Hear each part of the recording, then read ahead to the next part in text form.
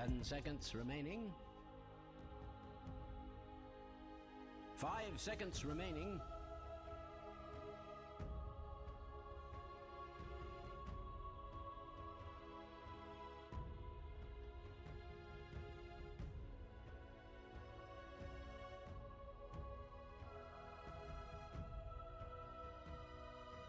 Radiant team banned.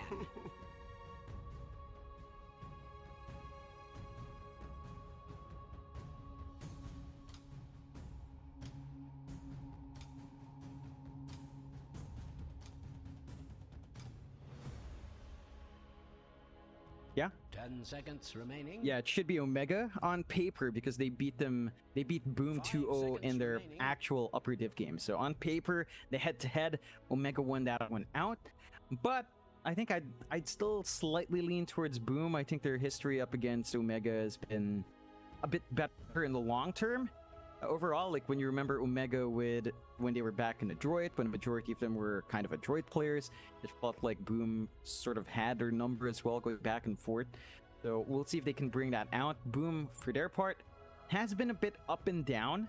I think I'd say they underperformed a bit compared to what people expected from Boom, especially since you see teams like Execration above them right now. So it's been a bit of a rockier upper div season 2 for Boom, but it feels like there's been a readjustment with having Dreamer Cell back in, and it kind of took some time to really get that readjustment period over with, because they did kind of not have Dreamer Cell for one season. So just a bit unfortunate with the timing there. They can get back to that top form Boom that we know, the Boom that we were seeing in BTS Pro Series, that we were seeing in the Summit 13, you know, that kind of Boom at their best can kind of really surprise you. So we'll see if that state of Boom is back, and whether or not Omega maintains that win they had, that mentality and playstyle they had when they did beat out Boom. I mean, it was convincing. It was a 2-0, very clean coming out from Omega, and I think that's something you have to watch out for. Of course, just a heads up, I see the draft screen. I did make a bit of an oopsie with the assets. It says Luciano. Of course, we have CML. Apologies about that. I was a bit rushed. I have sent you the fixed files if you want it, but you know, it's perfectly fine. But we'll have that fixed for the next Omega series anyway, so don't worry about it too much. Still, drafts, yeah, I mean, the bans are finally done. We see the Medusa banned out along with the Centaur, preventing the combo coming through for Omega. They immediately pick up the LC, which is signaling that the Bristleback could be safe or mid. Still open. Completely hammered to Bristle mid. You could still run that for Tino, and I believe we have seen Tino play that once at the very least in the past year. But the LC is a Sam H hero. We've seen Sam H play a lot of LC, and the LC itself has felt hit or miss. But in the right hands, you've got a great Dispel on hand that gives you free Bakey B with your Ag Shard and the press the attack. You've got a lot of damage that scales into late game. Once you start winning your duels, you have a great target in the Ancient Apparition. Probably not going to have to duel the Mars in the ideal scenario. And Boom, move into the Snapfire. So this is looking E from Boom all the time. They've got aggressive lanes with Snapfire Mars. They've got Team Fight with Arena Kisses and Ice Blast. They've got a lot of great timings to hit at level 6. And they can, once they hit that level 6 mark, they can run as even just 3 heroes and start finding these kills. 5 seconds remaining.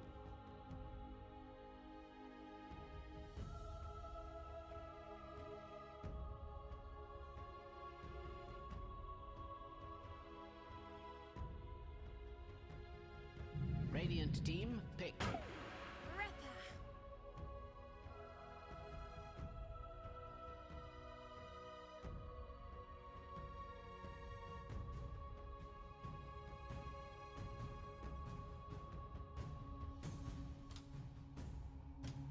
10 seconds remaining. Radiant team back.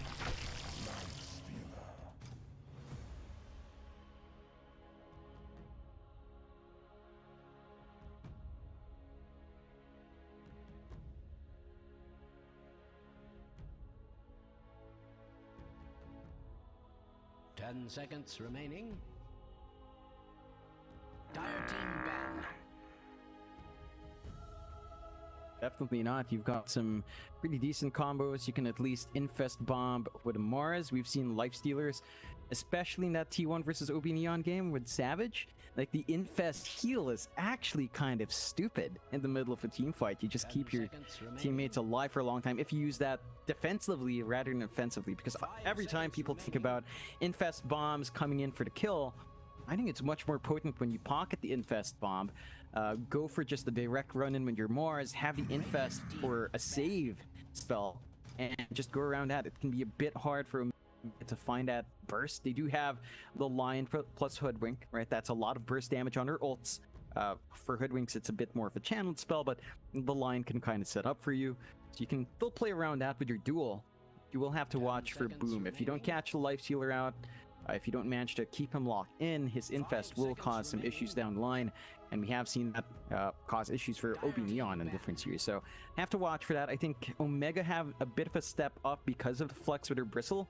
LT is definitely off. Like, you really are just running it for Sam H. It's one of his signatures in the upper div. He's played a lot of LC throughout the season, but the Bristle being open for Macartino is the big one. They have last pick overall for Omega, so they can kind of see what Boom picks for Mikado first, figure out if it's a decent matchup, if they need to counter pick it with something else on mid, and kind of go from there. It looks like Boom does expect perhaps the Bristle to be on the safe lane as they ban out Sniper and Razor, preventing anything that can sap away into Bristle, and anything that has too much range on mid would be really annoying. So Omega, for their part, interesting ban on the Doom. You don't tend to see that too often, but I guess when you run the Bristle, you just don't want something that can really counteract the Bristle, especially considering that down the line the Doom can break as well. They're just really protecting this Bristle back pick that they kind of started off with, which is really interesting. Like, it was a first phase pick, and even till the last pick, they're kind of saving the Bristleback from any potential counters here.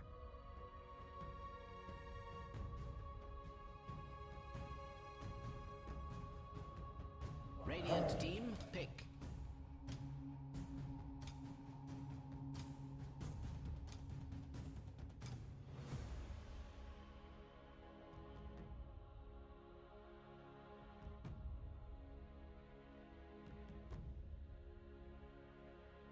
Ten seconds remaining.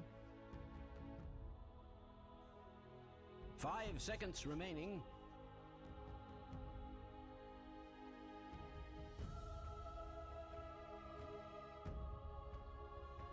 Dire team, pick.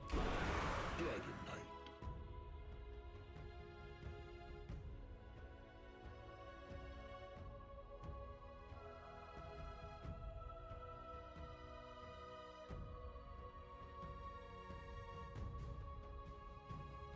Ten seconds remaining. 5 seconds remaining. Yeah, it's I mean, these three cores are not going to be burstable by the Lion. Like, you've got Lifestealer, DK, Mars. They have high HP pools and decent enough magic res. The Lifestealer has inbuilt spell immunity.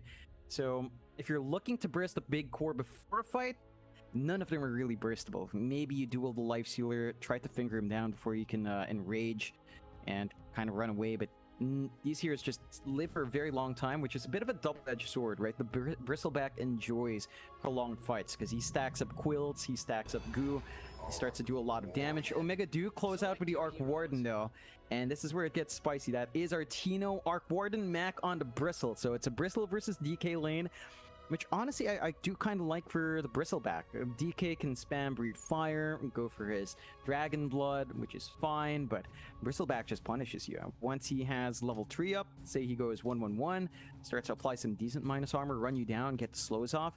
And it's not the best of times for a DK. You're a melee hero, you really only harass with your right clicks and a little bit of Breathe Fire. The Bristle kind of runs that lane down, and the Arc Warden to close it out. They've got a solid win condition for Omega, so even if Mac goes off to a slower start and gets hard countered, you have 3 melee heroes against Arc Warden. That's never fun.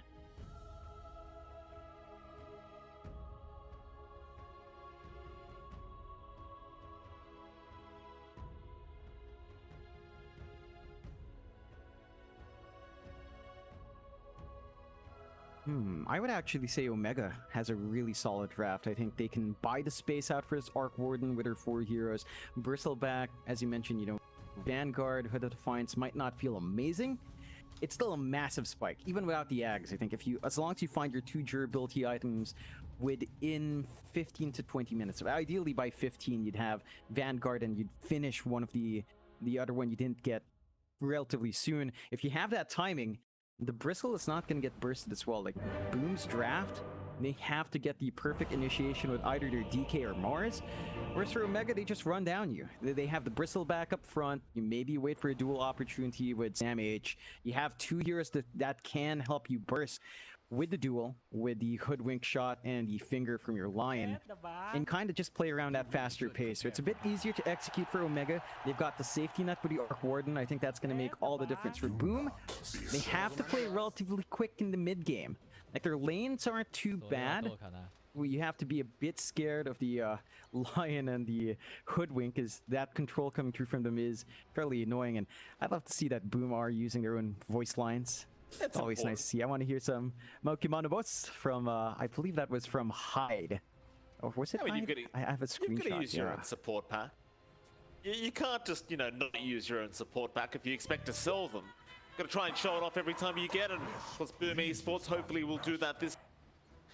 It's funny, John, I was kind of leaning towards the other draft myself. I was thinking Boom might have the advantage here with their own. I suppose the Arc Warden does put a spanner in the works, but I don't know if this hero is good enough in this current meta. It does feel kind of lackluster to me.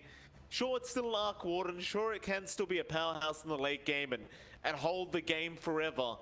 But I don't know. I think Boom might have the answers. I guess we'll have to wait and see. Yeah, I think for Boom, it's down to blink timings. If they get their blink on Mikato and FBZ fast, then you can really easily jump in, close the gap with Tino, punish that Arc Warden for being a bit slower. The Bristle, even if he gets Vanguard and Hood of Defiance, if he's not able to distract the enemy team, he's not buying that space out. So you really do have to play that pace here for Omega on your 4 heroes. Whereas for Boom, as long as they don't really drop too much to these supports on Omega, then they can just kind of hold steady, hit their mid-game spikes, play with their team fight potential. And that's really important. Like the blinks under level 6 has to be timely for Boom. You can see that mid matchup. Mac on the Bristle up against Mikato on that DK. He is ready for the Bristleback spam. Has the stick, queuing up the wand, which is always what you want against a Bristle. But this initial level or 2 is going to feel great for Mac. Just spam the quilt sprays. Mikato gets tree armor. He doesn't have Dragon Blood. He can easily just zone out in DK for at least the first 2 waves and kind of build up a slight XP advantage there by zoning out the DK. Yeah, I mean, Mikoto definitely going to have those levels up before he can really contest the lane properly. We'll have a look at the other lanes as well. Top lane, Tino going to be up against FBZ and Hyde. He will be supported by CML on the POS 5 Hoodwink, apparently. So there you go, Hoodwink playing POS 5 role now. I guess the hero is still pretty good at that 5 role because you don't really need items to make the hero useful. It is one of those heroes that can just be very useful based on their skill kit. I suppose up against FBZ on the Mars, it's not going to be too difficult to try and win out the lane, I think. Maybe FBZ is able to get some denies off on the CS, but Tino should be relatively safe, assuming he doesn't come anywhere near Hyde or FBZ. Yeah, and once you have level 2, level 3 up though, FBZ and Hyde could look for the cookie combo, but I think CML's done a pretty good job here. He kind of cleared out the tree line, just kind of opening it up, so there's not much spear opportunities, at least on the right side of this lane, and they can kind of just focus on last hits. For now, FBZ's finding a decent amount, and this is one of FBZ's specials, of course, the Mars. Something he's played a lot of throughout the past year, really, so a lot of potential there. And yeah, you don't really want to trade hits with a snap. You do see Hyde go for the scatter blast. No little shredder for minus armor, but it's already enough to zone out Hoodwink. You don't have much HP. You have a decent amount of armor, but it's a very squishy support that doesn't have the longest range for right-click harassment, so you have to watch that spacing. Of course, the last lane we haven't really looked at yet is down, but you've got Sam H and Shanks on the LC in line. They are on the lane up against Dreamo Cell and Kezcute on Lifestealer and Ancient Apparition, and this is a pretty steady lane for them to hold. They are doing a decent job and they're being aggressive here. Well, that's the one thing, right? If you can catch Kezcute, you can just kind of run him down, and Sam H is not getting lucky with multiple attacks at all. I suppose it's very lucky for Kezcute, who didn't take enough damage to die. But that's the thing, as long as Shanks can connect the stun into the Hex, you're pretty much always going to be able to get a hell of a lot of damage out onto Kesku. She can do about it either. Because Dreamissel can try to help out, but it's a life stealer after all. You've got to try and secure your own farm.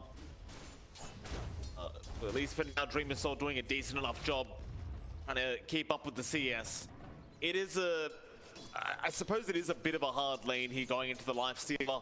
As long as you kind of aggro the wave away and just stay away from the life stealer, it's not too hard to just try and contest creeps. And as you can see, Sam H can just kind of man fight if he really wants to. Dreamissel, he'll try to do the same thing. It can be rather hard when you are up against the Legion Commander. Yeah, you can see down mid as well. Look how far Mac goes in. He stole the bounty rune. He's just trying to really be aggressive towards Mikado. He's overtaking slightly in last hits, but at level 5, this is where Mikado can start to hold. And in fact, he hasn't leveled his skills and he's looking for kill. Mikado's be somewhat careful though, but no, the Scatter Blast is going to make it in time. And you saw how much damage he took on that last Quill Spray.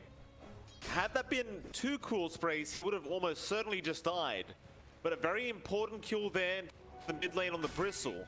That's going to give Mikoto a bit of breathing room and, of course, slow down this Bristle back a little bit. Mikoto, he was starting to need it as well. He was falling behind in CS a little bit. Now, looks like he is going to be able to catch up quite nicely. I love what he did there. He was level 5, but he only had 3 skills leveled up. So he's really pocketing the Breed Fire and Dragon Tail level, seeing if they would find that opportunity for the kill. It pays off. He starts to even out the lane.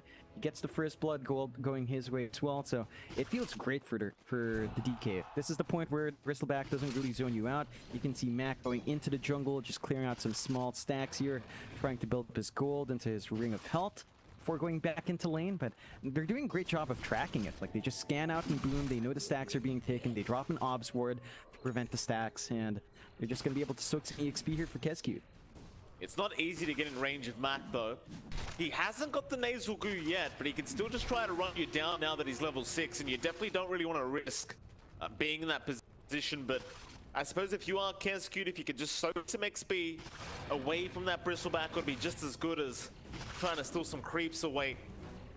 Mac, he's still going with the Ancients. Of course, this has left the mid lane and top lane, where CML is going to drop. They lose the Hoodwink. It's like FBZ did manage to catch him out, and it looked like it was a cookie into a spear combo.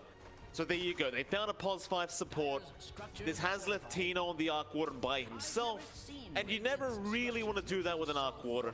You see Tino in terms of CS, he is actually struggling quite a lot. 23-3 in comparison to, say, the safe lane of Boom, who does have 33-7 on Dreamissel. It's definitely a much slower start for Omega in terms of this Arc Warden. I'm a bit surprised with how slow Tino is taking it. He's not really able to overtake in the 1v1 lane, not just focus on the farm. He feels like he's under threat from the Mars by himself, but that shouldn't be the case. He's going to need some supports to relieve that pressure, open up some more farm for Tino. If this played too long, and if the level 6 is stalled out on Tino too long, then it'll take longer for him to farm up. It's just the nature of Arc Warden. You need that Tempest double to really build up your net worth lead. Mid-river, fight was breaking up. They were trying to chase down CML and almost did get him, but CML was able to get out of there just fine. Instead, they'll move up towards the top. They can annoy Tino a bit more. Hyde still has that Arcane Rune for a bit longer, and CML show himself now in the Hoodwink.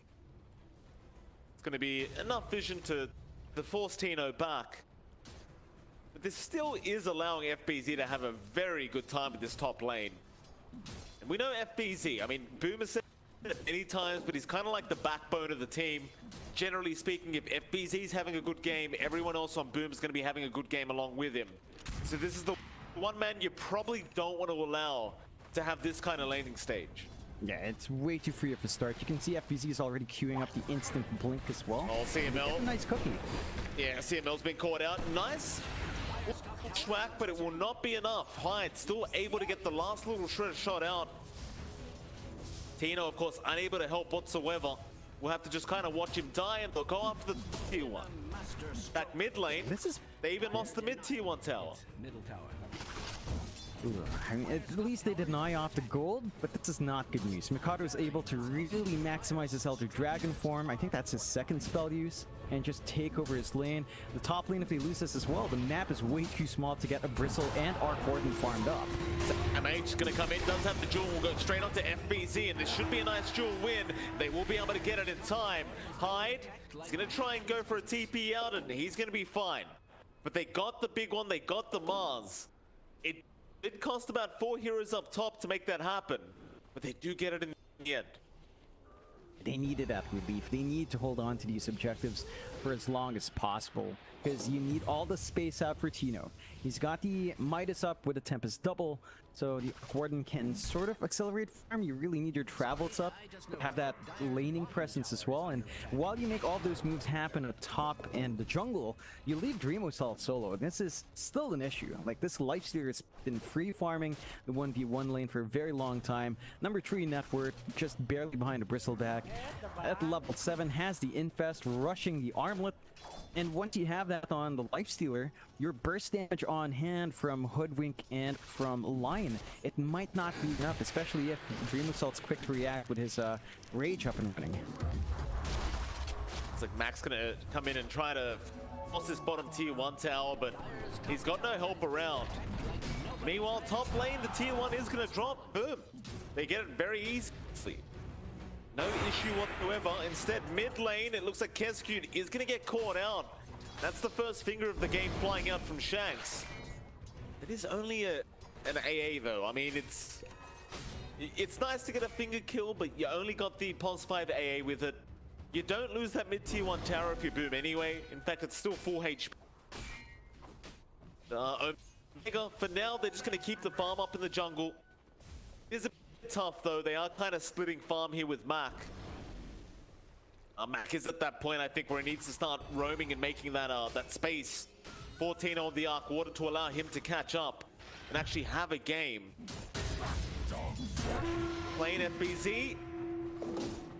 Quarterback on it to Sam H, but really had no help around to secure the kill. We haven't really seen the arena being committed yet by FBZ, but I imagine it should come pretty soon. I'm pretty scared for Omega. We talked about Boom's key timings being level 6 and Blinks. They've already got the level 6s on their big chorus. The supports aren't too far off from that spike. And the Blinks are almost up, Mike. FBZ is about 100 gold off. You've got Mikado about 500 gold off as well, so it's not going to be too long till these two big cores start jumping around, setting up the arena, getting the Dragon Tail stun off, and FBZ TP's home for that Blink, so they might look for a smoke play or a pick off with that Blink arena speed combo, and they do go for it. Kescute is with FBZ looking for a kill. All right, let's see how it works out. I mean, once you connect the Ice Blast in the arena, it's basically a guaranteed kill every time, especially at these lower levels. And obviously, they want a big target. They don't really want to support. They want Tino. The pings are flying out. They really want that Arc Warden dead. Dreamosalt's going to show himself in the tier 1 tower, but at BZ, he's going to have his smoke broken, but it won't matter. He's in. Ice Blast's going to fly through. It will connect very well, and Tino is just going to get busted down. Can they get a trade going? A nice Hoodwink ultimate.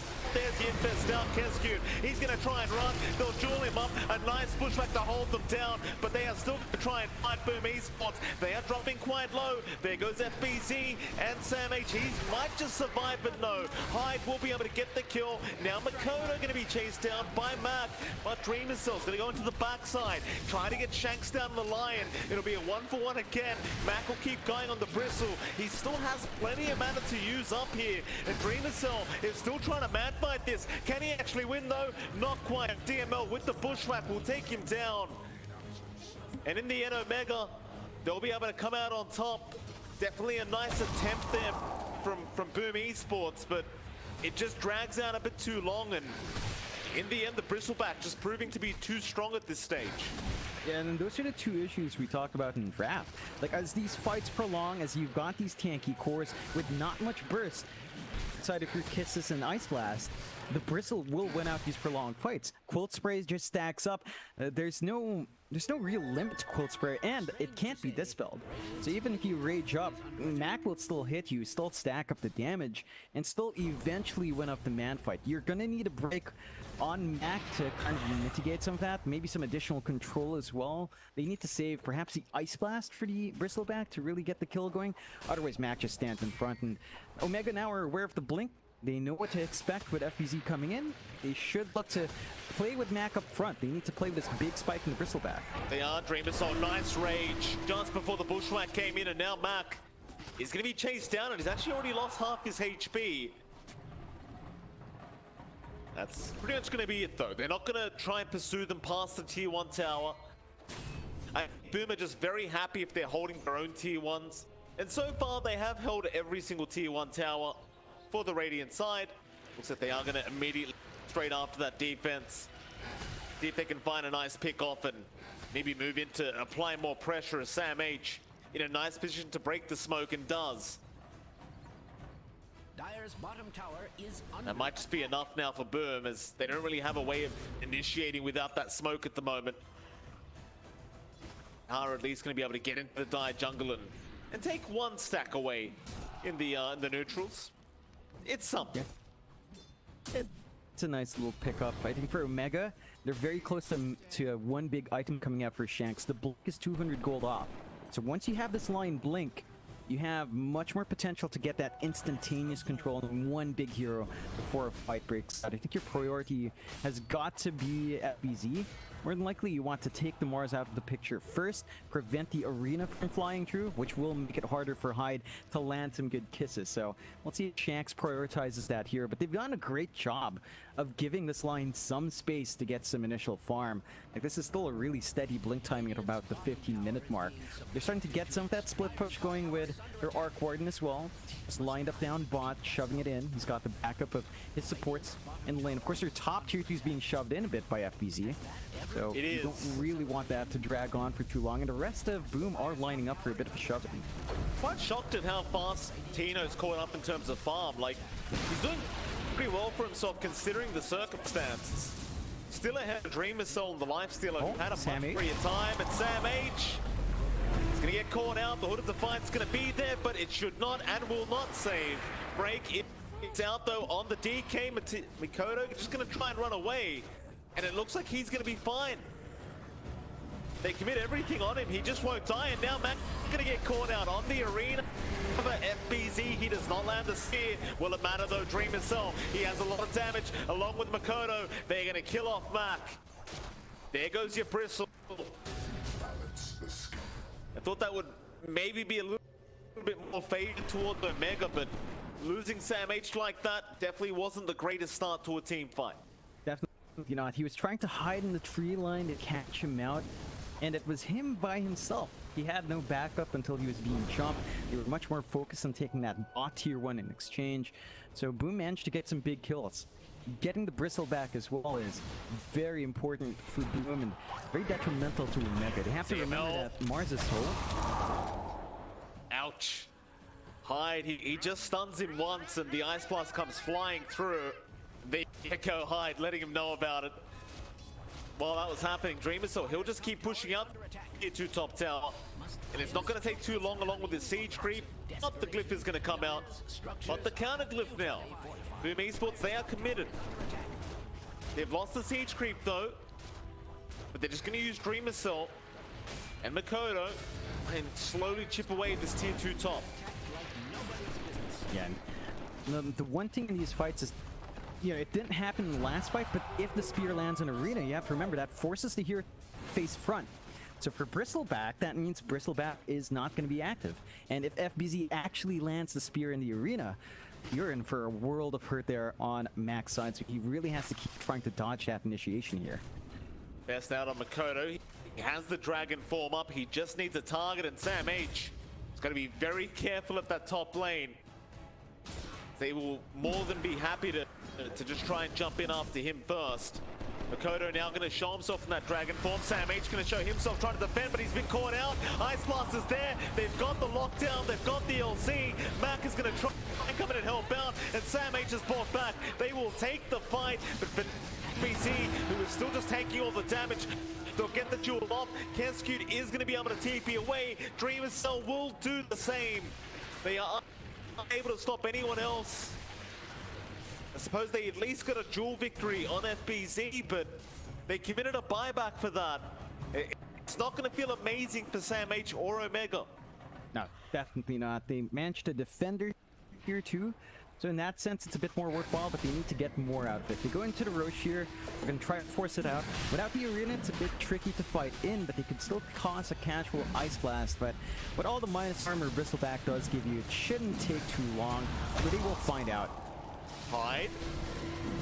Seeing the Ice Blast. What's he doing there? He's thinking about cookieing in, but I don't think it's going to be a great idea, and he's not going to make it in time. In fact, now he's been caught out. I'll commit the sharpshooter and the finger. And blow him up. Wishful thinking with that cookie, but he was scouted out by a Warden. I suppose there was no real way it was going to work once they had the vision. It's a great objective for Omega to take. They've got a bit more presence here with their Bristleback Mac, for it to really just be that big body up front, for all the attention onto him. And that's going to be key. He has to be that buffer zone between him and the Arc Warden in these fights. He has to be the one getting everyone's focus, copying all the spells. For the side of Boom, they could kind of take it slow at the moment. They could wait for these BKBs to line up, wait for the Aegis to expire first. They're very close to that BKB on Mikato. And Mikado's actually lining up in that jungle. Is top side. He has found Shanks. Ice Blast gonna land. Stuck around for the Earth Spike, and I guess it probably would have made a difference anyways. Now Tino, at least his Tempest double was being chased down, but they aren't going to be able to get it in time. But Boom really seemed quite dedicated to trying to go after this tier 2 top tower. Makoto with this dragon form now should be able to finish off whatever's left of the HP pool. And, I suppose in the meantime, Omega, they'll just keep the farm up on Tino, and it is still working out. Tino is top of the net worth board, not really struggling. You've also got the Bristleback right behind him. So Mac still farming just nicely as well, and we'll see if this farm translates later on. As BC now is infested up, he breaks his own smoke. Sam H now going to be spotted out, however, Spear does not land, and that's the only stun they had. No Ice Blast even thrown out. Yeah, it's unfortunate. Small mistakes kind of costing them a kill. Can't really even snipe out this Tempest double as well. Nope. Too close to expiry. The side of Omega, and the farm distribution's nice between the Arc Warden and the Bristle. I think you're really taking major hits on Sam H though. He does have 3 dual wins, so he has some damage on hand, but you kind of want to give him some space for maybe that Heaven's Halberd to come true. Already has the Ag Shard. That's another major spike for Omega, right? Free BKBs flying through for your Bristle or your Arc Warden. They're going to be kept up in the middle of these fights a lot longer, and they will smoke around now on Omega's end. I think that's kind of the point of Sam H's game, is to just be the press the attack purge, and obviously the BKB going to be very effective. It does really feel like it's all in on Tino on that Arc Warden, as it generally is when you have an Arc Warden draft. And Omega, they are going to try and bait the side of Boom in by having Mac take down that tier 1 tower, but that's not really going to work out. Instead, they'll have to invade that triangle, and Shanks is going to be there with the Hex out. They've got the AA. CML, they're going to move in. Ice Blast is there. Sam H going to try and find out, but FBZ gets the arena down. They will continue this fight.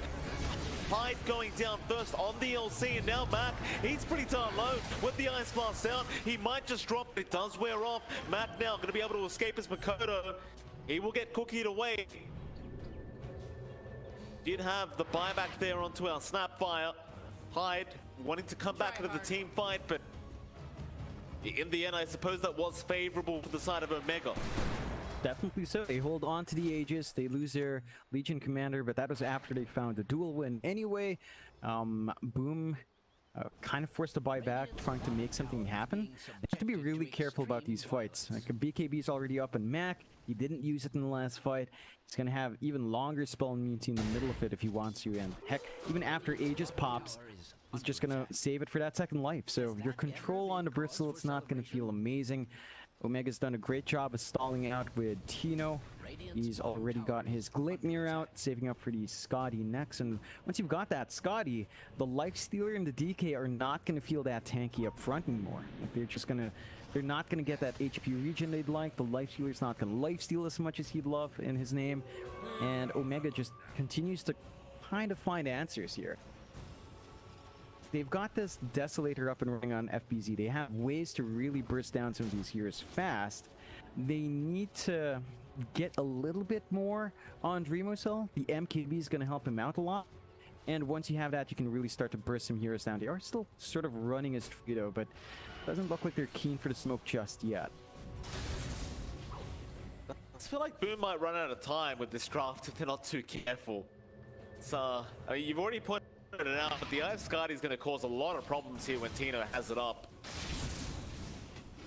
Of course, the Aghanim Scepter as well being worked on now by Mac is going to be even more concerning along with that Eye of Skadi. Just so much slow, so much control, and it just feels like you can kite out so much once everything's up for Omega. Boom, they have now smoked up.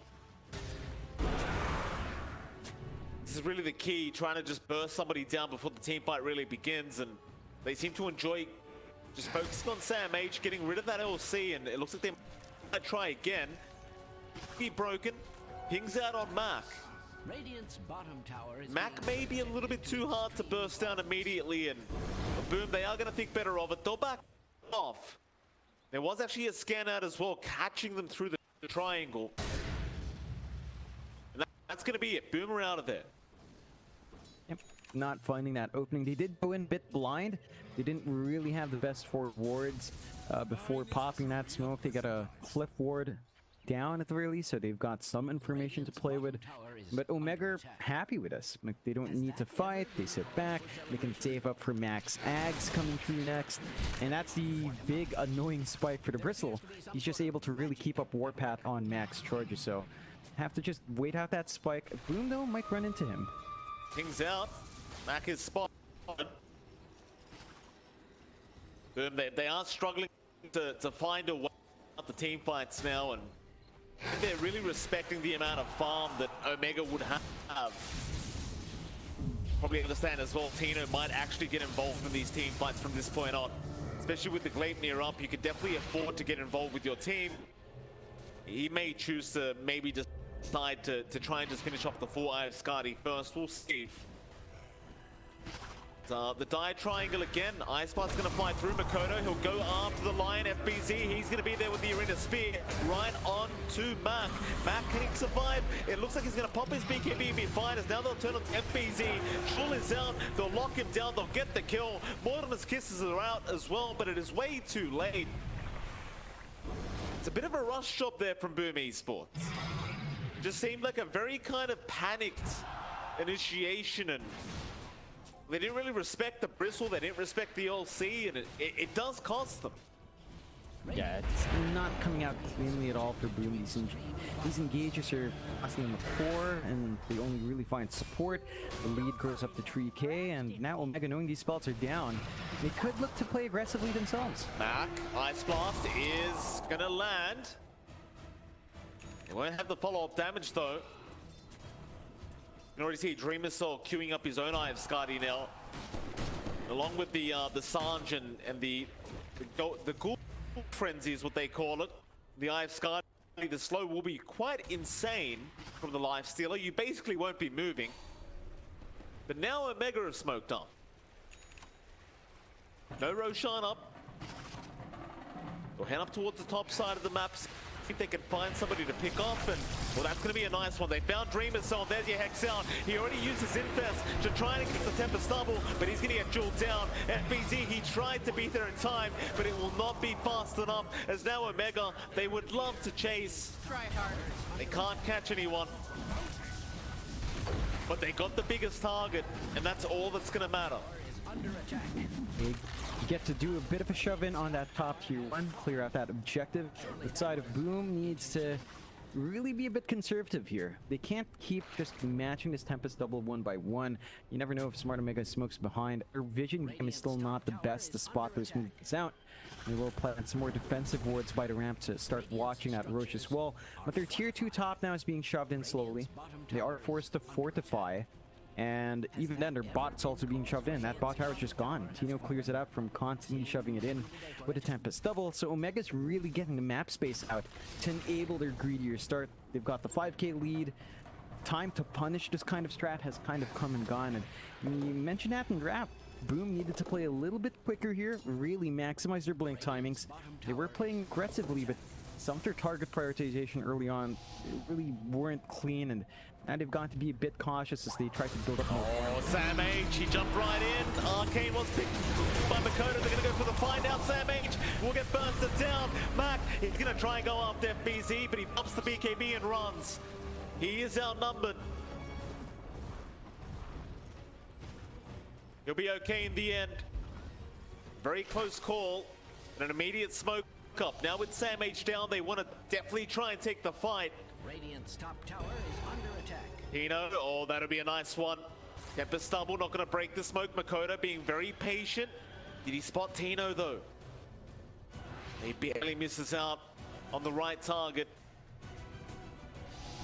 Mind you, Roshan is up, so they have that for themselves if they want. But instead, Makoto is still just trying to find another target. Even with the Shadow Blade up, Makoto, he's not going to be able to find anyone.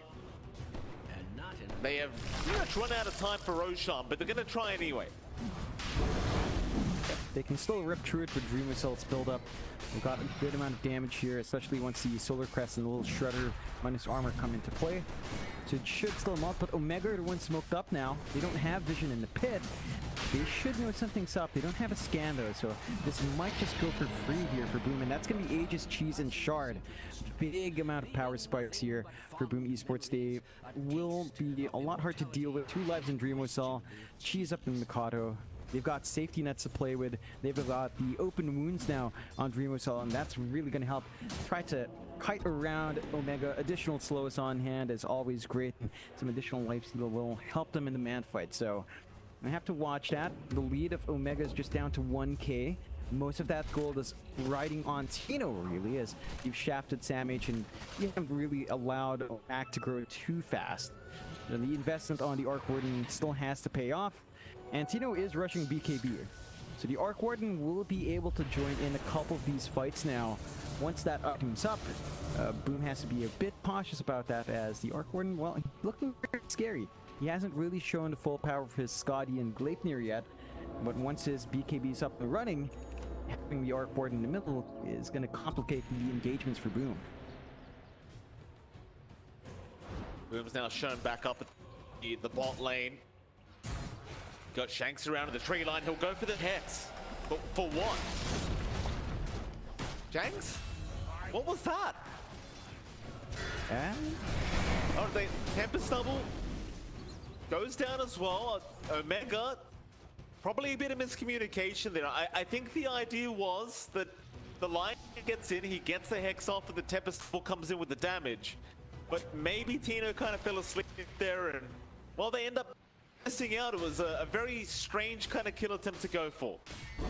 Yeah, it's not the biggest kill to give away. I think you're not completely upset, although losing the Tempest double was probably a bit more painful. That cold swing is never something you want to give off.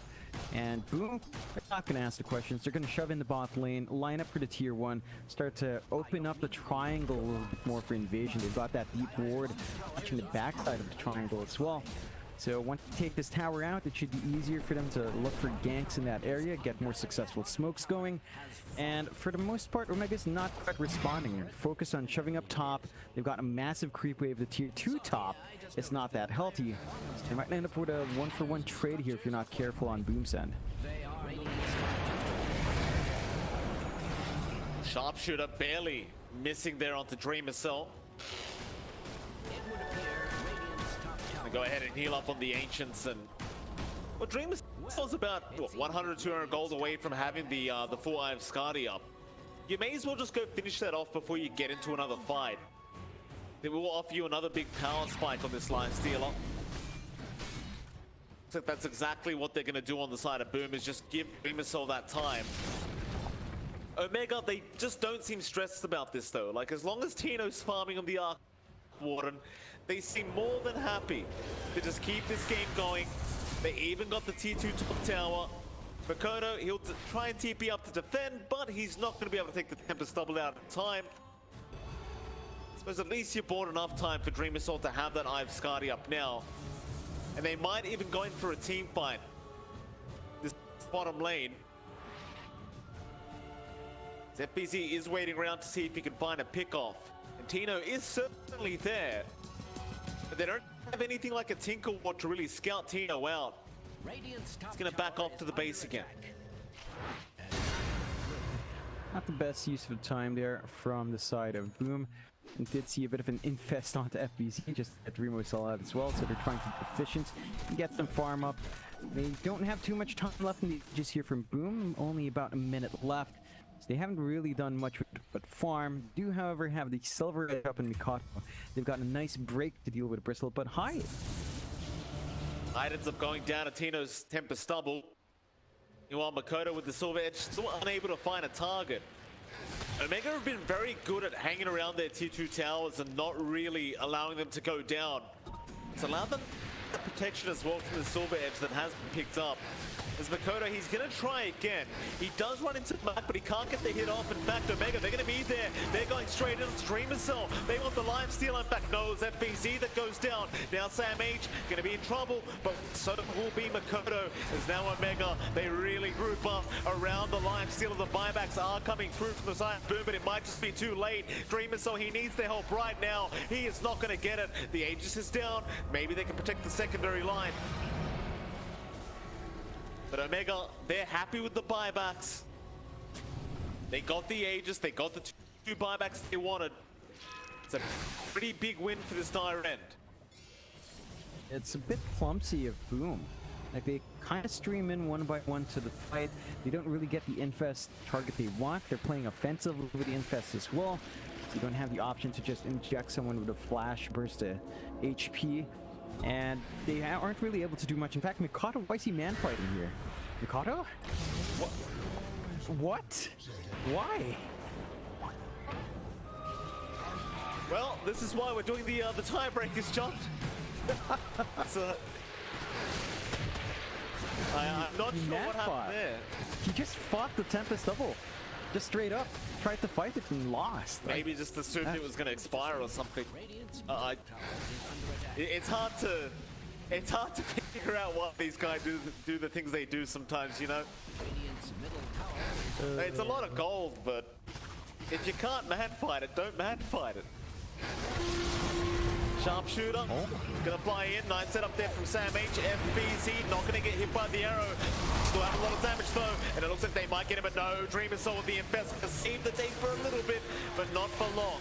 Now they'll turn onto Dreamer Cell. Things are looking very bad for the side of Boom Esports as Dreamer Cell is dropping way too low. He's gonna try and fight back. They'll turn the glyph on the towers. Omega are looking so darn strong now.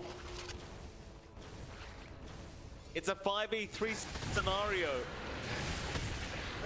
How did Boom try to defend this one? They'll use the kisses first up to get rid of the creep wave. The Tempest double, it'll stand its ground for a little bit longer. Get the damage out. It might even get the tier 3 tower. It does. Nobody gonna be able to defend it. And Omega, they just quietly back off. No kind of risking the game here. They've got a 13k net worth lead. There's no reason to rush. I like the kind of conservative play when you've got a draft like this. There really is just no rush here for Omega. They don't need to bang their here. Boom kind of missed out on that early mid-game timing with their blinks. They're scaling towards the late game. I mean, it can bounce back in. You know, Mikoto can still itemize to be that big click DK, so can Dreamosol after the Scotty start to build some durability. Maybe look at the Ags. Honestly, I think Lifestealer Ags is really too strong. Like a 20-second cooldown in Infest can make all the difference, but it's definitely not a priority for Dreamosol, so that's still down the line. For the key thing for Boom now, it's kind of stall out. They just don't match the power spikes in Omega yet in a big 5. You've got the Ags up on Mac. He's just spamming the nasal goo out, getting Mac's Warpath every single time. Tino on the Arc Wardens just too far back. You can try to blink initiate on him, but he already shows up after the blink initiation's done. So it's just really well disciplined here from Omega. And even Shanks, he's beyond, besides that one mistake he made down bot, his Earth Spikes have been really setting up for SamH to run up, get the duels off, get the lockdown on one big hero, and then just find a pick off, go into the 4v5. Boom needs to respect that burst potential. It's still a lot better in Omega's end. Boom do not have the best burst, even with the Deso up on their Mars. They just don't have something like Finger on their side. So they've got to be a bit cautious. I'd say if they can target the back lines. Every single time they kill SamH, it's nice. I think SamH doesn't matter as much as Shanks or even CML. Like these supports with their stuns are just breaking up the team fight of Boom, and they're not able to really avoid it in time. Roshan is back up. Boom Esports gonna make their way over. Spotted out. Omega immediately though this time around not gonna allow the Roshan to go. Definitely gonna be looking for the fight as Tino with the Tempest double. Gonna keep the split push up at the bot lane. Omega, they're just gonna start. And I kind of like this. I like the fact that they're trying to force a fight as Mac. Leave Roshan alone.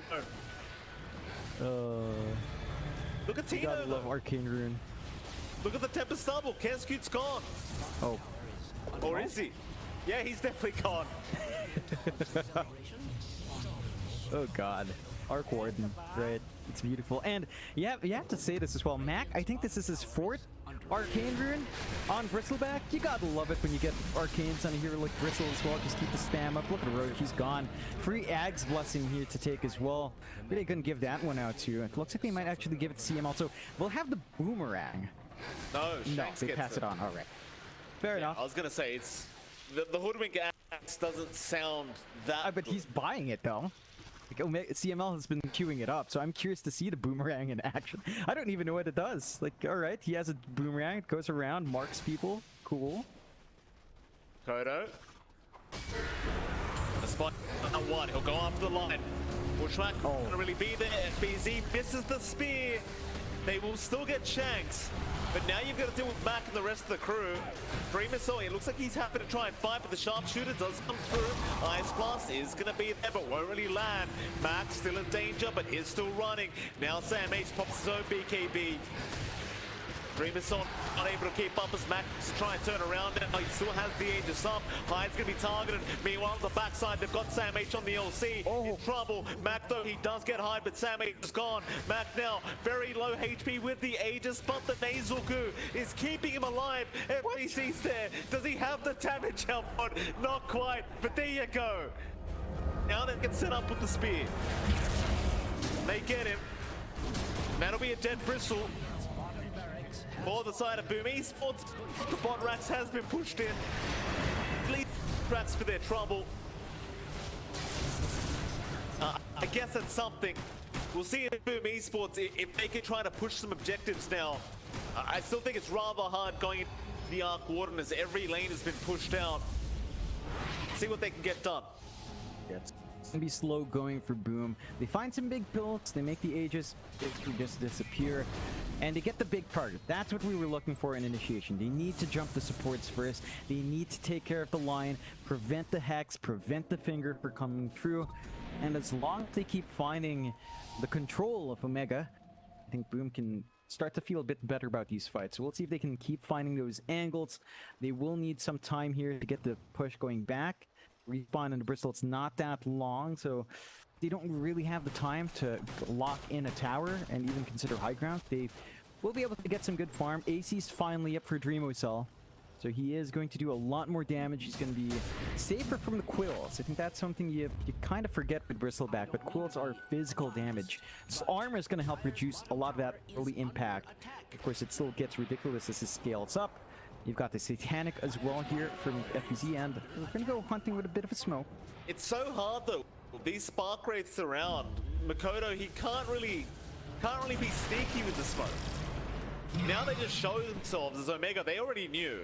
Once those spark rates pop, they know exactly where they are. The fun thing is as well, Omega haven't really fought with Tino yet. Like, Tino's been split pushing this whole game. He's coming. He's got 5.5k worth of gold sitting there, and he still will not join a team fight.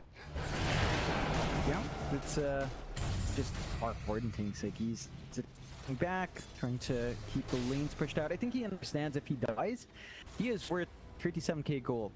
Like, he will bleed a lot of that lead back towards Boom. This 18k lead on Omega is basically just artwork. Like, you're not really ahead on Mac. You're lagging behind SamH. They will smoke up on Omega's end though. Looks like they will line up for the top lane. No one from Boom there yet. They might catch someone out trying to de-shove this wave. So he should know the nasal goose stacks were there on the Ancient for a second, but he will ignore them. Moving up, may not realize. Now the TP's coming in. Tino, he's going to join for this one with the tip of stubble. So he has his team behind him.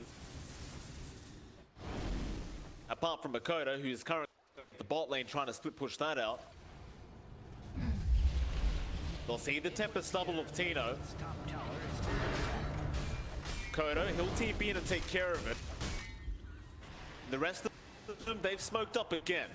This time, FBZ, he's going to be the one to find the arcane rune, so with a bonus for him as they do move into that dire jungle. They spot out Mac, that's the one they'll go for. The spear going to land perfectly into the Ice Blast. Mac, he tried to survive with the BKB charge, but it will not be enough. That's a good start because he does not have buyback on that Bristle. Yeah, that's pretty scary for Omega. The big frontliner's gone. Gonna have to kind of concede these outer objectives. They are getting shoved on bot though.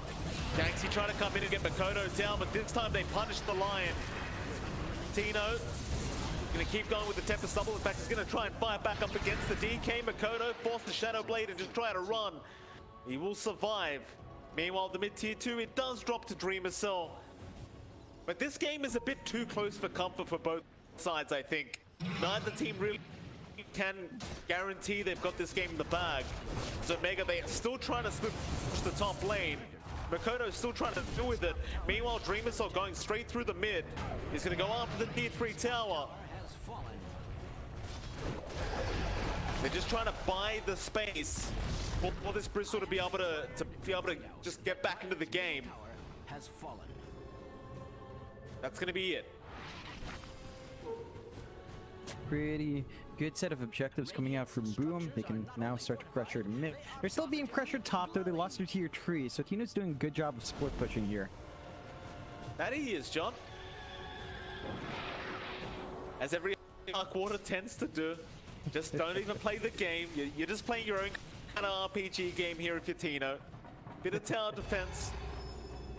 Yeah, just pushing in, playing your one-man RTS. Well, I think you worry about the side even just having that tier 3 up. It complicates matters. The farm is still building up. Even the supports of Boom are starting to find some items. E-Blade up in Kez, so we've got a way of maybe piling on the burst, if ever, onto Mac. It'd be pretty nice to save himself as well from some of that physical damage coming through. Very nice for any sport to have. Save their own core as well. Big possibility, and they are playing a bit aggressive. They do have the silver edge up with the infest. Odo, move in, we'll spot out Mac. Gotta know he has help behind him. Silver edge again. Wants the backside, I think, for Kodo, and he's going to run into Shanks. That's what they want. They want to get rid of this line, and they get him. Onto the Mac. The Bristle next. Mac's going to try and run. Like, he's going to be all right for now as the Boomerang flies out into the Sharpshooter. Dreamer Cell going to cop the Sharpshooter. But there's going to be no follow-up to it. In fact, on the backside now, Tino going to show up with the Temper Stubble, but can't really get too much done. Tino immediately going to start split pushing out the top lane again. Fortunately, he's also going to get the bot lane. So, Esports going to be stuck trying to defend. In fact, FB, he's going to be very careful, but it looks like he's going to be able to survive the onslaught of Tino's Temper Stubble. And Top lane, Cute, Ice Blast gonna be there on Smack. They'll try to help out, but Bristol's dropping low with that Ice Blast. They'll get a great trade. Sam H, got the jewel off in time, but it's gonna cost his own life. While that's happening, Tina was just mad fighting Dreamers, or rather FBZ. FBZ drops to the Tempest double now. Oh boy. It's a back and forth. It's the Arc Warden game at its best. 11k lead still standing here for Omega, but they dropped their Bristle, they dropped their line, and LC exchange for that Mars and A8. It's not too bad for Boom. Like, they're slowly but surely working this enough for it back. They only really have this big split push to worry about every single time. He's got it. Tips out to Tino. Very much Mr. Arc Warden for doing your job.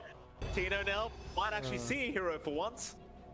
No, Makoto's going to solve edge. He did spot him out. It gets him with the Glaive. Now Shanks is in. He's got the dust. They've got the DK. Makoto immediately going to get fingered up, and Tino, he'll get to work with the Bloodthorn. It is just way too much damage. Sam H will not stop giving it to him with the voice lines. Omega, they'll get their support duo smoked up again. If they want, there is a Roshan to play for right now. They might just have to wait out their Bristle. Yeah, I think ideally you want Mac to pick up that Aegis now. Like, Tino's just not dying anywhere. You don't have buyback on Mac still, so he's gonna need that second life for security, and that should enable them to really eye the high ground fully. And they're already 1 racks up. They can clean up, get the mega creeps, look for tier 4s next, and that will put Boom in a really awkward spot. They still got power in them on Boom, and every single time they split up, or every single time their lane's under too much pressure, they just can't respond. How is this hero still balanced? I don't... This Arc Warden, no matter what they do to it, this hero is just not fair. Because now they go for the Roshan. Look how fast they take it. Not... Aghanim Scepter, Dart, Chance, Cheese, Aid, whatever you want, you've got it now. Mac is holding the Aghanim's Blessing. Who's he giving it over to? It looks like he's just taking it himself. Yeah, free up the slot on the Bristle. Allows you to carry the cheese up front. So got that for emergency. I don't know about the refresh and Bristle though. That sounds kind of meh, I guess. You'll give it BKB's over. nice. He might just give it over. I guess maybe he could use the BKB. Yeah. He's got an Abyssal Blade now as well. On the side of Boom, need to really be careful. I mean, they're just struggling against the Tempest double. Like, they just can't deal with it. Even if they can kind of gap close, go into the bubble, it just doesn't feel great. I mean, they're down to 1.5 racks here. Net worth lead back to 19k for Omega. They're just, you know, really whacking away, slowly chipping away at the sanity of Boom. Kodo, do not hit a creep right now, sir. Back, Tino, Tempest double gonna be caught. Gonna be it.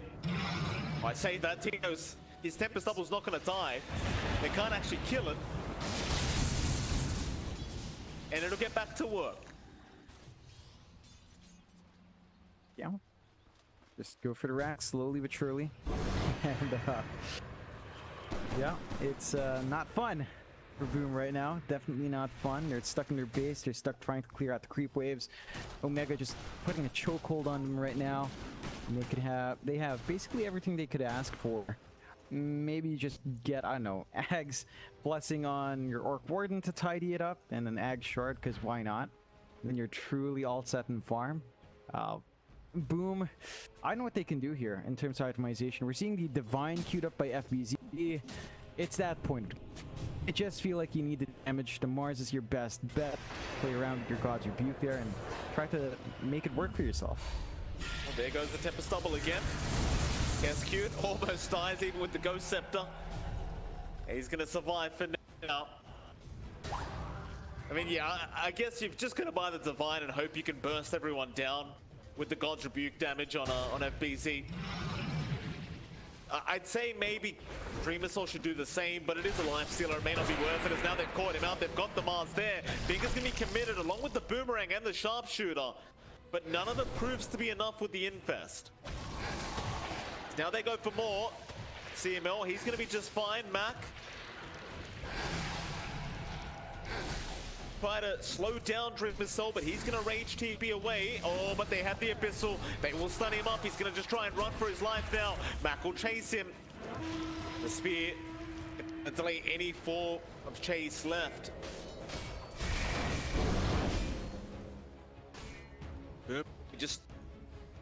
They can't leave the base. It's impossible. No, they have no option. The split push coming through from the Arc Warden's too much. The Divine is up for FBZ. That's the great journey of the courier back home. We'll see if this is enough, because FBZ has looked really squishy up front. As long as the chain stun combination comes through from Omega, he has to really ensure that he's in a very safe spot before committing the damage. Otherwise, the Divine, and that could spell the end. In fact, Remocell loses his Satanic as well in the courier. Not good. Oh no. That's pretty bad news. That Satanic's gone for 3.5 minutes now for Dreamercell, and they're gonna know about it on the side of Omega. They want to try and make something happen with this timing. Oh, FBZ no. can reveal the Divine, but he's right in. Sharpshoot connects. He's still gonna be alright with the infest. But he does reveal the Divine now, and Omega say they do not care whatsoever. They just move right in as Makoto gonna show up under the bristle. They'll try onto Mac, but the BKB from Sam H gonna be there. FBZ still getting to work onto Mac, might find the pushback and does with the Aegis. Now Tino with the Tempest double. Looks like he's gonna drop. No Aegis up, he still has the cheese. FBZ gonna try with the speed, but it does not land. Instead, Makoto, he found Sam H. They'll get the Legion Commander, but he's gonna fight back. A nice earth spike. They've got the Mars to figure out. FBZ, he needs help, he's lost it. Divine on the deck, but nobody's picked it up. Nobody noticed. Makoto, he'll grab it. Mac forgot. We'll see if it costs them later on. Because now you're gonna worry about this, well, FBZ's got the Divine back, so it's not really too big of a deal.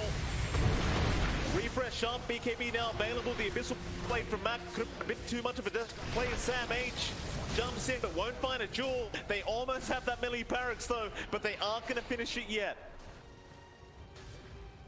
But they are about 400 HP away from having Megas up. Yeah, this is just nuts. Arc Warden just does way too much while Tino's main hero doesn't even show up. It's always just the double. Managed to snipe another courier with a Bloodtorn recipe. And so many items stalled out here from Boom. They need to wait for these to be up. CML been caught out. Shanks, Aeon Disc may save his own life. In fact, he goes into the mana drain for the free magic community, but it's still going to cost him his life. However, Tino got the Megas. Backdoor protection does not exist when you have an Arc Warden, naturally. And so now Boom Esports, they are going to be playing into Mega Creeps. Even with 2 supports down on Omega, I'm sure they're going to be more than happy to hold the base. Oh, 100%. I mean, they've got buybacks up on the supports as well, so if things get dicey, they can just come back in. And Omega can always look for the split push play with her Arc Warden. Boom can't keep all the way shoved up. They just don't have that kind of mobility as the Arc Warden does in keeping these waves out. And they're just going to be able to really abuse it. Like, it's 3 versus 5 and Boom are just forced to kind of play on their side of the map. They can't cross over. They've got to wait for their couriers to be up for their item spikes. They're trying to get some farm up. They're trying to get a second Divine here, this time on Dreamocell. So still a long ways off until that point, but it's they really need more damage. Like, just Divines on everyone. That's the name of the game. I like that FBZ's also going for this overwhelming blink buildup. Just wants more HP on hand. It's not about the active in this case. It's really just having more HP to survive the onslaught from Tino right now. I think the active does help a little bit. The slow is pretty insane, but yeah, I certainly agree that the HP pool is probably more important for FBZ. See, I think FBZ's been heavily reliant on Dreamercell being able to get the infest every time he's in trouble. But we've seen how fast he can drop if the infest is not going to be there. Now, CML, he's got an Green Core up on this Hoodwink. But this is still the past 5 Hoodwink, by the way. He's just had so much time to farm up now that he's at the point where he can afford an Octarine. And speaking of points, John, we're about 3 minutes out from tier 5 items. Beautiful. Yeah, well, let's see if someone gets the beautiful Giant Ring. Of course, Giant Ring DK sounds great. Giant Ring Mars would be great. I mean, DK, obviously the big model is hilarious, but maybe FBZ with the bonus strength, John. Maybe that's the play. Yeah, definitely. Like, Mars has a lot of strength gain as well, so you can use that DPS on someone when you're in top. It synergizes as well with your arena. Just lines for so much if they can stall out that long. We'll see is Smart Omega, they are definitely the ones in the lead here. Tino, Tempest double, should be just fine. Kodo gonna catch out CML. They'd love to start with a Hoodwink, and Ice Blast is gonna fly through, but CML is still invis, but it won't matter. They'll get him in the end, but Mac now, he'll get started on the fight. The Bristle, the Shanks on the line. They get the Earth Spike onto Dreamer's Cell. They want to burst him down through this jewel, but the Bottomless Kiss is doing so much damage, they might get busted. Makoto has dropped on the DK Dreamer's Cell. He's still trying, but it's just too much damage from Tino. Shanks will move in a great Earth Spike out. He catches both supports into the bushwhack, and now the boomerang out. Matt gonna have his way along with Tino. They will team wipe the Boom Esports. The buybacks are there. Boom are gonna try and hold. They've still got both their supports available with buyback to boot. But if you want tier 5 items now up for Omega, you can certainly just hold the base and just go back to the jungle. Don't allow the side of Boom to get into the jungle, and you'll just have a massive item advantage. Yeah, it's gonna be tough for Boom. FBZ could not join in. He was busy de-shoving his base, basically holding the high ground, preventing the mega creeps from hitting the tier 4s. So your big divine carrier was busy clearing out creep waves. Never good news. Like, a lot of their damage was gone, and FBZ's playing really risky by walking into the triangle. They are. He's carrying the divine. I mean, he doesn't have buyback gold as well, so if he drops in the middle of that, they just lose Divine, they lose a man down, and that could be the end. They have to be more cautious on Doom's end if they want to have a shot at this. I think they're trying to get some control over one of the jungles, but now, yeah, there's FBZ getting caught out. Shanks is out with the X. There's your finger, and FBZ, he's gone. Dive back immediately, Divine on the deck, but it looks like Mac has picked it up, and now the team fight breaks out. If they will get the Snapfire, Hyde's gone. Dreamer Cell, he's going to try and fight by himself on the Life Stealer, but he has not got his own Divine, as now Mac will just chase him down. 130 damage add with a Warpath maxed out. He's hitting for 1,000. Good. Just perfectly balanced along with an Arc Warden, John. Why the hell not? I knew they were lacking damage. I think actually gonna go back for Roshan first. They might. They find a take Roshan number, what, 6 now? They got tier 5 items lined up. Beautiful. We've got a Ballista, by the way, in Omega. Oh god, Tino can take it. He's got this prison right now, but he could take the Ballista. And that would be just impossible from that point on to kill off Tino. Yeah, he's got it in the career. It's flying out. That's beautiful. That's just unfortunate for Boom. Let's see if they're actually just gonna farm up tier 5s first. Maybe to get a nice giant sword for their Bristle. That would also be pretty spicy, but nah. They're like, all right, let's end this game. Finish this tiebreaker up. Divine up. Dreamer Cell. He got hexed immediately into the jewel. The sharpshooter. He's gone. That's it. GG's called. Omega Esports, they will pull off the Game 1 and Series 1 victory. Boom Esports, John, they're going to have to move on and try to fight Neon. Yeah, it's going to be a bit tough for Boom. They need that win to stay in the running because it's a race for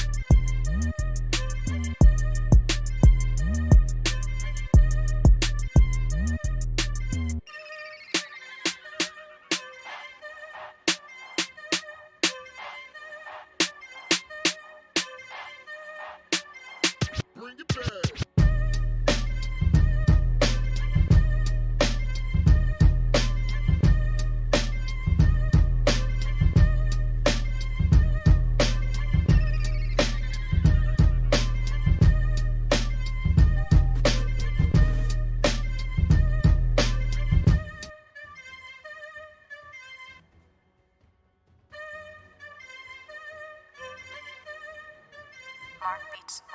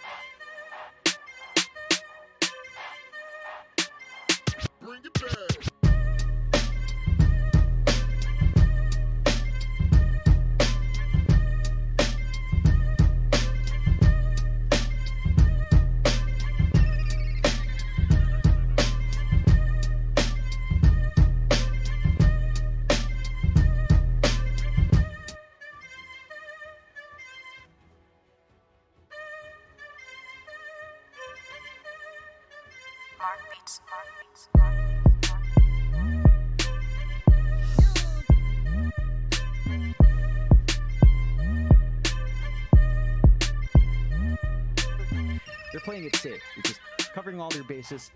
Got to see what they start picking up, though. You do have some options for bristleback counters. Viper could be a good option. They go with the Ursa instead for OB Neon. So something that doesn't care for that durability on Bristle. Like, you get cool sprayed up, but Fury Swipes is also really potent. Whether or not you're facing at the front or the back doesn't matter too much for the Ursa. He will be able to sort of overwhelm you. And at the least, you can get the cold spray stacks to fade off a bit faster with your Enrage. So you're going to have stat resist on that. That means the debuff, the stack timer, is going to be a bit shorter. So the Ursa is kind of a great response to that. You can't dispel off the cold spray stack, but you can stat resist it, I think. Even if you get a huge amount, it's gonna fade a bit faster there for the Ursa, so he doesn't have to worry about it too much. And you can kind of itemize left field with Ursa. You could go Diffusal to counteract the Bristle, right? So you drain his mana, you already have a line, you can just stand back, mana drain off. With a Diffusal Ursa, you kind of inhibit him, slow him down, just twack away. Bristleback with no mana is not really that scary.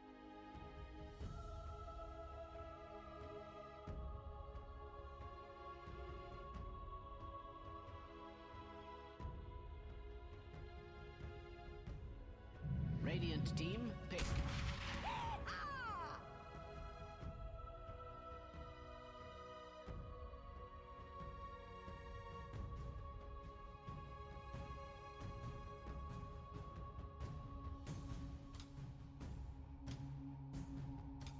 Ten seconds remaining.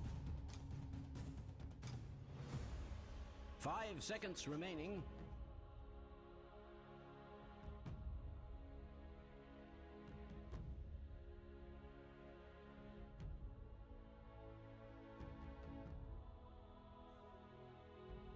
Dire team pick. Pretty potent. They go with the Abaddon instead here. So they've got a Dispel on hand to take care of the Goo now as well. They've got a durable set of frontliners with Ursa, Abaddon, Centaur. They've got great saves for the Ursa with the Abaddon. Just having that hard Dispel is always very potent. And down the line, once you get some added HP on that shield, if possible, really start to get a lot of value from pick. So it's a nice safe pickup for OB Neon. I'm curious what Boom wants. He needs something with hold to maximize their snap, and instead they go with the TA, and this is a Mikado special. So they're going guns blazing. That does mean more than likely FBZ or Dreamocell Bristleback, but the TA, we've seen this be really impactful, right? Like, we've seen TAs go for Desolator Ags and just absolutely shut a game down. Then you go into the Ag Shard with Silence. Could be really annoying for OB Neon. They do have good hold for the TA. Lion alone with Hex can at least kind of cancel off the Psionic Trap TP out, as long as you save your Hex for that though. So let's see if they can kind of prevent Mikado from jumping in and out there as much as you'd want. But it's a great looking draft for Boom. You don't have natural refraction melters on OB Neon's side. Nothing like the Viper, nothing like the Veno here. They ban out the Viper as well on Boom side, so you can't even opt for that on mid. OB Neon will have to look for some other way for Yapaj to kind of handle his matchup here.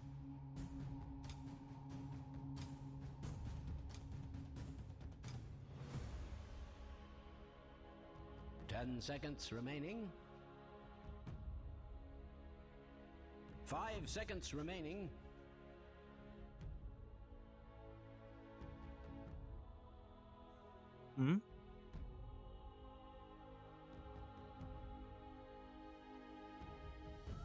Yeah, I think we don't tend to see Yapaj play this too often, but Kunkka could be really nice here. X Mark to stop the Templar Assassin from just TPing around, Torrent to burn off Refraction really quick, Boat to keep your Centaur and Ursa alive with the Abaddon. Could be potent, but the issue is it's not really something we see Yapaj play too often. I'm not really sure if that's something Neon will really eye. Maybe it'll opt to just go for you know, a safer pickup on the end of Boom. Still lacking what feels like our Dreamocell here. I think they will want FBZ into Bristleback in that case. Bristle Ursa lane, initially still really nice for Bristle. So you just pile on the Quills, maybe go for value in the Goo. And they do go for Nature's Prophet here, so kind of open way of closing it out, right? You could run NP off for safe. You can run the Bristlebacks off for safe as well. Fairly open. They can kind of consider what else comes out from Neon's end. Their part will close out with a Gyro. All right. Yeah.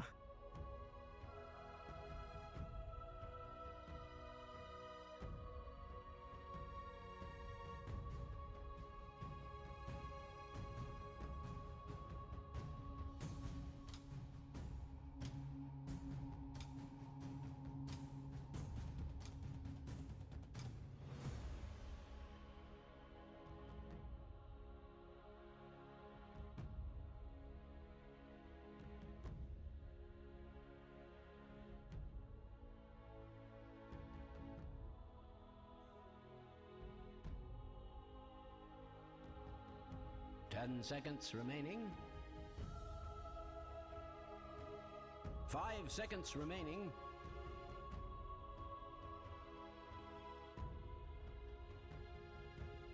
I'm going to lean towards Neon here. I like the gyrocopter down mid for Yapaj. Rocket Barrage is one creative way to deal with the refraction charges on Mikado. Of course, Mikado should still be able to harass out, but you can't really stop the Gyro from farming. Natsumi is on the Ursa is really nice. Again, you can kind of build into the defusal. Looks like we have Dreamo Cell on the Bristle here. So it's a safe lane Bristle, off lane Nature's Prophet. You can expect more activity coming through from FZ. But for Boom's part, it feels like they've got very sensitive spikes. They need to ensure Mikado has absolutely the freest time mid. They need to stack up the triangle camps, get a lot of gold flowing into that TA to mitigate the downtime between that Deso and Blink or Ags, and then play around once one of those mobility items are up with your minus armor. So we'll see what Boom does. I think Neon's just got great answers to it though. Like, imagine a defusal build up on Yapaj and on Natsumi, the Bristleback will have no game. Like, there's just no mana to fly out. We've seen the Gyro defusal against Bristle, specifically in TI, of course, coming through. Very creative way of doing it, but you could see that again here. It's just a really good game for it on that Gyro, and you can play pretty aggressively with a Centaur, enabling your Gyro to run in, enabling your Ursa to run in early on. I think Neon's got a lot of ways to execute their early to mid game. Whereas for Boom, it feels like towards the end of the laning phase, they will have to focus on the jungle, and that slower pace could kind of hurt them there if they're not careful. So they've just got to watch themselves there. Jeez. I'm very, very sorry, but you just got baited. The voice line's starting already. It's like Yapaj feeling very confident with his draft here on OB Neon. You did point out the double diffusal blades could come out here for Neon. You've also got the in on play hard as well. So plenty of ways to just drain the mana of this Bristle, make his life a living hell. But it isn't going to be a safe lane Bristleback. So, I mean, no, it is. Excuse me. FBZ is going to be on the off lane Nature's Prophet. So there you go. I guess just draining all his mana is actually going to be quite impactful because Pos 1 Bristle can't do anything with that mana. Yeah. See how Boom want to try and sort that out. Yeah, they've got to be a bit cautious. Maybe an Eternal Shroud could help the cause there for Dreamo Cell.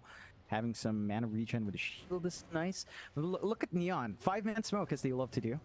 On Hyde, he ran right into the play hard. He can't reach with the Earth Spike. Had they been half a second earlier, was guaranteed just died there. Does manage to get away just barely, and now Boom Esports should definitely know not to hang around that area. Instead, Boom, very sorry, but you just got they will go into the other side and just take 2 bounty runes there instead. 30 seconds to battle. Yeah, gonna be an even trade. Nice D ward coming through though. Is this on? So they're gonna be able to have that ward advantage on the side of OB Neon for now. Additional gold coming out as well. It's always welcome. A bit easier to control out the power rune side at least. Watch the rotations from the off lane here on OB Neon's end. And they're still actually going to run up for their own bounty, so it looks like they will try to kind of clean up here.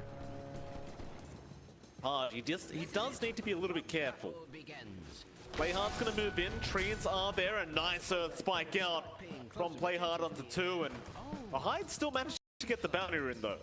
So it's going to be a 3-for-1 trade for Boom Esports. Even with that nice stun out. Hyde with the quick fingers. Everyone's just going to go to their respective lanes now. So we'll start with bot lane, John. You'll see Dreamo Cell and Hyde there on the Bristle Nyx. CTM already seemingly understanding where they are going to go. Perhaps does move his way down to the bot side. And I'm not sure if he wanted to be up against the Prophet, but he is going to have no choice in the matter. He'll get Dreamo Cell. Yeah, it's going to be a bit of an awkward lane for Centaur. You can't really stop a Bristle from just moving out with a Quilt Spray. Their harassment out isn't great, and Double Edge, of course, hurts you more, so you might just want Retaliate here. Of course, this is a solo lane for CTM, so he's going to have to hold off by himself. Hyde's going to be able to control up with a Creep Pulse. Up top is where the Tri-Lane's coming out for Neon. They're playing with Natsumi and the Ursa. They will split it off. Play Hard does break the lane. Don't really find First Blood. So just gonna play steady here. It's an Abaddon Ursa lane up against Nature's Prophet. It's a bit tough for Natsumi. Like the right-click damage coming through from Kezcute with a little Shredder plus Blightstone minus armor's big. You've got great right-click damage from FBZ as well. So melee here against this dual range is tough. And Jonuel's got his work cut out for him. He goes for Mistcoil level 1. He can't really gap close to harass. They're going to have a bit of a slower start up here in the top lane, and Boom should be feeling pretty good about this lane start. I think FBZ can just focus in on his last hits and not really be zoned out. Of course, that does leave the mid lane where you will see Yopaj along with Makoto. For now, it does seem to be favoring Yopaj. Just look at the damage output he gets with that Rocket Barrage. Every time the refraction's down, I suppose this is why Yopaj really wanted that Gyrocopter mid. For now, it is working out quite nicely. Makoto is suffering. Yeah, and that's the one thing with Gyro. Because you're mid lane, you can go for bottle, and that means you can really spam at your spot much more often. For Makoto, he just has to stack, focus on last hit. But look at this! This might be enough. Makoto is going to eat the Fairy Fire in time. Yopaj will rush for the top water rune. Makoto, he'll have to be very quick for that bottom one. Nobody from the side of Neo around to try and secure this other bot water rune, so he is going to be able to pick it up. But this mid lane, it's not going to get any easier. Makoto, he's had a real tough time, and here we go again. Homing missile out, and he's going to be forced to back off as Yopaj. He's still going to time the tier 1 tower with the Rocket Barrage and gets the kill. Now that's confidence.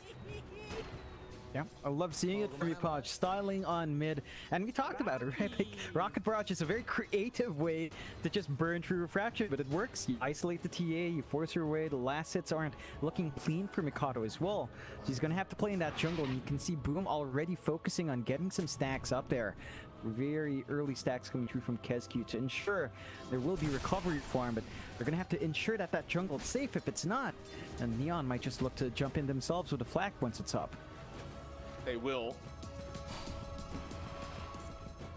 Hard already scouting out here.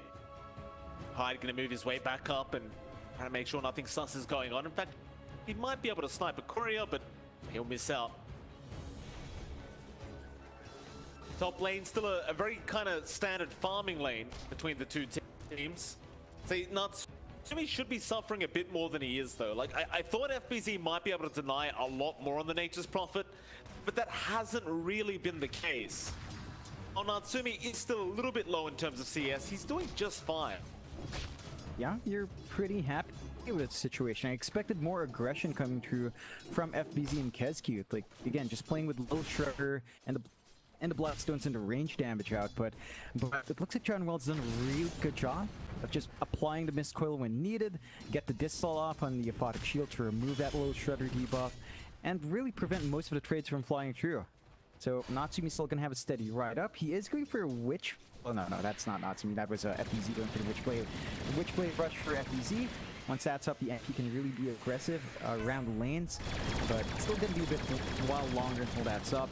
Mid lane is still really nicely back and forth. Mikado's now trying to get some damage off onto Yopaj, but he does have a full bottle with a water rune up here. He was in big trouble though. Like, that homing missile connected, and with the Rocket Barrage, he would have got a lot of damage in there with Gyro, but Makoto actually cliffed up the creeps to make sure they did not die around him.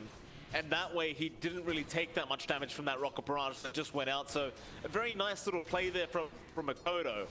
And now, with the side blades, he's trying to get the damage out. Yopaj needs to be careful. He'll go for a run behind the tier 1 tower, and he is going to be all right. Makoto looks like he's happy with the way this game's going. He's now play hard. He's going to get caught. Does eventually die as Kezcute does make the rotation. But he still has all that knowledge about these ancient stacks that have been happening in this triangle. Again, they are still very, very easy to steal for the side of Neon if they do want to make their way over. Yeah, they've got the option to just run up. They don't have Flak up yet, but I think they're just going to be able to force the side of Boom to be really careful in that area. They've even got that forward ward on the top lane, so they know there are a couple of stacks being built up as well by the outpost. And for Neon's part, they just need to be able to contest. So right around the 10-minute mark, you want to be able to run up there. You can see Playhard really prioritizing these bounties as well, cutting off Mikato right now. That should lead to some pretty good times, but the TP's there from Hyde. He gets a bottle refill for his mid, so Mikado's not really going to miss out. The gold is a bit painful though. Playhard. They will make a move. They're going in. Cooldown is there. Makoto is at a refraction already. He's going to try and just survive somehow, but he's been stunned up too long and he's going to go down. And this is not a performance from Makoto you expect to see when he's playing the Templar Assassin. You've got to give props to Yopaj. I can't really fault Makoto. He's trying his absolute best. But this gyrocopter pick is really just countering out this TA. Yeah, it's just... They've figured it out. In Branch Refraction, you can contest jungle. Natsumi up top's diving deep as well, but not enough. He won't get the kill. Nice little TP away. Still really good Russian though. Like, if you force the NP back, you're finding that free lane on the Ursa, you've got the phase boots up. You could still go Battlefield though. They get Playhard, mid lane, Keskute and Hyde once again up for that easy lying kill. So it's going to be it for now for Neon, but I suppose for Boom Esports, the way this game's gone, a lot is going to rely on Dreamercell now, considering he's the top CS on the board. He needs to make the space here to allow Makoto to catch up throughout this game, and well, it's a bit early now. Once he does have maybe the boots up, he could start making those rotations over to try and be a real nuisance on this hero. He can't really allow Neon to have their way this game. Yeah, you definitely don't want these guys to start running down. Look at this movement out for Neon. They spot the jungle, they spot Keskute as well. Yep. Earth Spike out, Rocket Barrage. Not even going to try for the deny himself. Meanwhile, FBZ trying to farm some neutrals, but he is caught as well. There's your Hex out. He cannot TP, he will put down. Radiant's bottom tower is under attack. Dreamercell might need to rotate. I mean, these stacks are going to start being taken now. Yeah, It looks you like can't allow just because that. they have the vision, they might not rotate yet, but you've got to be very careful. It's going to be a lot of gold. They are at least securing the ancient stack, so it's a bit better here for Mikato, getting that gold injection. Unfortunately, that's just going to finish up the power threats. So no Desolator, not even close, and Dreamercell actually. They've got the damage as well for this bristleback kill. Yopaj going to get to the front, gets the kill. BZ, he TP's in, but what can he really do? He's bounced out Scam, but Scam is just going to go for a run as Yopaj now. We'll hold back Hyde. We'll make sure they cannot continue this chase. Like nobody's business. They do miss out on the stats. Radiant's bottom tower So Neon, they don't really capitalize as much as you would have liked to see them. But at the same time, they're still controlling the map, and even with those stacks taken, Boom Esports, they are only 1k ahead. In fact, they're not even that anymore.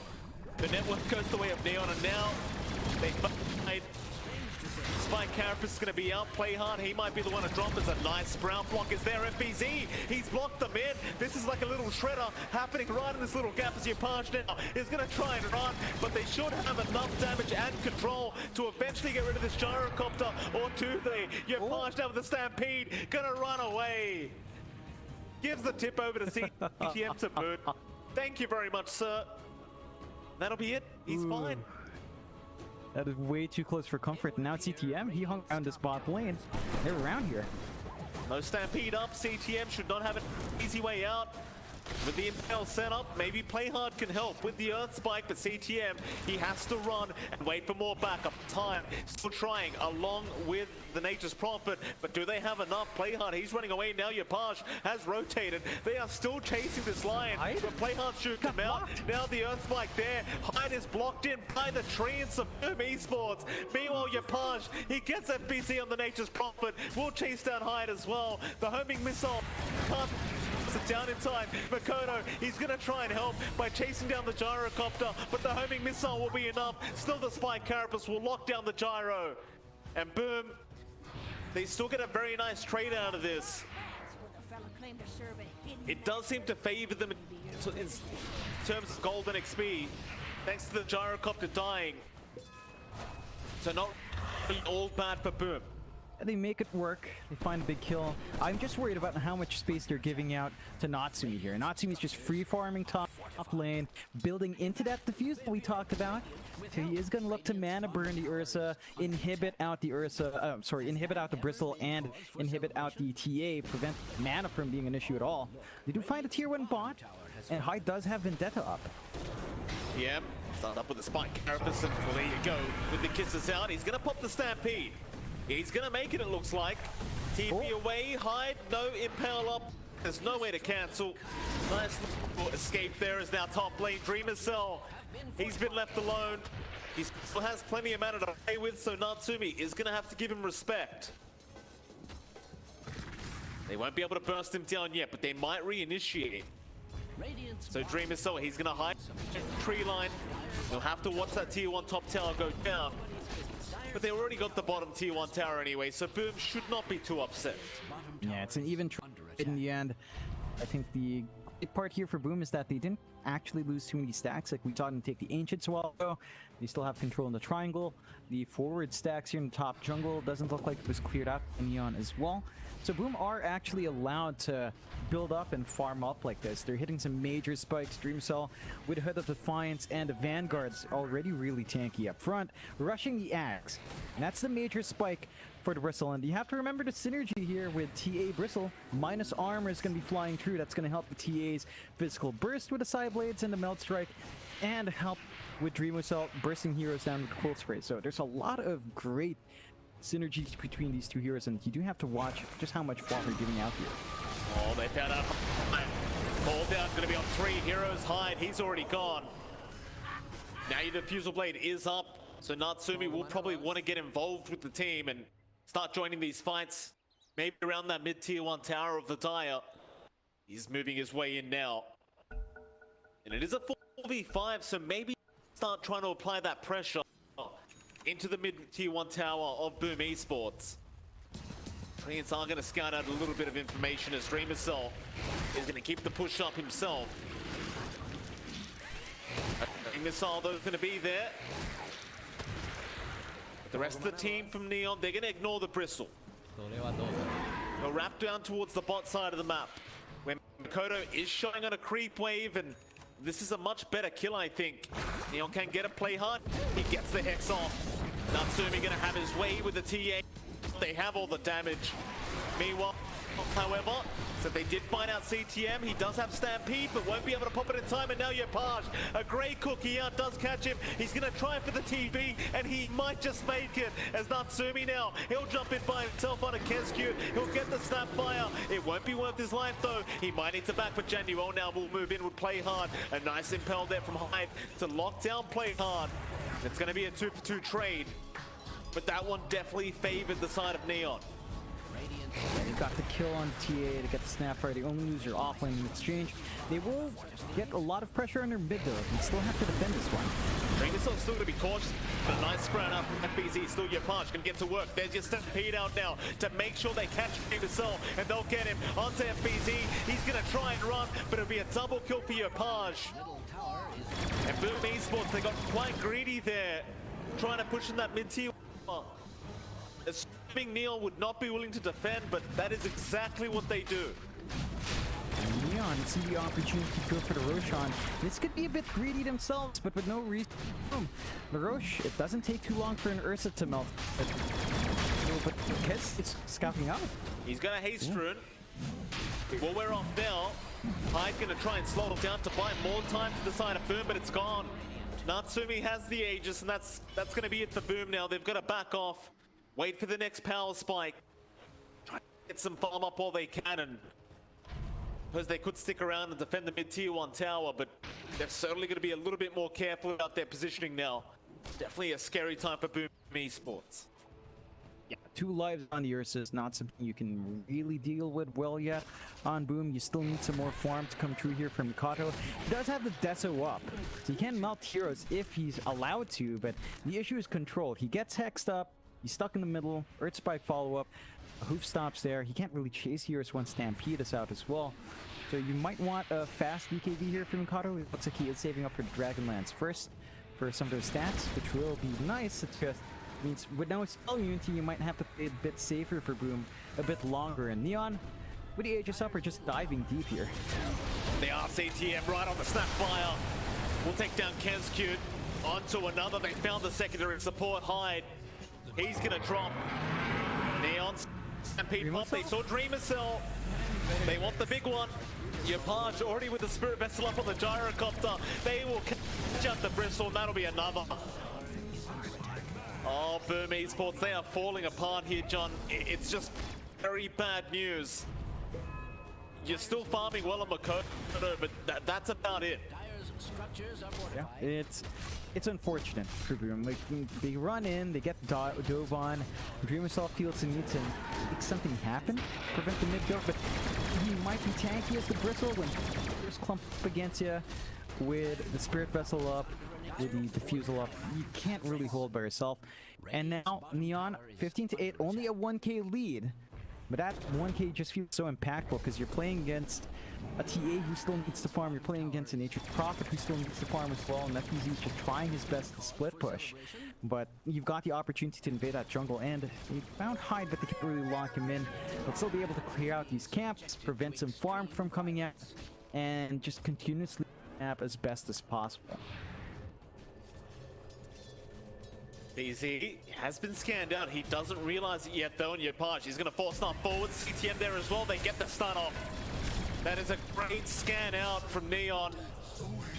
They are just not giving any leeway here to Boom in this best of one, as now Dream Soul's in trouble. Natsumi, he should have enough, but no, the cookie. Is it enough, though? Natsumi's still going to chase him down. Dreamer Soul going to go into the tree line, but the Stampede is out. CTM going to help. Natsumi scouts out the Bristle, gets the kill. Kenscute, he is stuck in the forest right now. They don't really want to be there, Boom, as the cavalry is coming in. Natsumi, he does get stunned up, but he has the Aegis. Call down is there from Neon. They will not be able to capitalize. So they do end up losing the Aegis. The rest of Neon weren't able to get there in time to help out the Ursa. It won't matter though. They are growing this net worth lead quite quickly, and they do control the tempo of this game. Boom Esports, it just feels like they've got a hope for a miracle this game now. As they chase again, she just has no fear. They go into the supports instead. They'll get the Snapfire. Hyde, he's trying to help out, but there is no saving Kenscute here as the finger does fly through.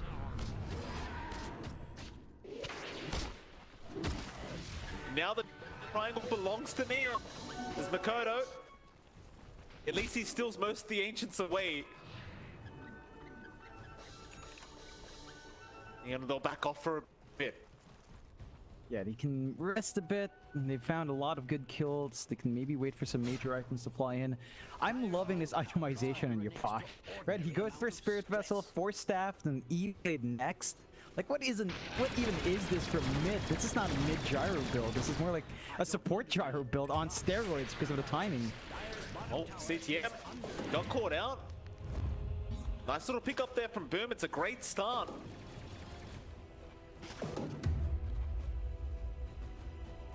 Yapage, he'd be a much bigger target, but nice 4-staff away. Goodness. Yeah, Kodo just on the edge. gonna play hard, but he's not confident enough to jump in.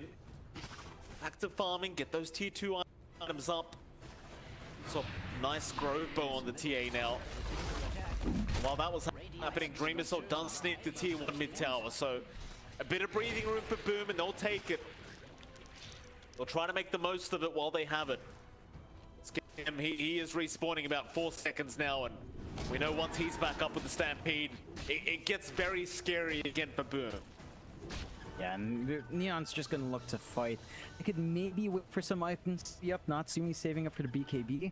That's gonna simplify the process, but it looks like they're starting to clump up, looking for that smoke play together, and to be able to find it. They don't have vision right now, but I think they can kind of deduce where they are. They've got that ramp ward on top jungle. Is being subjected to extreme violence. Radiant's structures are not only fortified, they are positively glowing. Radiant's bottom tower is Sumi. Hyde. Avoid the Ursa. Still they look for more. CTM Now going to move into that triangle. Does have his broken hide. He's going to try and find a nice impale. It does catch out to him, and now Dreamercell. He's been targeted by Natsumi. The call down is there. That'll be your Brisback probably dropping here to your Page as they leave him be for a bit. Dreamercell, he is still alive, but does eventually die. And Natsumi, he is not done yet. He's still going in, but the rest of the team wants to leave. Or do they? Kodo, Denuel is going to die. That'll be one. Natsumi going back in now, has found a bigger target. He gets FBZ, but an impel there from Hyde to try and help out. CTM dropping low. The melt strike will be enough. Now the buybacks. FBZ back in this team fight as Page has been left alone. He'll try to fight this one out now with a ghost set up on the gyrocopter. He'll go for a run. They hunt around to try and help out. CTM will now commit the buyback. Page knowing he's still being chased down them. Earthspike going to be way off the mark. Kescute will get the TP off in time. And buyback from CTM will amount to nothing. Yeah, it's a pretty good fight for Boom.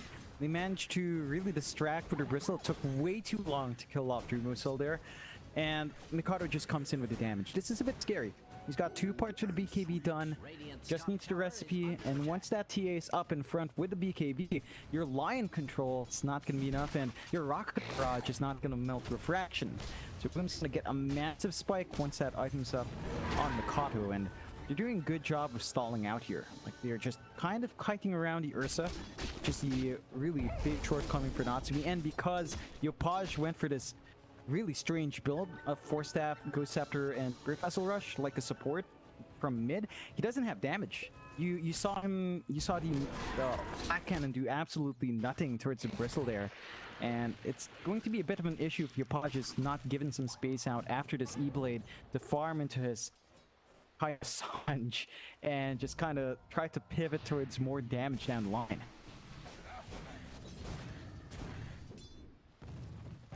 It'll be Neon. Radiant's bottom tower. Keep moving forward onto that top tier 2, but Boom Esports are going to do the exact same thing. Dire's structures are fortified. Radiant's bottom tower has fallen. Seems to be the day for it. Very close matchup, just less than 1k, just about 1k net worth lead here. Radiant's bottom tower is under attack. Has that Tier 3 though, be under siege now. Nobody's going to respond to that. They are still committed to that top tier 2 tower.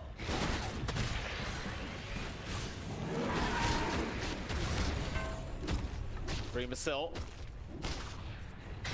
gets stunned up, Hyde. Mana drained. One of his Kiss is going to be expended as well. They really want the vision here of OB Neon, but they are well and truly out. They had the Stampede anyway, so they pretty much always had a chance to just escape there. They're not going to be able to capitalize yet. Kind of be forced to back out themselves.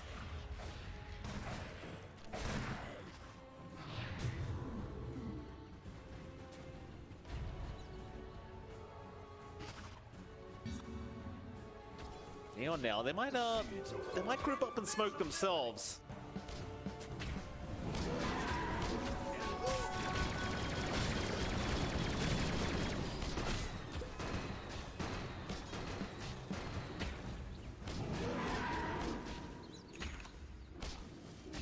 Grouped up still.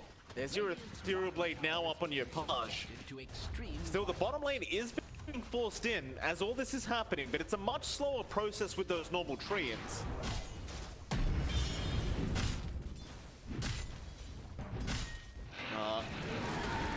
Still gonna sit back, wait around that Roche up pit and wait out the next Roche. 8 seconds left for that to come up. Really important for both sides to find it. Neon pop a smoke here. Trying to maybe look for a pick off first. They'd love that Roche as well. The Ag Shard coming true, and could be big if they start this fight right.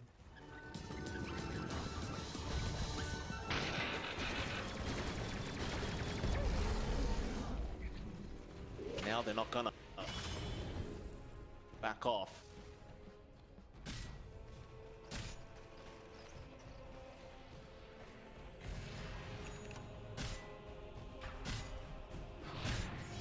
out. Being in, CTM.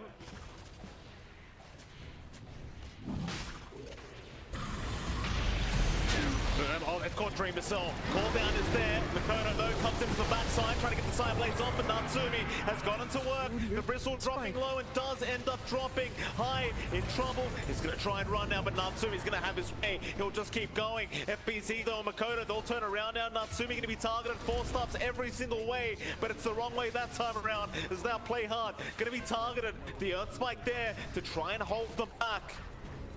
I'm going to blink out. The buybacks from Boom may have given them this free Roshan now. They say free Roshan, but obviously they paid for it. They do end up getting it. Aegis up on Makoto. Dream Missile, he'll take the cheese. I believe Dream Missile may have got the shards as well for himself. Should be a nice power spike now for Boom. Yeah, that's massive. Second life out on Mikato. He can stand up in front. His BKB is doing a lot of work in these team fights. Neon, they kind of dropped the ball. They forced the issue. They jumped too far. They couldn't instantly burst Dreamo Cell, and it kind of went south from there. Right now, instead of jumping the Bristle, you need to jump this TA first. You have to prevent Mikato from getting refraction and just popping the BKB and running around, getting control, getting damage off, as this does open up more opportunities for Boom. They can shove in the top lane a bit, fortifies enough to push back a touch, and you do get to respawn on Natsumi. But I think our Ursa right now as well definitely needs a BKB. He needs some defensive items up on Natsumi. When he stands in front, if the Impale flies through for our Nyx at a good angle, it's just, he's kind of gone. And the Cookie Stun as well, it's been pretty on point from Kescute. So you want some protection out for Natsumi. He can't afford to just be kited around the middle of fights, but it is the nature of Ursa. It's his shortcoming. You just run circles around him. He can't really chase you. There's a lot of slows coming through with Dreamo Cell if he just focuses his nasal poop on him. And the traps are also slowing down Natsumi in a big way. So Boom have to be able to play around that advantage they've got over the Ursa in that game, in that case, and kind of just keep building up. 2k lead up for Boom, 22 to 13. So lagging behind the kill board, but it doesn't matter when you've gotten a nice 3k lead.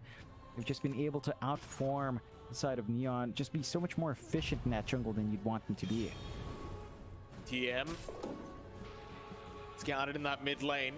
Get back to the triangle. Paj gonna back from that bot lane. They obviously understand that they don't want to fight into the Aegis right now.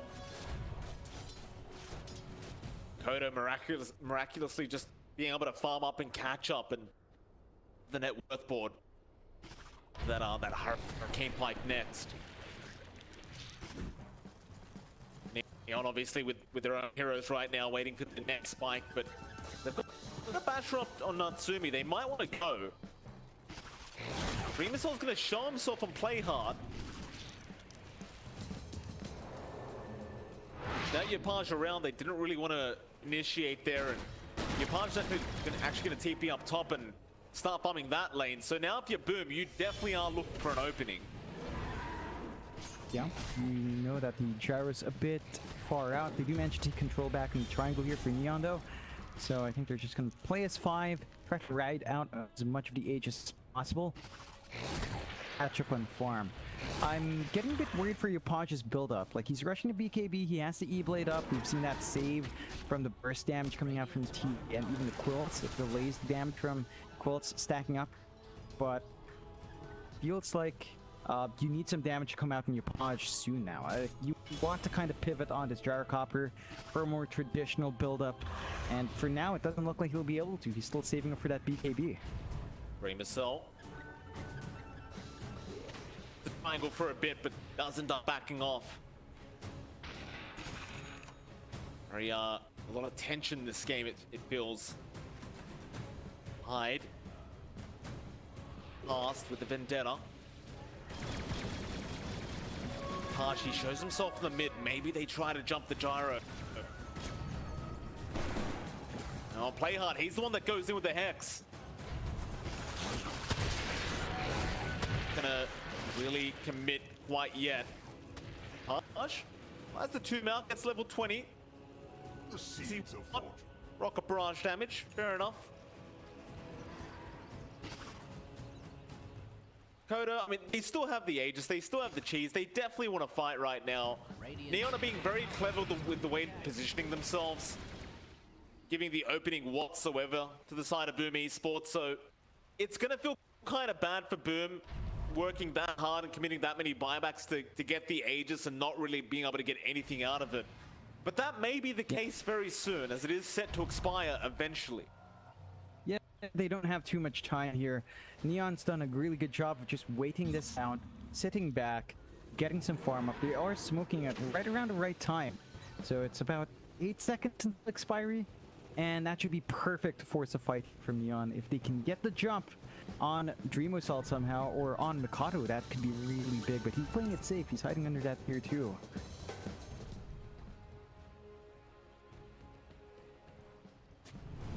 Boom, the one's just kind of avoiding OB Neon.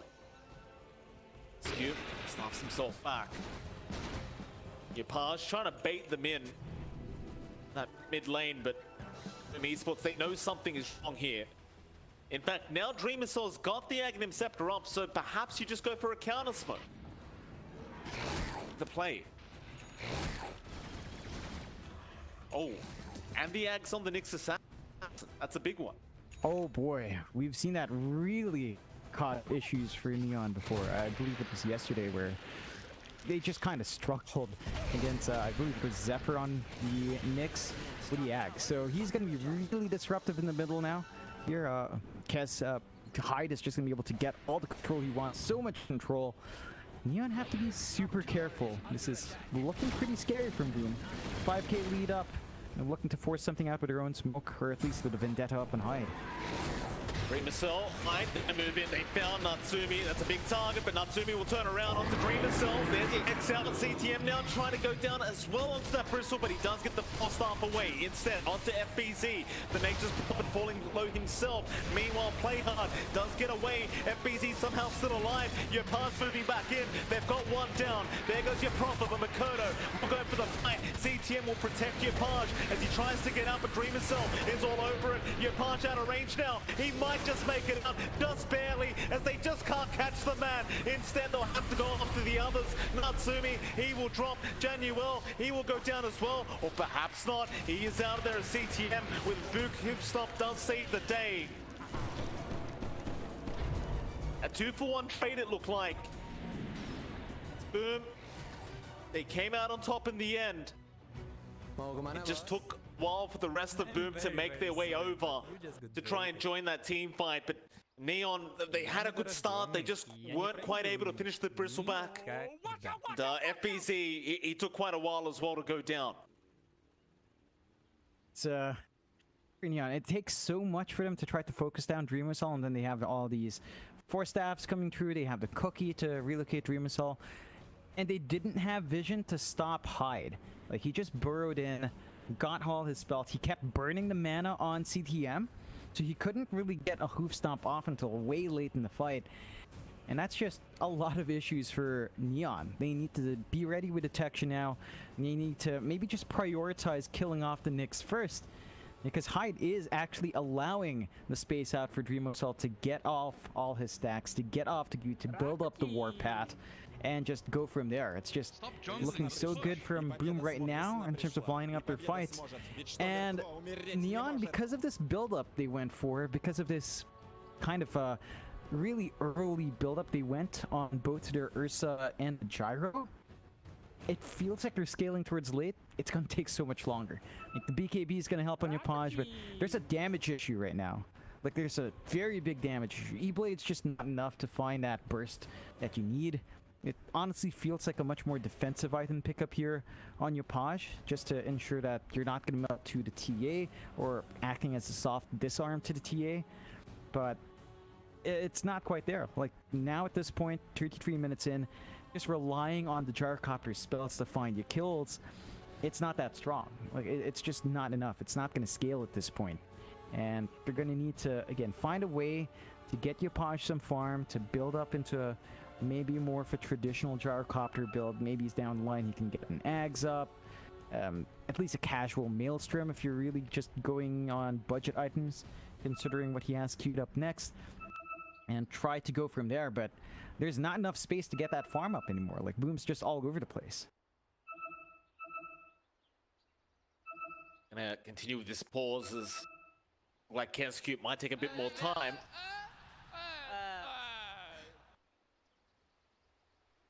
Your reconnection out, Kenskute. See what they can get done out of this though. Like, can you actually get an objective? They might try for that bottom tier 3, force a buyback out of CTM. Or they might just back off, and it seems as though Boom is not going to decide to try and pressure the objectives. You just push out the lanes and keep the farm up, but really no real rush for them to try and go high ground. I think they've got really good scaling into the late game for Boom. I think they, they see what Neon was building on their Jar and Ursa, and they know that. All right, they've got the timer on Neon. We're not the ones with the timer. We went with traditional build on our TA. We went with a traditional build on our Whistle, and even our NP is not that strange with a Witchblade up, BKB and Hurricane Pike. Like, they're just able to kite around the Ursa when the worst case scenario comes and Natsumi's in front of him. They just force staff around, they get the cookie off, they throw him down. Neon, I think what they need to do right now is maybe win out the Roche fight in a minute 40 when that Roche will respawn. They definitely need Aegis Cheese, plus I think the Ags would be much more beneficial over a refresh here for them as well. And once you maybe win that objective, you can take it from there. Boom, 9k ahead, which is big, but it's not that substantial. Like, the gap between Yapaj and Mikado is about 3k. Maybe one intermediate item in between, so it's not too bad to play against. Even FBZ is only about a k above Yapaj and Natsumi. So you can kind of still play with this. It's just really difficult. Neon has to execute perfectly, and they always have to watch out for Hyde. Like, Hyde has been setting up so well with the Vendetta and the Burrow. Like, I'd say burst down the Nyx first if possible.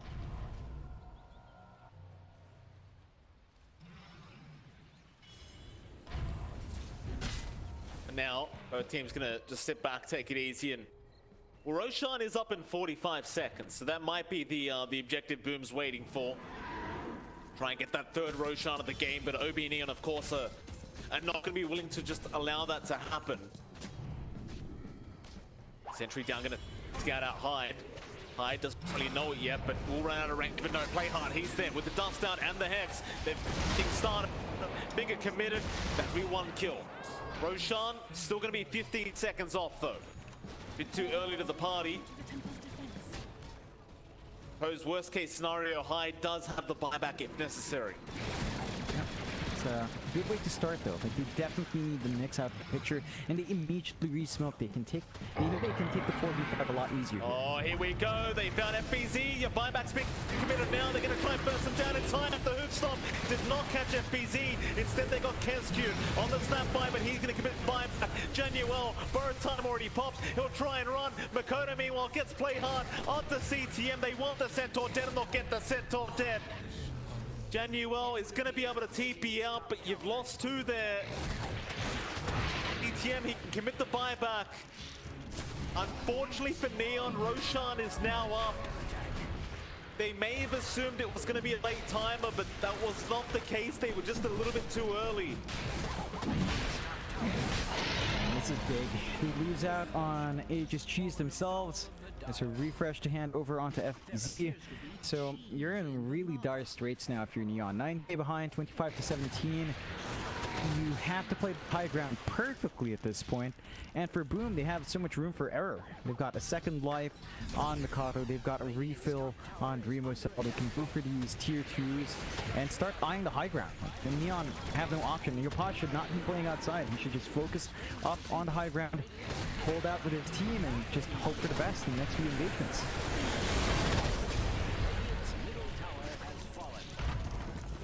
Esports. Get the tier 2 mid tower. They're going to back. Get very conservative play here from Boom. Kodo, it's quite funny to see that he's got a Daedalus in his backpack and he doesn't have the room for it. Like, of all things, the Daedalus has to sit in the backpack for Makoto right now. Maybe he'll switch out the boots later on, but I suppose while he's farming, he doesn't really need the Daedalus. It's fine.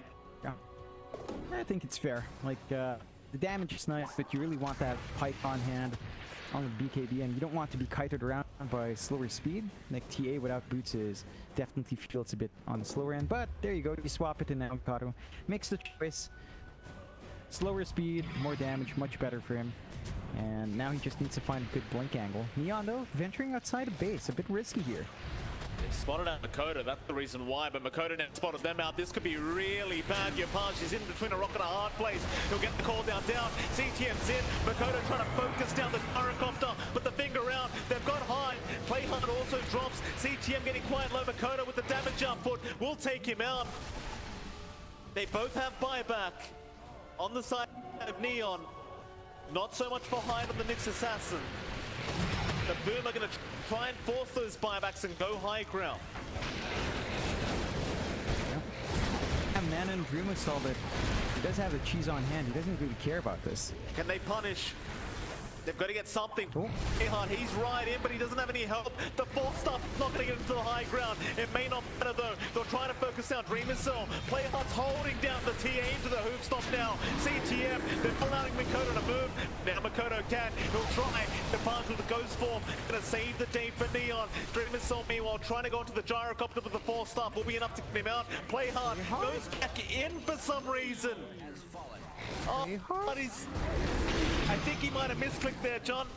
Definitely not the way he wanted to blink. Oh, and now Boom, knowing that the line does not have buyback, they will be able to go for a secondary racks. Natsumi taking so much damage in punch. He's trying to get the damage out, but he hasn't got that much left. CTM will put the hoop stop in. But there goes your T3 tower, and now they'll try and focus down the gyrocopter. Natsumi, he's back after the fountain, gives him the reset onto FPZ, but he doesn't really have that much damage. The damage is not there from our Ursa. CTM again will get the start and call down is out. It's all onto Makoto. He's back up against his TA, but Makoto's not dying yet. Yopaj, he'll eventually get him down for one life. But they've lost both racks now. That's going to be enough for Boom. No need to go overboard here if you're Boom Esports. They'll just set up for the bot lane next.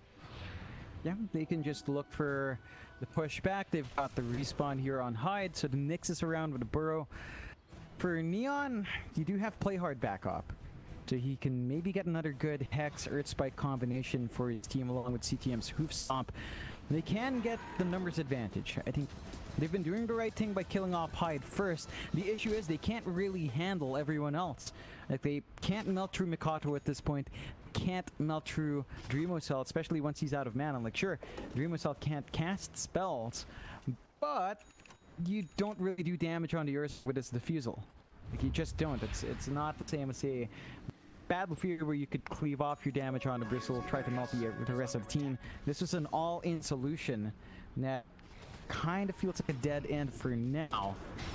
Although, Hey, hard. Easy kill. oh boy. Again, they know there's no buyback. Boom Esports. Well, they can start applying pressure again. They already have that bot side. You've got those graded treants moving in, but your pass will go ahead and clean them up. We are at that point now where you'd love to see the Gyrocopter with a bit more damage, but it might be too late to switch up builds now. They'll kind of just have to go with it. To be fair though, you wouldn't mind seeing some Dagon pop up with the Ethereal Blade. It feels like one of those scenarios. Kodo. Really nice hand, Mikato. Ghost Form going to save TTM. Take down the homing missile. Yopaj is going to get Abyssal Bladed up, but the Force Staff's going to save him. Unfortunately, the tier 3 tower can't be saved too easily as FBZ is going to get right to work.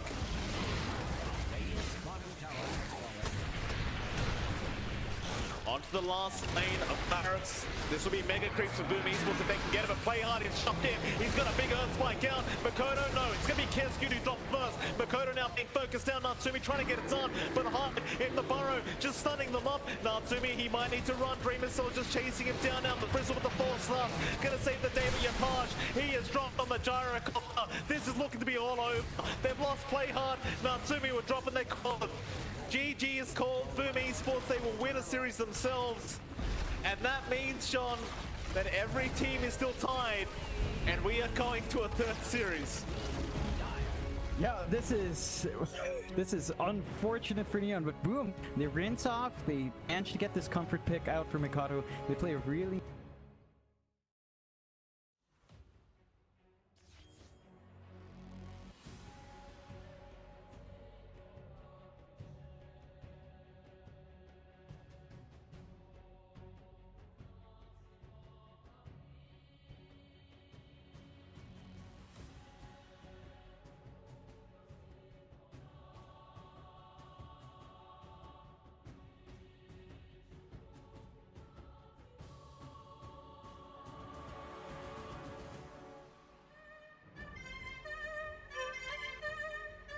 Mark beats, Mark beats, Mark beats.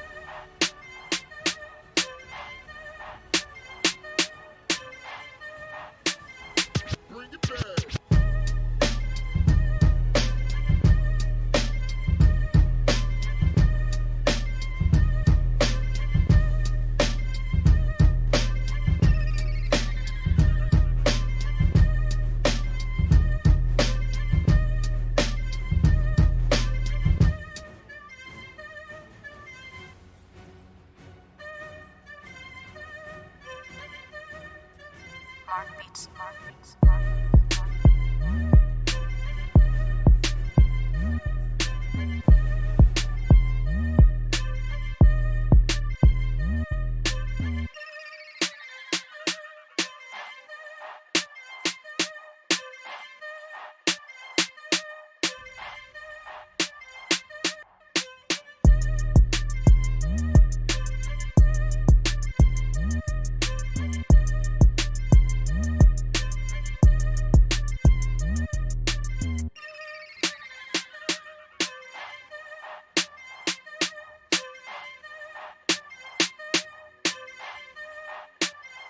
Bring it back.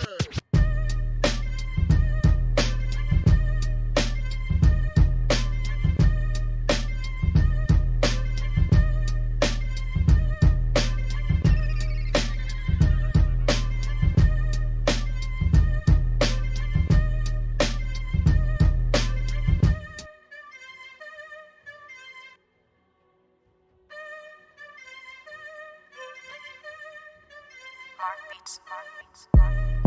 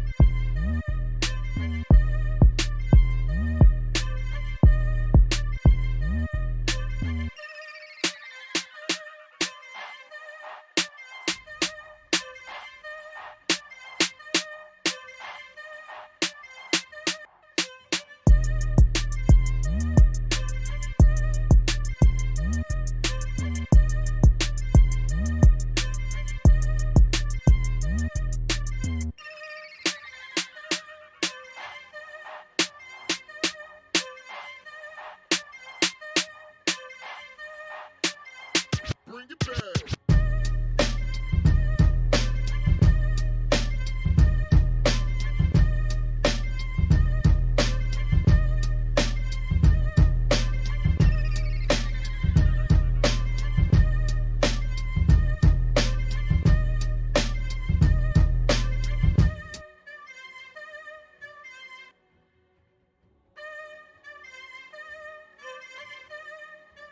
Mark beats, Mark beats, Mark beats,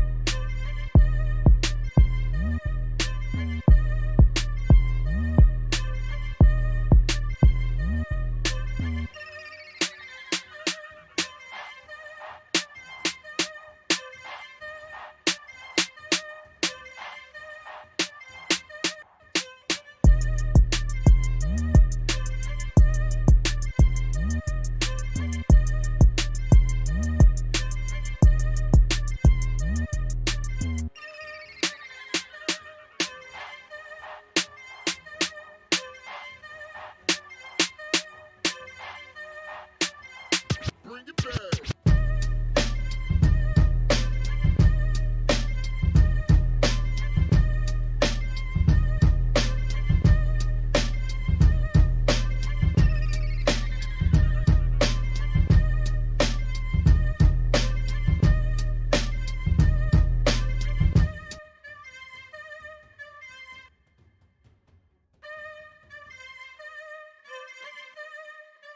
Mark beats, Mark beats, Mark beats, Mark beats.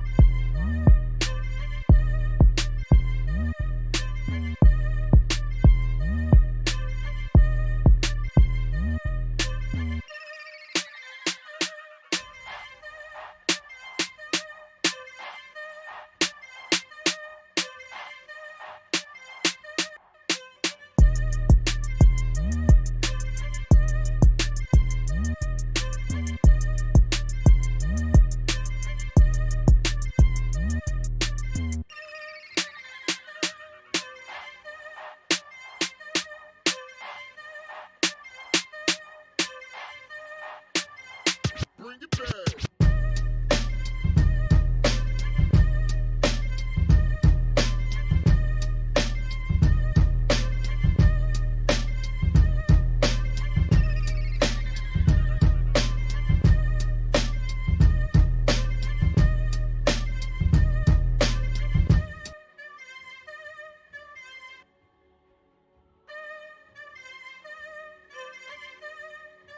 Mark beats, Mark beats, Mark beats, Mark beats.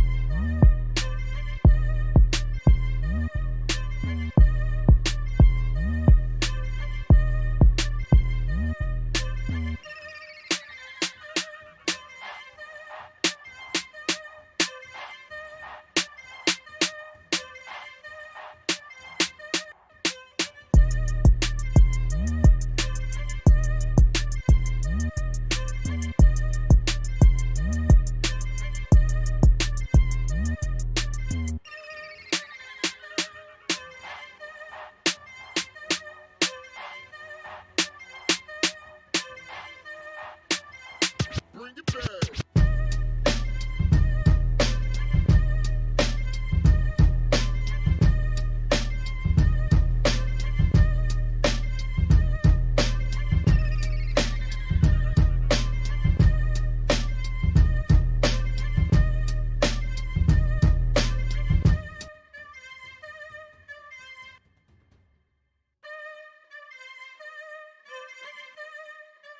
Mark beats, Mark beats, Mark beats, Mark beats.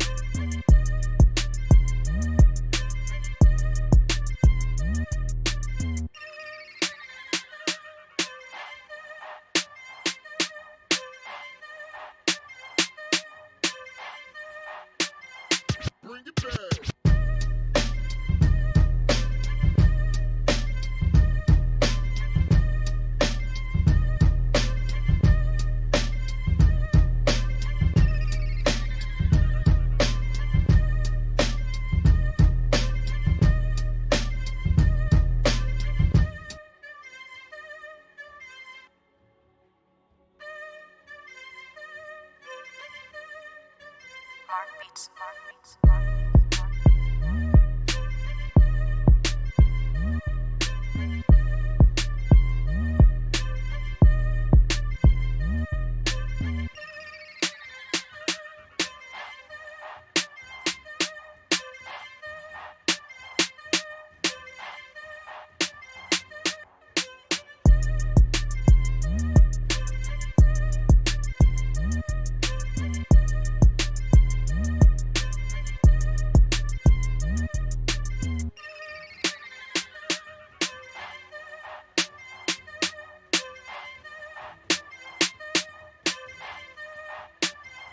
Bring it back.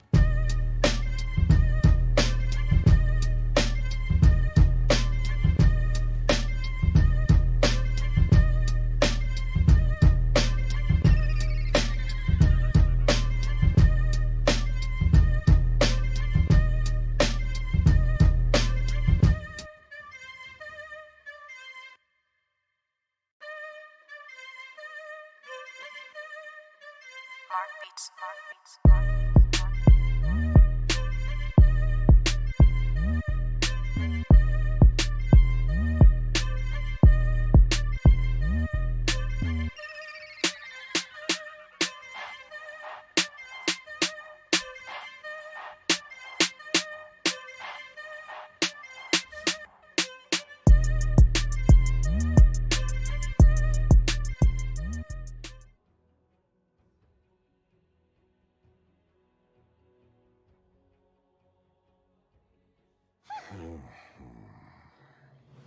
The breaker is coming through because all the teams that have had one loss in these best of ones. So we're in for potentially a long day if Neon managed to pull it off. But for their sakes, have to do that. And Omega, if they want to stay up there, they need to go against the odds, beat out Neon. Neon have been looking a bit shaky. It feels like they've been outplaying themselves. Yapaj looked to have had a really good start in that gyrocopter early on, but you know he itemized just for that early to mid game, and once it went too long, his impact was just not there, and the Ags pickup coming through from Nyx was so big. So we'll see if they can shake that off. Omega start off with Bristle once more. We're seeing it come true. That could be Max here just being prioritized. They've got the Lion on hand, so they don't have to worry about the Drain coming through here. But Neon, I think they've got a good response. They start off with Nyx. That can kind of hold down the Bristle. Also has a bit of a mana burn on itself as well, and has some good stunts. The Viper's a natural source of break, so you have some answers here for the Bristleback already, and even the Lion. Spike Carapace, if you are targeting Nyx and you're not quick enough, the finger might bounce back to you. You have to be a bit cautious there for Omega, but we'll see what else Neon pulls out, and we'll see if they manage to maybe play a bit more of a straightforward game. They've been doing this a few times in the upper div. I think the panel has been saying it as well, but it does feel like Neon, they kind of think too much in the game. They go for these next level 5-head sort of build-ups, and sometimes it just falls flat.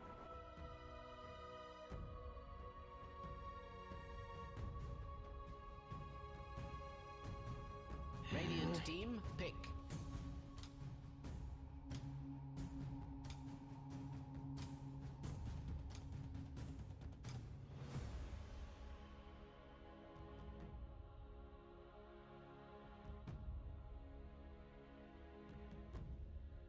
Ten seconds remaining.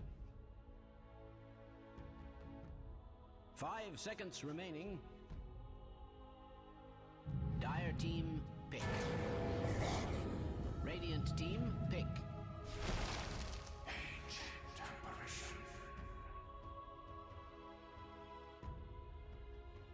It's a great counter pick there. Stops the regen game from coming through from Omega, so they can kind of play with that. They've got this great sort of global strat. Nyx running around with Vend. The Ancient Apparition can just kind of line up the Ice Blast, from a mile away. So you can still play pretty far here for Neon. I am curious as to what they take for their Natsumi hero, really, and what role exactly the Viper will play. 'Cause it doesn't feel like a Yapaj here at all. It could just be our CTM hero. So an off-lane Viper could be coming through here from Neon, which could still be nice. I think you might be considering as well just changing lanes. We saw Natsumi playing on the off lane aggressively for his Ursa last time. You could do the same here. Have the Viper try to lane up against a Bristleback and go from there. Omega though will have, you know, enough time to kind of shake it up, respond here. They could still flex it to Mac, and they go with a Faces Void here for Omega. So they've got the Chrono to play with, they've got good control, they have a decent combo with Void and Bristle, but Neon go into the Raid King, which is kind of nice into the Void. Like, even if your big core's caught in Chrono, he's gonna have a second life. You could go Diffusal on a Faces Void. Doesn't mean down the line you might lose out in the farm game as well. So I think OB Neon are covering their bases pretty nicely, and just giving themselves more options. They can push pretty quick with the Raid King as well, so they can kind of play with that, and we'll see if they can maybe get that win they're looking for. Still have one pick to go. Omega do ban out the Doom.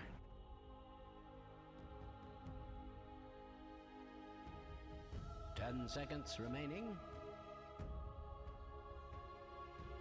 5 seconds remaining.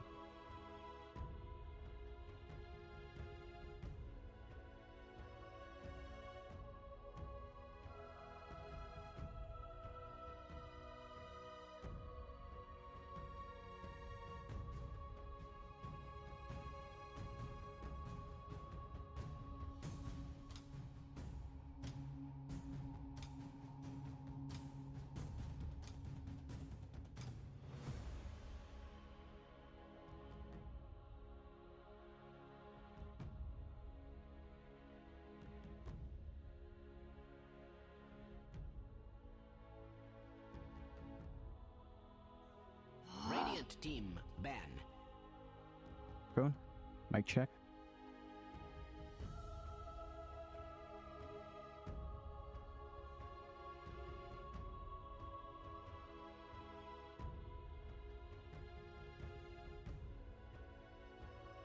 Ten seconds remaining. 5 seconds remaining.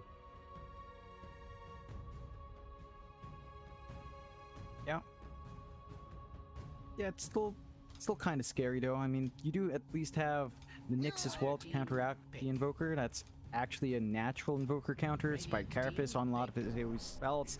Holds him back. The Mandrain's big. OB Neon take it themselves. They do go for Invoker on their side. You can maybe play with a Cataclysm there, but that does mean that CTM is taking that Viper in the off lane. So I'm wondering if Omega go into the Bristleback mid. Bristle against Invoker doesn't sound too bad.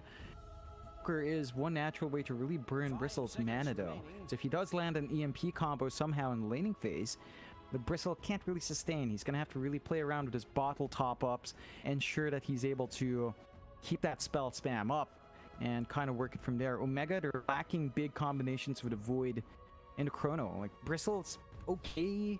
He stands outside, maybe gets a couple of Quill Sprays and gets some goo off. Lion can get the finger from outside as well, but it's not amazing. It's not the natural synergy you see with a Void, and their options are limited. Like, that Lina would have been great down mid if you wanted to run that for Mac and have the Bristleback go for Sam H instead. You need something else. Maybe a Queen of Pain could be decent here, but Quap into Nyx and laning into the Invoker is fine, but into the Nyx it's a bit annoying for a Quap. It does give you that combo with Chrono plus Sonic Wave. Could be one way to kind of still get value from that spell, but they're thinking pretty hard about this one in Omega. Choose your hero, my good friend.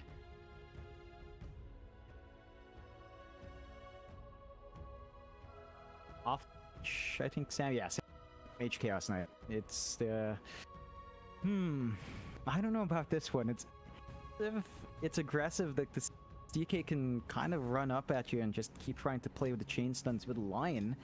You could definitely try to win out that lane early while the Raid King doesn't feel that tanky. It's not really the synergy you're looking for with a Face Void. The Ags build-up is still good for a CK. You don't have the best illusion clear here from Neon's end, so that will be impactful no matter what. It's such a strange last pick though. Like, 10 seconds remaining. they still run the Bristleback mid against Invoker, so it's still decent for Mac. He can still try to bully out with his quilts early on, and value point and goo is going to make all the difference there. Yupaj has to really maximize his range advantage, maybe try to look for angles to get an EMP off, just back from really winning out that lane. I don't know, Omega's draft is strange. Like Void, CK, we don't see it too often. They don't have the best synergy in the chrono. They have ways to play it, but it feels like their timings are all over the place. Whereas for Neon, it's straightforward. You've got this Viper who can buy you out some space. You have the Wraith King who just farms up naturally and becomes your win condition. The Invoker is really the big one that you have to watch out for. You have to protect it in the mid. Again, the matchup against Bristle can go either way. You want to enable the opponent to hit his timings here. And if you can do that, I think you can ride through a lot of what Omega's trying to do here.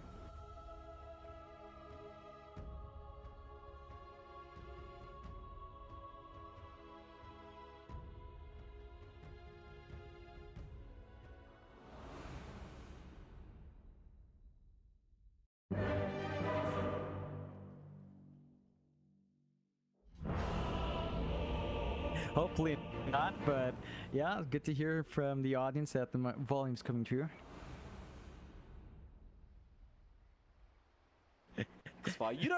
You guys don't know what he's like in the back.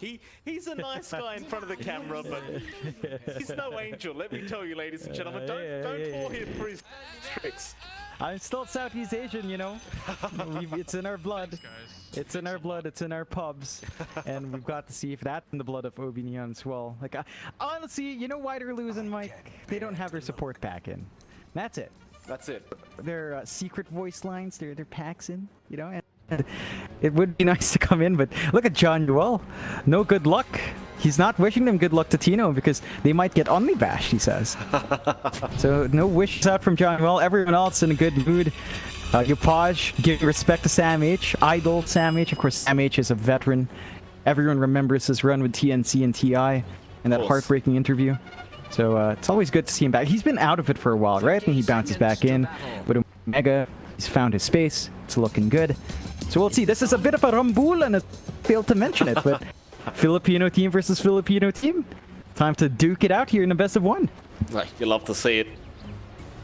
You know, OB Neon, so much pressure on them, but I think their draft looks pretty nice going into Smart Omega here. Maybe later on it becomes a bit of a problem with the Void, Bristle, and CK because there's so much scalability, but at least for now, Natsumi should be alright with the Wraith King, at least in the Chrono, and he's going to have two stars as well. Go. Mac, of course, going to be in that mid lane on the Bristle. Yupaj is going to be against him on the Invoker. I'm quite intrigued to see how this matchup does pan out between these two. Do you think we see more of just a farming lane between these two heroes, or is there any kill potential maybe for Mac? Yeah, there is. You can play pretty aggressive with the quilts, but look at Yupaj. Starts with Wex, goes for EMP. That's what we need. Just bully out Mac, zone him out from the creep wave, keep trying to land EMP. That was a bit optimistic from Yupaj, so now Mac has a bit of an opening to quilt spray, but I think level 3 is the big spike for Mac to get the quilt spray up, the bristle back up, and you get nasal goo ready. Invoker does not have great armor, so you run him down, you slow him up, you can really start to chip through. And if Yupaj can't land EMP, well, it's not a matchup that you really want to have to look towards the logical end. Still, with Cold Snap up, you could look for that play here. Oh, he missed. If Mac goes for the nasal goo as well, right? Like from Yupaj, you could chase him down with that slow, but for now he's gonna just stay away. Top lane, Natsumi gonna get stunned up. Oh. Sam H is out as well. They might have this kill. There's not really much Chen Yuo can do to help.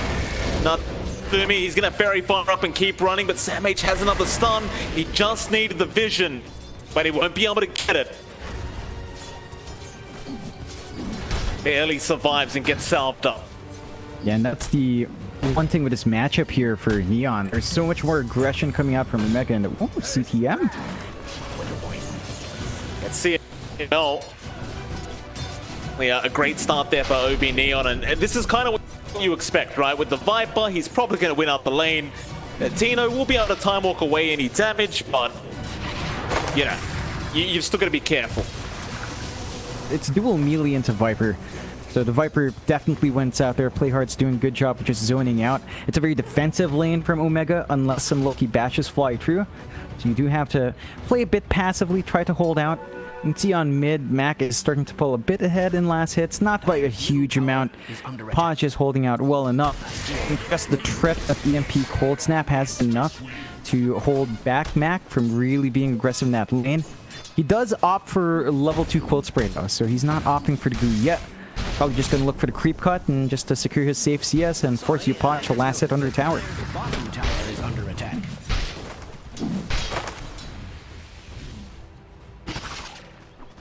A farming game so far, the two teams.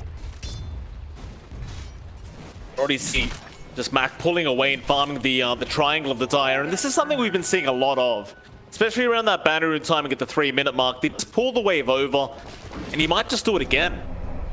The thing is, your Podge can't stop Mac from doing this. So when any MP's out, he's still going to aggro the creep wave.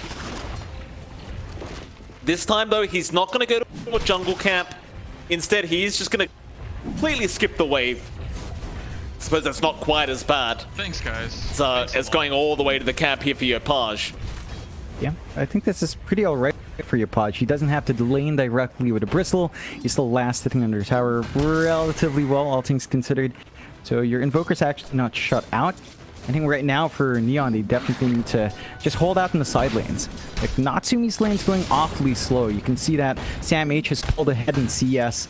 And a slower start for your Wraith King can be detrimental. You can still catch up farm with your Mortal Strike Skeletons in the jungle a bit better. Or at least the Vampiric Spirit Skeletons. But it feels a bit awkward as well if you're too far behind there. So definitely find some space out there. And the good news is that they've slowed down Tino a lot more.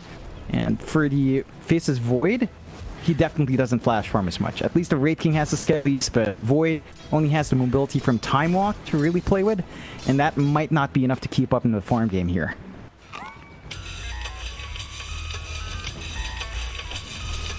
All things being said and done, like, Omega are having a pretty nice time considering their draft shouldn't be this good early on. Like, but you look at bot lane, Tino. It's not the best farm in the world, but he is getting the CS he needs. And more importantly, that mid lane is going extremely well for Mac. Farming the triangle now. Your Podge building up to an urn. Probably going to go for a Spirit Vessel again. Meanwhile, top lane Shanks is going to drop as Natsumi finds the kill. And Neo did bring up 3 heroes to make sure that did happen. And they've got the combination on hand now. They can start with a cold feet, get the stun from the Wraith King, get the freeze off. With the additional stun from Playhard, it's pretty much a guaranteed kill on basically anyone that shows up. So great way of buying space out for OB. And it's at that point anyway where your Viper can kind of solo the bot lane.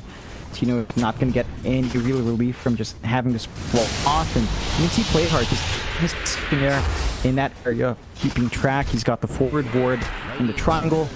And Playhard. They'll go in. Spike out. Shanks, who'll have a hex up as well, and will go for it. MH doing so much damage, but not quite enough. Back the cold feet. It's going to freeze him up. They won't commit to the kill, of course, back on the CK. They'll just kind of accept the fact that Playhard has survived. That's one of the big problems I think we'll see in this game. Neon is there's just so much damage output, no matter which core you look at. It's going to be very hard to try and figure out who you want to aim down in the middle of a team fight. There is going to be a hell of a lot of DPS coming out from every single core. I love what I'm seeing here from CNL as well. We saw CTM stacking up the camps and he just blocks it and contests. And they're doing the same thing here in the triangle. OB Neon not giving Mac free space.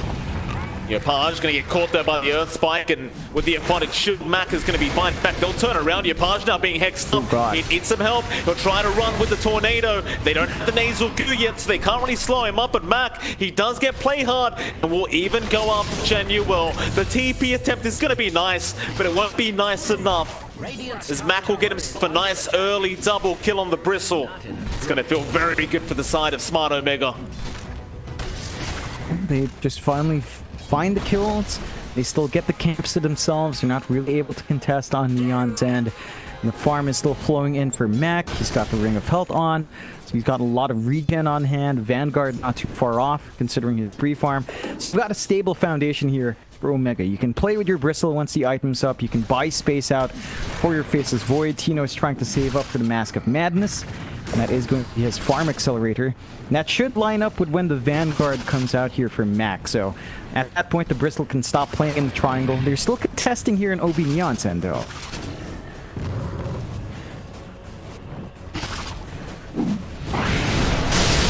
Tornado out, Earth Spike. It's gonna land. Mac can have his mana again, but he has some stick charges, so we'll turn back around. Hex is out. Shanks, no Earth Spike available quite yet, but it'll drain the mana of Yopaj and just slow him down. Instead, they'll have to commit to play hard. And a nice impel there might save the day. In fact, he'll south out of there. Yopaj now stunned up, but Mac is extremely low, and CTM has shown up on the Viper, just in case they could turn this one around. Neon. Get nothing, they'll go back for the power rune. It's a bit unfortunate to spawn bot. Like, if they just immediately got the power rune, they might have been able to go for a bit more of a chase back into the triangle, look for a kill opportunity. All this time rotating around has kind of freed up Tino's lane. He's free farming by himself. You don't have the Viper to contest. You're getting some good EXP on Tino, level 7 now. CTM just hitting 6. He had to divert to the jungle for a bit as well. And it's a bit of a slower start than you'd want for the Viper, for sure. He hasn't really shut down Tino. So Tino's going to have that mom timing, and he's just going to be able to flash farm soon. Sam H throws up top side. Natsumi, he already committed the Wraith Fire Blast, but he has so much damage. Shank's still going to come in now with the Earth Spike, and Mac going to commit. Cold Feet again out from Januel. Is it going to be enough? Not quite. He is still fine. Mac can continue the chase. Does force the TP rotation in from Yopaj. Unable to really get much done apart from just kind of scaring them off. Suppose at least Natsumi does survive when the Wraith kick in. That might be good enough for Neon. It's a heavy rotational investment for that, though.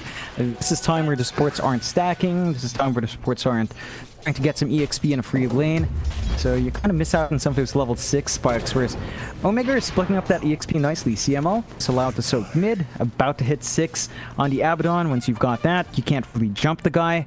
Sam H is starting to relieve that pressure on the mid lane, and Tino's really free farming with Mom up. So CTM shows back in lane. He's got the Falcon Blade ups we tend to see in the Viper. I worry about how much space they've given Tino, though. Like, this is not the Void that we were seeing shut down in the first 5 minutes. This is a free farm Void matching your Wraith King after a terrible start. And if they don't do something to stop this, he could just free farm his way to the team's win. Tornado gonna be there with the EMP out. Nice impel and the Viper Strike. It should be enough for Tino. He's gonna time walk and TP away. That's gonna be a real point of concern. I mean, they don't have enough damage with 3 heroes there. That's a Viper that's meant to be very strong right now. And Tino, he just time walks and TPs. That's definitely very bad news for Neon. It's the one thing with the Knicks, like, if they're not hitting you, you can't really stop TPs with a Spike Carapace. And there's so much space for Omega. They see the 3-man rotation, they push mid with the Phantasm out from Sam H. Towers down to half HP, and that will force a response back. They do lose their bot tier 1, but now the response is towards mid, so that frees up the top lane for the shove in from Mac. Fire's top tower is under attack. That he will do. Januel, he's going to be the only one around right now in the AA to try and set up a defense, but the T1's already gone. At the very least, they already got the bottom T1 tower for Neon, so not all is really lost. Has fallen. I could have predicted this. But that 2k net worth lead on Smart Omega is going to be a little bit daunting for Neon Esports, because again, with this draft, you can't really argue that they won't be able to scale better than what Neon will be able to with their own draft. I think, again, it's awkward for Omega because they've got 4 melee heroes with a Faceless Void. That in itself is super awkward, but it doesn't matter if the Void's allowed to become the win condition by himself. He's not going to need follow-up in the Chrono. He's not going to worry about direct Chrono counters as well. And Tino is still set to hit that. I mean, in fact, he's going to look for a Chrono. Yeah, they get one. The Nyx Assassin with the finger out. Shanks will get it Is under done. attack. I don't really mind that at all either. Right, like usually you'd maybe want the Chrono on a core kill, but Tino, he just shows up in the lane. He just commits it quickly, gets himself a kill, and that'll be enough for him. He doesn't need to find the core kill that maybe he would have preferred. Just save his time, get back, and accept the kill you get. Yeah, it's not a worry at all. Like, it's a 12-minute chrono. You mostly see that in supports anyway. If not, you're just sitting on the spell. So you get it off cooldown, get a kill, you build up, you go back to farming, you buy more space out. For Obion, they do smoke up now. They've got Vendetta up on play hard. They could look for a bit of a play if they catch out Tino. That could be big. I mean, they've missed out on him. Tino's going to be fine. Once he shows them the wave, they could try to make their way up north, and in fact, it looks like they are now. CTM and play hard. Courier, Shanks, they should know he's around to Bird, and they might have to just commit here. Onto Shanks, who will tank the gank for his carry. That was really nice positioning from Shanks to break the smoke like that. He knew something was up. Little Latino to get out. And while that's happening, Yopaj now mid lane. Being chased down a little bit there by Mac and being threatened with his life, but will ultimately be all right. Yeah, he's just holding fine. You do have to really protect the mid. Podge is just doing good work of holding them back. He's not really getting value from Spirit Pixel though. No charges up. They haven't been able to hunt with its nice spike on the Invoker. So they're playing a bit more passive. They are buying Natsumi out space to farm. On Raid King, he's been free farming the bot lane. He has his armlet up, rushing Radiance. You still have some good timings coming out on your pause. One here for Neon. They just need to ensure that once the Radiance is up, they have to win some fights. Like, you still can't draw this game out too late against a Faceless Void. It's the matter of Chronos, an awesome late game spell. It's just one of the best. Shanks. Shanks, caught out here on the line. Impale, what's gonna land there, and CTM, excuse me, should have enough damage to get it done, and does.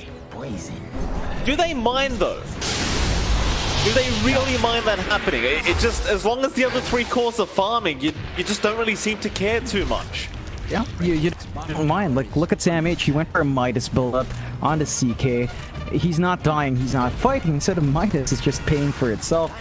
As long as he uses it off cooldown, they're still getting good pressure mid, because Mac just stands in front and still manages to force it out despite not having mana. And now you have Natsumi having to show mid to prevent that. So this is time where Natsumi is better off in the jungle or in the bot lane. It's not as efficient for him. All, of course, of Omega are very comfy with the space coming through. And they're just going to hit these spikes real quick. Like Bristack, Mac in this case, is rushing a BKB. He just wants to stand in front, not care about the invoke spells, not care about the net toxin. And that will make all the difference. Once that BKB is up, he's just going to run you down on this Bristleback.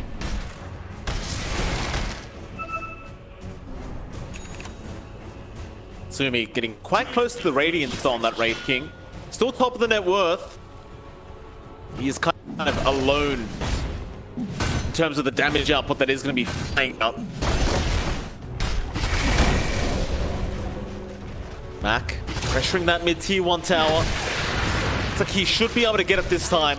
He does have a haste rune just in case Neon want to try and defend, but it looks like they aren't even going to bother. They'll let it go down. Open up the map now for Omega. Back Genuel. Almost got spotted there by Mac, but has managed to back off in time. And but now this is the point where I wonder where Natsumi is going to be able to farm. He's going to start running at very quickly unless they reinvade this jungle. CTM is going to be able to do so. He's trying to free up the space here, getting some good wards down as well to keep the vision game up. The side of Omega, well, they're not really looking to be aggressive. Like, sure, they show Sandwich in lane, uses his Midas. You pop the Phantasm though, but they've got Chrono ready. You want your line around to use your Posh. On bot lane, he has been caught out. Mac, he's going to show up, but he has Ghost Form. He's going to try and run now. Instead, they'll try and put Genuel, but a nice Tornado won't be enough. Shanks gets the finger. However, top lane CTM, he did kill off Sam H. Everyone kind of focused their attention down to the bot lane. They forgot about Sam H up top, and CTM gets a much more valuable kind of trade. Definitely better there for Neon. They do manage to kill off a core for their support, so it doesn't feel too bad. And they managed to bail out Yopaj as well. If it was Yopaj who died instead, I think Omega would feel a lot better, but they did really manage to catch him out in time, so gonna be counting your lucky stars there for OB Neon as the game continues to kind of drag on. 4-5, 9 kills on the board at 17.5 minutes. Not the fastest game, but South are just trying to build up that farm advantage, and for now Omega has it slightly 1k their way, but Natsumi is still the most farmed core. Radiant's up and running now on the Wraith King flying in. You've got that major spike in his hero.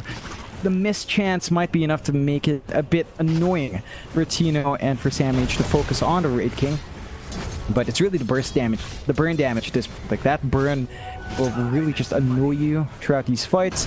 Got magic amplification as well from the Ice Vortex. So if Johnny Well gets his positioning right, gets some good Ice Vortexes on nearby targets to Natsumi, the Radiance Burn is just going to help him find those kills. So Neon's got pretty good timer to play with now, and they are sort of lining up top, but they don't really have Natsumi around, so you've got to be a bit careful with that clump up. No. That's right behind him. They've got him. Ice Blast is there. Is it going to be enough? He'll time walk, but he can't heal up the damage. Sunstrike out. Chrono, he'll try and turn around, but he is going to die with the Ice Blast damage. Bill Mac and Sam H going to go into CTM, and they might be able to get somewhat of a trade. They do, but it's definitely not as worth as it was for Neon. They got the Void, they got the Chrono, they got so much out of that kill. Very worthwhile for OB Neon. I'm sure CTM doesn't mind trading for that, although Mac... Yeah, Mac getting a bit aggressive there in the mid lane. Coldfeet gonna lock him up, and now they can just attack the front. Tornado gonna be off the mark as Mac will run towards the west, but he is still in big trouble as Natsumi's just not done, but the miscoil and a Photic Shield, it will save the day, but now the Ice Blast and Sunstrike not gonna land onto Mac. He'll make a run, he might still tick out to the damage, but no. The Photic Shield is there. Mac will survive. CML, he may go down. But Sam H, he's gonna jump in. Tino's there as well. Shanks, a gun spike out, landing on 2. Now the Rift is there. Play hard is there, but Sam H also drops, and now Yopaj, he's gonna go down on the Invoker. Natsumi is in trouble, but he still has that reincarnation. Instead, they'll aim down Genuel. Another great Earth Spike in from Shanks, but CTM, he's gonna show up from the Viper. They'll turn around on that Lion. They'll get another kill. And Neon, they did come out on the positive side. The reincarnation life on Natsumi doesn't really count. You've got to be careful though. I mean, Tino survived through it. You saw how much they struggled already with this draft, and you can imagine later on, once the real peaks of these cores on Omega are there, it's going to be very hard to fight into. Really will be. I think that entire fight broke out because Mac was forcing his issue up front. He's got to be careful. He's that tanky. If they can turn around, get the chain stun and control off, have to wait a bit more for a reconnect on Sam H. He needs his BKB up on this bristle to really be safe. Overestimating his own durability, giving opportunities to OB Neon, still not what you want to do here for smart Omega. Like, you still need more farm on Sam H. With his Midas up, like, he has the blink up and running now on this CK. And that's enough to maybe start some initiation on your side, but you don't want to give openings to OB Neon. They still have a really early spike they can play into. Natsumi's building into his level 18 now. Once you hit 18, his cooldown and reincarnate is going to be that much lower. He's going to have more time to run around and get some fights going.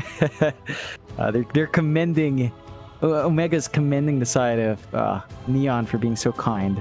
Well, that's for waiting. No problem. It's alright. We understand 100 ping coming through.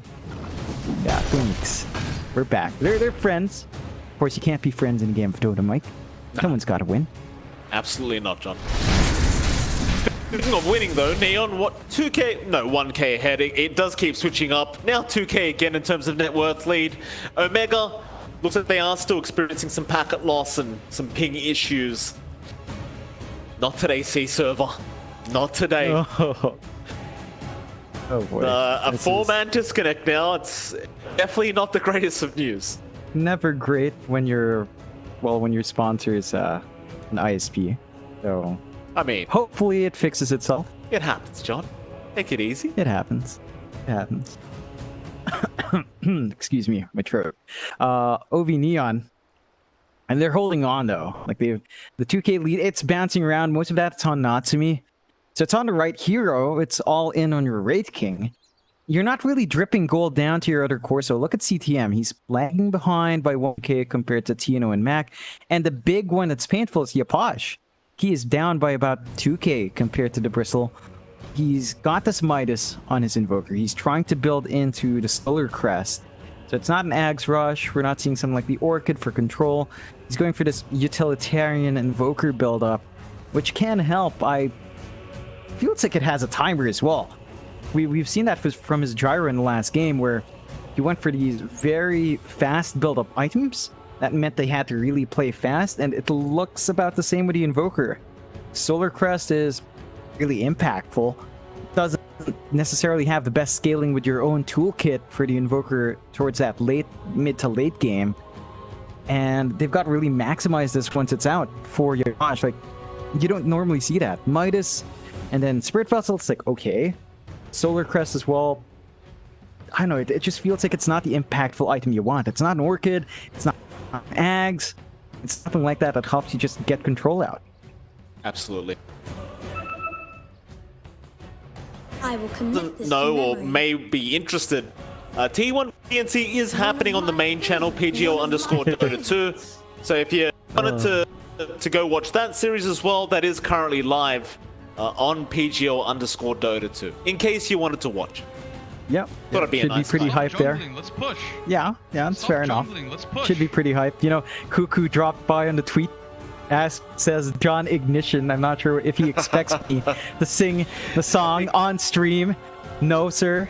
I think Unfortunately. I think he may have seen you singing on stream yesterday, John. He thought maybe you take song requests now. So we had a My Way song request earlier on from Frank Sinatra. So there you go. You're getting a few requests, sir. We might have to start a stream. Get you busking. Get you busking for some money. Yeah, it's the karaoke. You know, karaoke is the national pastime here in the Philippines. Oh, I'm very well Everyone aware. loves singing. Oh yeah, you've heard it from your neighbors. I've had many a sleepless night from my Filipino neighbors. Though I'll give them that. I don't understand a word they're saying, but it they're sounds asking. good. Happening, John. I have to translate. I don't know if they're being serious, but they did ask for how much pause time left, but they typed it in Filipino, so I'm not asking for the on pause. I'm just asking for them because I don't know if they're joking, but they seem to want to know at the very least. No, I mean, Neon's got a lot on the line, John. I don't blame them. Yeah. You've got to take every advantage you get, personally. By the rules, it's by the rules. Who the hell cares? Yeah, doesn't look like we've got someone watching, so that's fine. You can see Smell saying someone's very proud, you know, full of themselves, yabang, because some Johnny Well was trying to talk, no one replied. Like someone's full of themselves. Easy, Johnny Well says easy carry, not to me, of course. And still some issues with the internet. Unfortunate.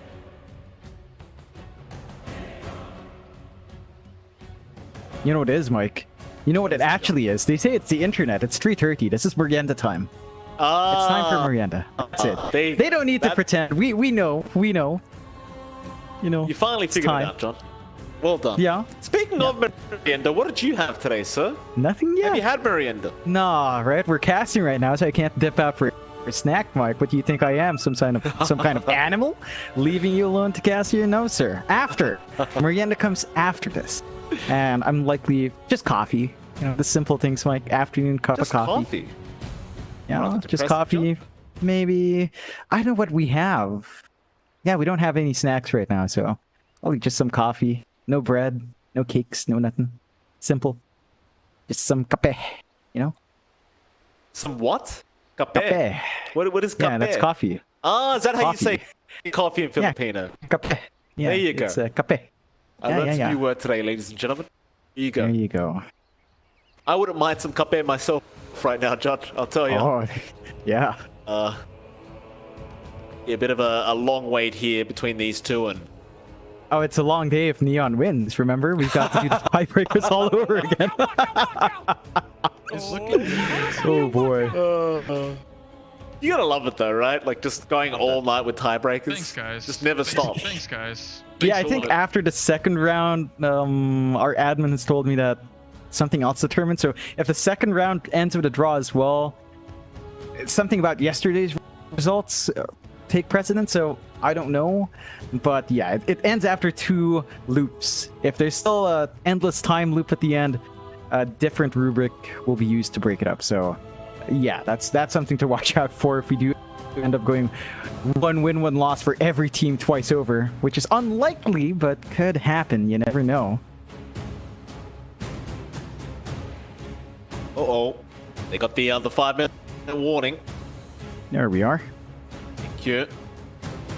Man of business, Ben Q. Will just get in there and let you know what's going on. No playing around from the map. I mean, you gotta love Played. that he reps that gun icon as well in his name, right? He never changed it. He's always got the gun, so when he all chats, it's all business. You can't say no to the guy. He's got the gun. It's classic as well. I mean, I'm not sure what the age group is for the people that are watching right now, but when I was young, everybody had that in their name tag. That the gun symbol thing, the AK. So standard, especially if you're at a LAN cafe, you know, playing CS:GO or something. Every single time, without a doubt, I could guarantee half the lobby would have that in their name. Sure, it was the same for SCA as well. Yeah, for SEA, it's the X, you know, small x, big X, small x, Oh, underscore, we had that too. lowercase, uppercase, lowercase. that was the hot stuff. That was a big thing in Maple Story. I noticed. When I was very young, I got to play Maple Story when it first came out, and that was a massive thing. You had to put the lowercase and uppercase X's in the name. You know, you weren't cool if you didn't. I didn't have them, John. I wasn't cool enough. Look at you, lame, Mike. Very lame. Yeah. And speaking of Maple Story, brings back memories of Ragnarok Online. Oh, That was the hot stuff. That was the good. That's where everyone hangs out in Frontera, lag the screen, just AFK shop Yeah. there. Classic. Best. We even had songs about Ragnarok, I swear. Oh, you showed me that song. What was it? Yeah. Chixilog, yeah. Chixilog, that's the one. Yeah, the guy, it's about someone bait and switching, catfishing someone. Yeah. It's a catfish song. About Ragnarok Online. It was that ingrained in the culture. Everyone played it except me because, you know, it's back in the days where you had the scratch cards to top up your dial-up internet. Yeah. My parents didn't want to pay for the dial-up, and you'd have to pay to play Ragnarok. It's a time subscription. I wasn't that rich. Didn't have internet, so, you know. Was not a Frontera kid, sadly, you know? Not a Frontera kid. Sad. I was more of a Morocco kid anyway. Oh. Preferred that now much more. Of course. What I would prefer, though, overall, John, is if we got the game underway again, but it does seem like Omega, they are still suffering a bit of loss, and I'm not sure if you can translate that, John. No, I shouldn't translate that. Okay, don't translate it. Dogski mus na daw ang nabuntis siya sa spakulan. What the? Well, you're reading it out now, John. But if I translate it, I'm complicit in saying this message out in English. I can't. I'm sure chat translated for good people here. It's scandalous what Mac is saying. While we've been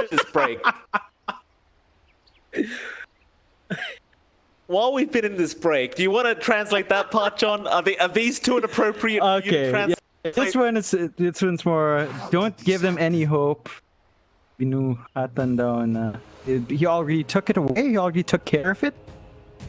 Give them hope. Binuhatan ni Japoy. Carried away by Japoy.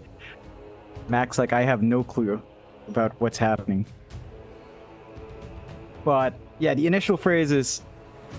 I don't think something I can mention for the sake of all of her players here that could get people in trouble, even as a joke.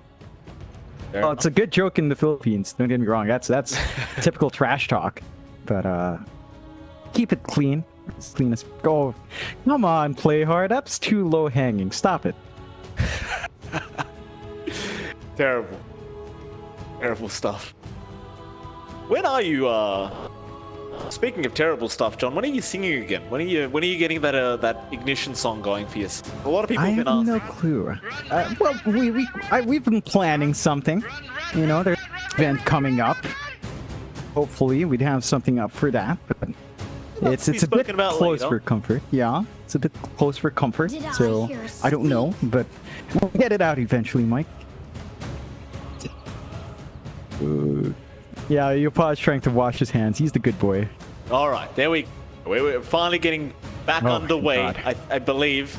Omega's give the sorry. What can you do? I guess it's just internet issues. You can't really help it. But we are underway again, John. Where were we? Who was even in the lead? It seems like Neon was in the lead. Slightly. Right. They're playing with a spike on her Radiance would not seem quite nice. Omega have forced into a couple of awkward spots. They need to wait for some farm out Tino trying to build into the BKB, and it looks like it's not quite done. So he needs the gold to come in.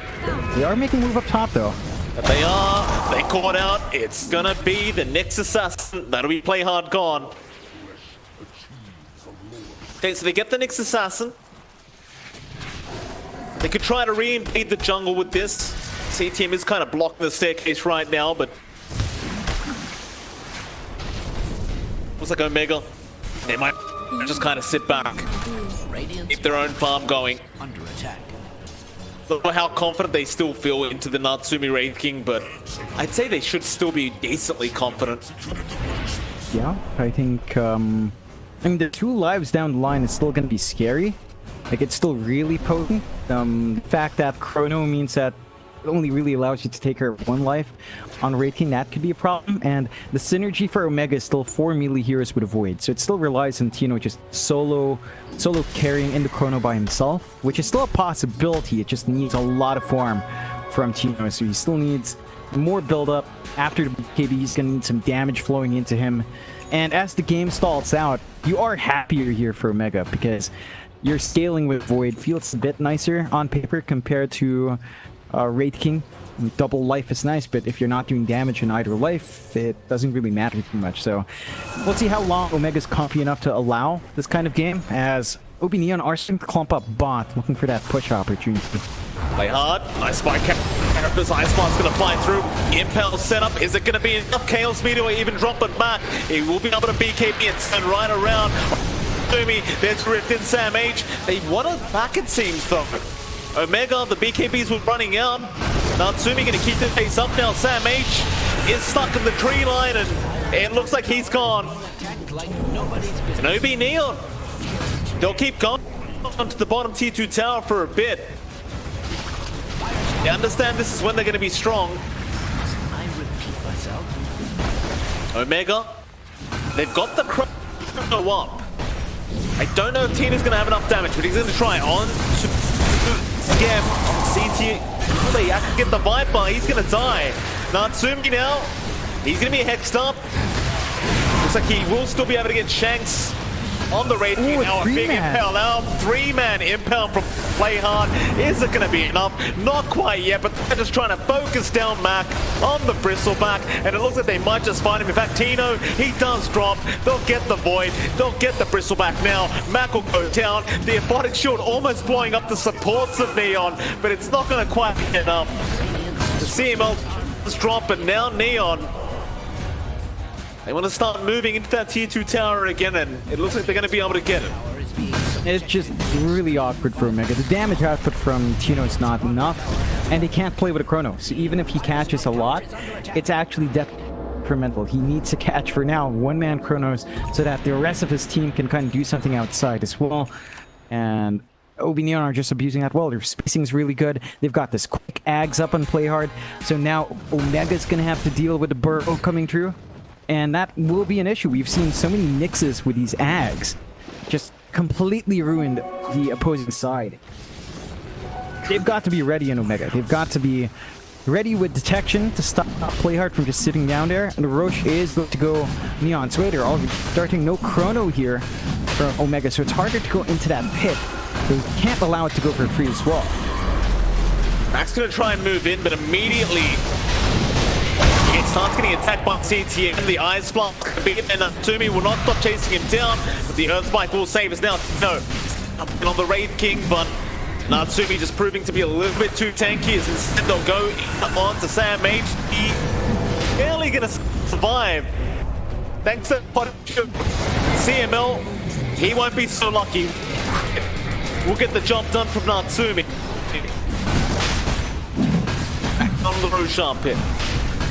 They can't stop. They know they can't. They've stalled it out, but first Aegis will go the way of Neon. Potentially 3 lives up on Natsumi, and he does pick it up. He's got the AC up and running on the Wraith King. He does a ton of damage. He's very bulky up front. All this armor stacking means that Mac, with a Quilt Spray, isn't actually doing much damage to the Wraith King. There's a lot of physical mitigation on the hero.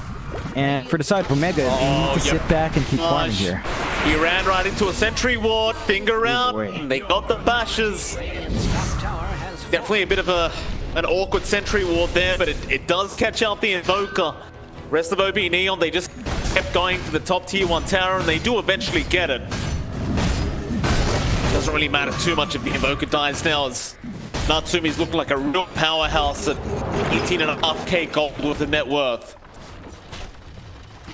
And basically all about Natsumi. This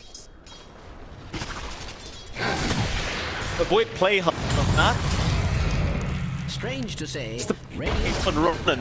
is under attack. Sam H is around with the invis room, but he's gonna need to try and find a way back home. Radiant's middle tower is yeah, under he attack. doesn't really have bursts for any of the cores. He can only really go for the sports. The ideal would be Johnny Wall, but he's having that opportunity. No vision to help him at this point. Does give OB clearing, go mid. They are swinging back with a pro.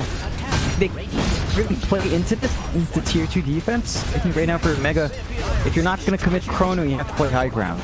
You just can't afford to be up front right now, and that's another free objective here. In a blow to the dire, their Well, bottom tower has fallen. well, Sam H ends up getting you. Sticking around in that dire jungle ends up paying off as they got the Invoker again. But they are still losing objectives across the map, so I can't say the Invoker's life really matters much anymore. I think the attention is to be much more focused on Natsumi, surely. Maybe even CTM. Yeah, but Hasn't been the case yet.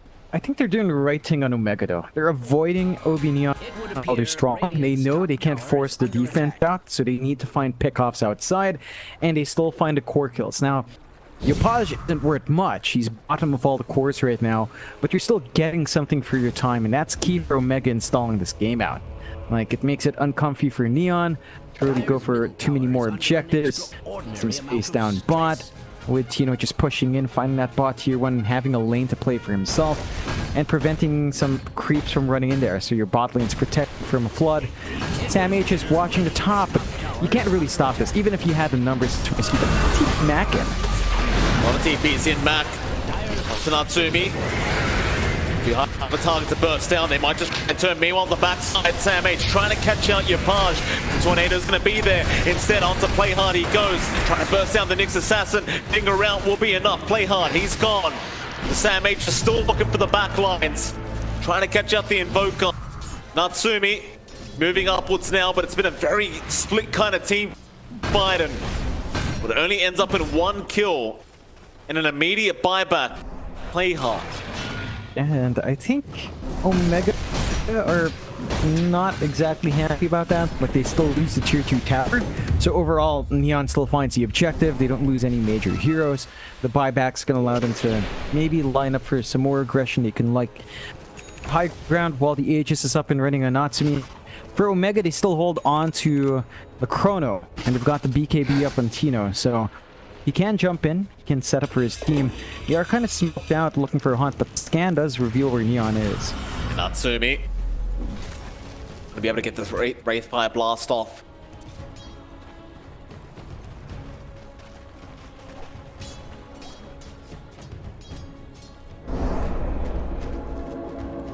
take over the Radiant side outpost. Neon, I suppose for them, as long as they control the map and they deny the farm away from Omega, they're more than happy. Omega, they've kind of been stuck around this bot side, and Shank's just there to try and make sure that Tino doesn't get caught out, but now Yopaj is around and the TPs are coming in. Tino, Tornado not gonna land, EMP not gonna land either. Ice Blast, Sunstrike will give the vision, and now they get the Impale up. Where is your Lion? He's gone. Shanks, he left. Oh boy. Shanks left. He must have assumed Tino was fine. He didn't pop his BKB preemptively. He was just standing there. The Sunstrike gave the vision, and that's where it fell apart. I think you just needed to bail there. There's no other play to make for the side of Omega. So a nice kill coming after OB Neon.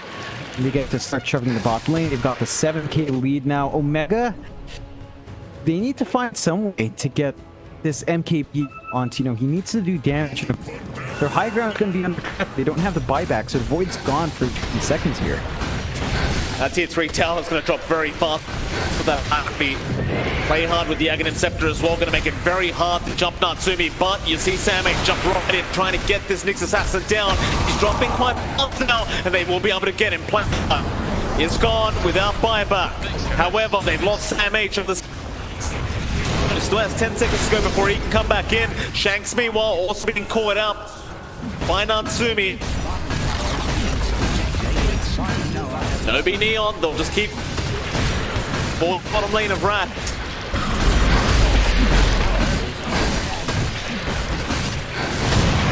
They're going to be able to get it. No problems as Natsumi just never feels the need to leave this bottom lane. Yeah. He has nothing to be scared of. He's got Reincarnate, he's got this level 25 talent, he's got the -2 second Mortal Strike, way more uptime on his crit, on his steroid. And Tino, even with a chrono, he can't look for the opportunity. So 1 racks down, 11k up here, OB Neon, 14 to 19, 13 minutes in. They're feeling really good about themselves. They can take over the map, prevent the farm from coming true for Omega. And for Omega, it ties into this draft. You can't do much with Tino. Can't actually set up for his team because they've got 4 melee heroes. Like, there's no follow-up for the chronos. He can't even just throw it out and hope to find a pick-off, because chances are he just doesn't have to do it himself yet. So they still need time to farm up for Omega. They're going to get the MKB up relatively soon, and that should be a nice spike here for Tino. It still doesn't feel like it's enough. He's still going to need more up and running. You do have the Ags up on Mac. He can really keep the spam up to keep his Warpath up at max stacks, and that's always going to be really nice for Bristle to run around. It also enables him to help out in the chrono. You stand outside, you get some boost out. You can get the minus armor up to help Tino out, but you don't have that much time to use it there. And OB Neon, well, they're still running around the map, taking over the triangle. We're seeing the Weaver coming through here for Natsumi soon. He's going to have his overwhelming blink done. So more strength in hand, to slow the damage from blinking in is always nice as well. And Omega, it's just looking clumsy. Normally when there's a Void, I'd say the high ground looks great, but there's just no synergy to make that chrono work.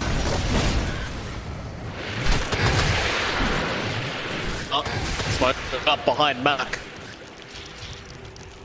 Can't be up OB Neon. The class the mid lane. Natsumi, he's gonna break the smoke and jump right in with the overwhelming blink. Won't be enough to stop CML yet.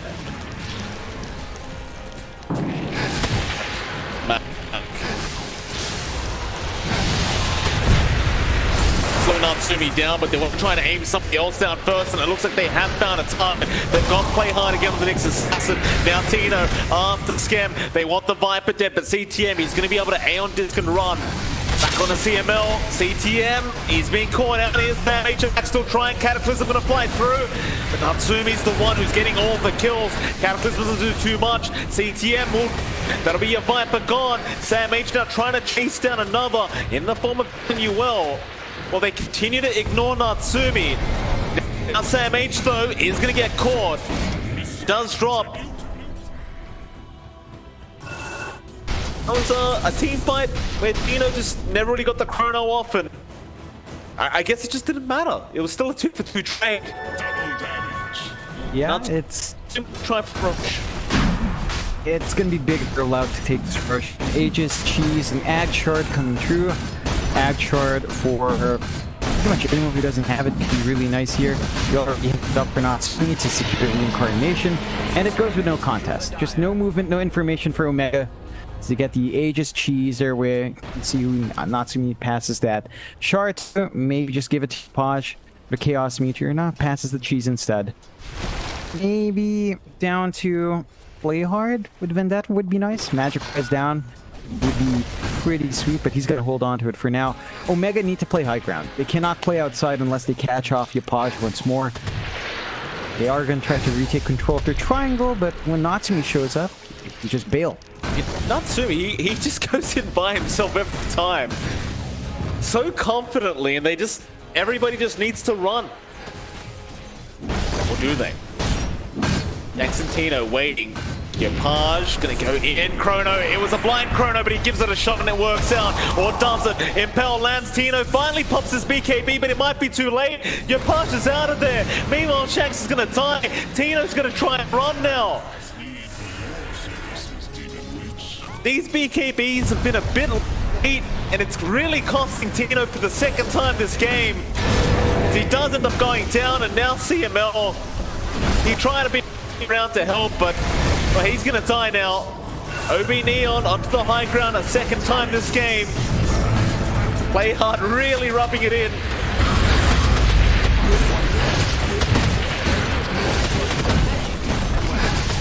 Even with all this nasal goo flying out, it probably isn't going to be enough. Natsumi, he's not even moving right now. Just walking on the spot, but there you go. It wears off, he'll go back in. On out. Oh, that's a lot of damage on Mac. Cataclysm through as well, but the 4-star's going to save the day. It won't matter though. They still get the... There is a buyback, but it seems like Omega, they might be running out of gas here.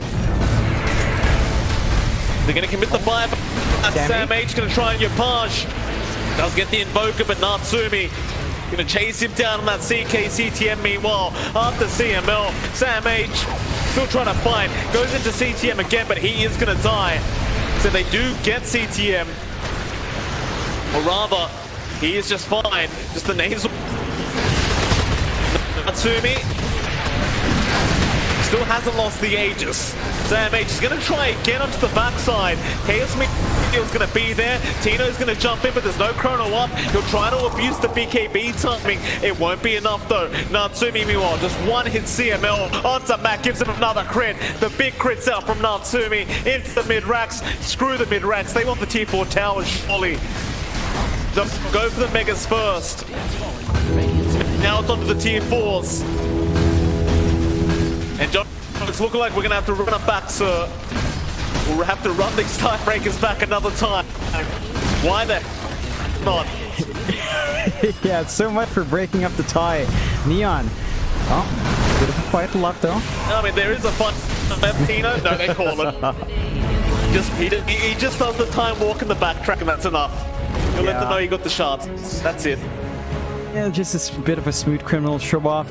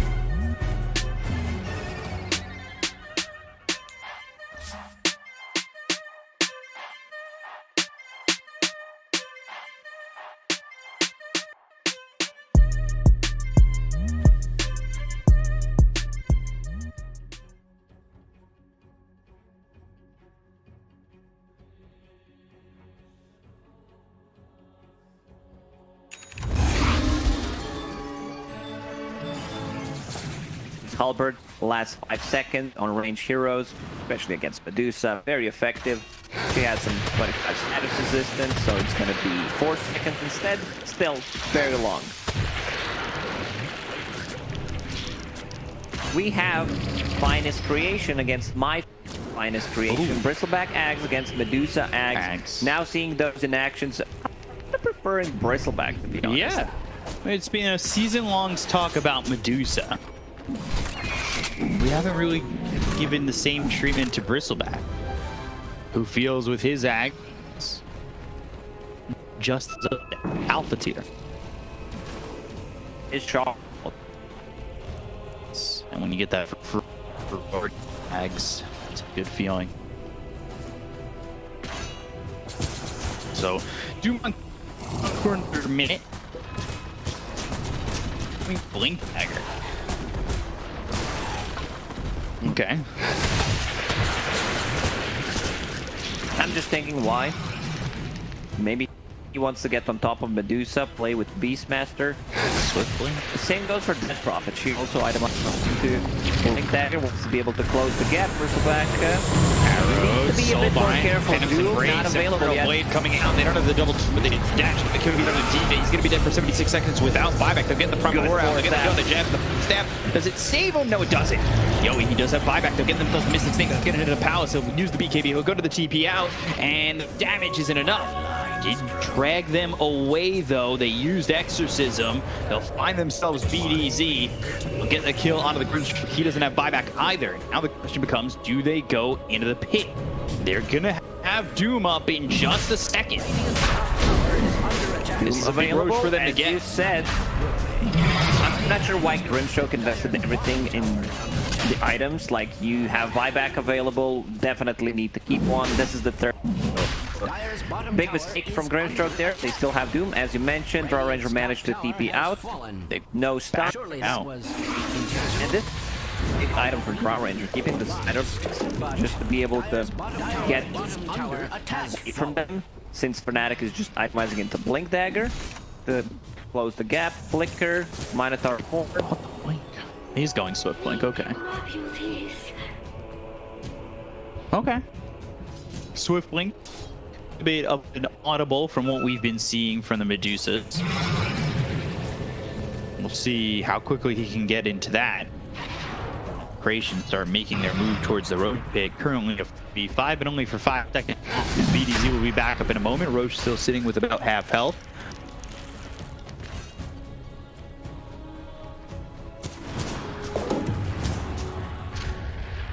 See who wants it. Penta-Edge Sword dropped. The best item. Yeah, they don't have the hero who can use it. No melee carries. Got Flick 2 for Robin. And comes out and fire. So they have a bit of an inkling of a feeling where the Raven are. They get leveler, which will be nice if Raven wants to hold on. Only holding, which basically gives the status resistance, the attack damage. Does he swap? Holding Titan Sliver, I think it's a bit better than Leveler at the moment. Leveler is more for sieging. You just need to kill the rogue faster, just to get the maximum out of the items. Yoey inside the pit, trying to go for Roche, killing Hawk as well in the process. They've got sentries all around the pit. They're ready for this. Moonlight Shadow's not really keeping them under a shroud, really. And they're spotted right now. They can be seen. Sorry, I just noticed that for both Dire's teams. bottom tower is under attack. Draw Ranger deciding, do I take a Flicker? Do I keep the spider legs? Craft. I think this is one of the worst tier 4 items compared to like what others give you. If you, let's say, it's a spell, it's a mana region, damage is pretty mediocre. Compared to Flicker, which gives you more move speed, gives you the spell on every 4 seconds.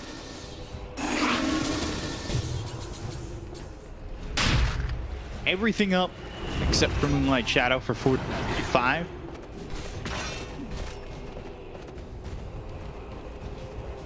They've almost got the Eagle Song, but he's still far away from that Swift Blink. He's almost level 25, which is big. If they can slow down the Roche. Fresher for Doom. Slow him down. Use Like Scotty on slow him, down the attempt at Crest. Roche. Okay. From Execration. Sorry.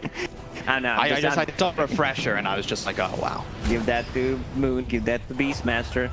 That you know, if you can get Double that level damage, 25 keeping split this shot for modifier. Who can dispel it?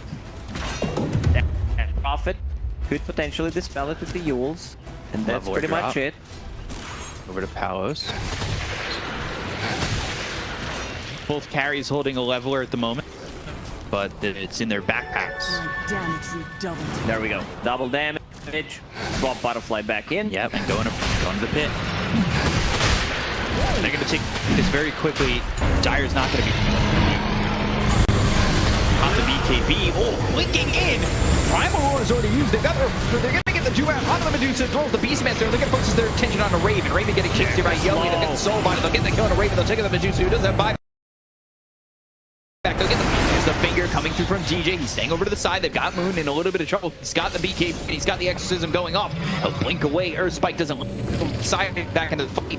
Already lost Roche. Roche already gone. A bit of a misplay there from Execration. Palos, he was trying to figure out what one pick. Definitely would want to pick up Aegis there, but was not able to do so. Bristleback gets it. He was running out of slots, but only one slot available. I guess he was just afraid that someone blinks in, he gets stunned, someone takes it. So Bristleback right now holding it.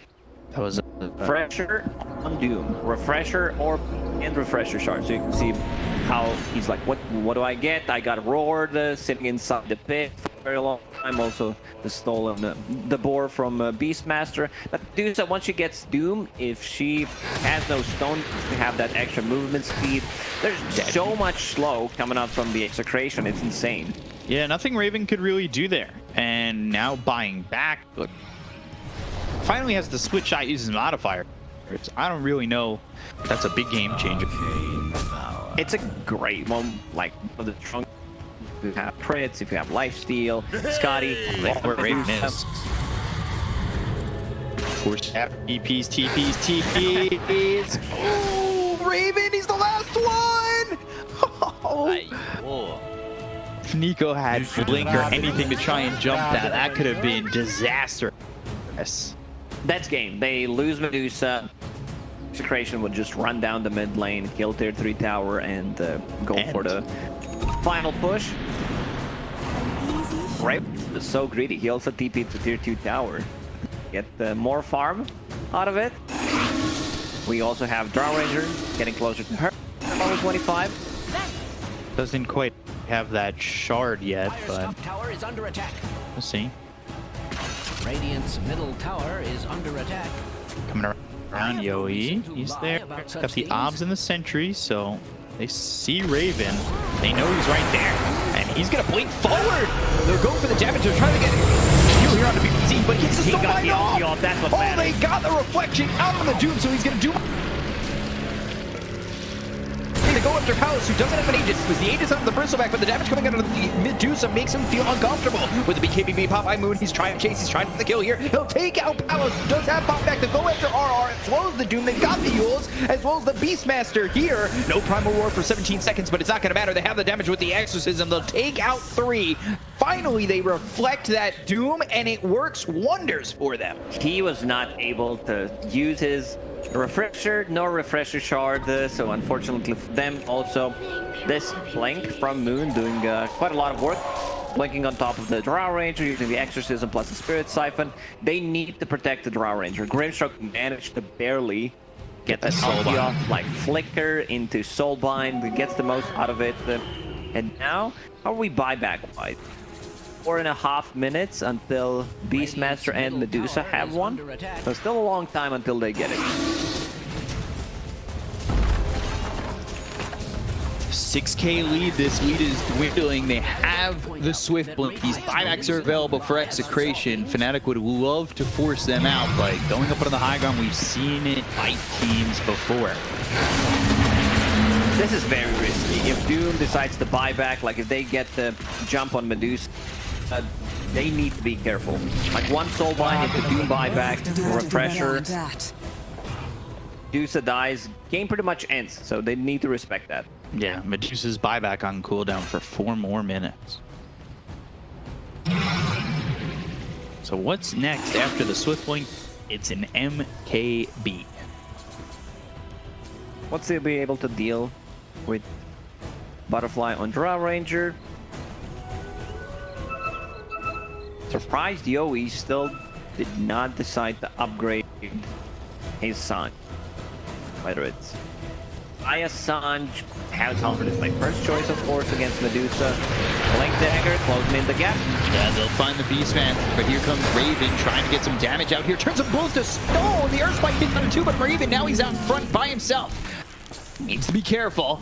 Turning RR to stone once again. He's under the guys in the Moonlight Shadow. Buyback from BDZ. They got heads out on the Duke, and they're trying to focus their attention on Nico. The Primal Roar comes out. Beastmaster, he's getting low. They've got the Soulbind on the Moon as well. Palos, he's forced to TP away, and now Yowie, Nico, they've got the double doom. That comes into the Beastmaster. They get another one, and now Moon, he's forced to run. Raven, hoof stomped, doomed up. Now they need him to run. They drained all the mana out of this bristle.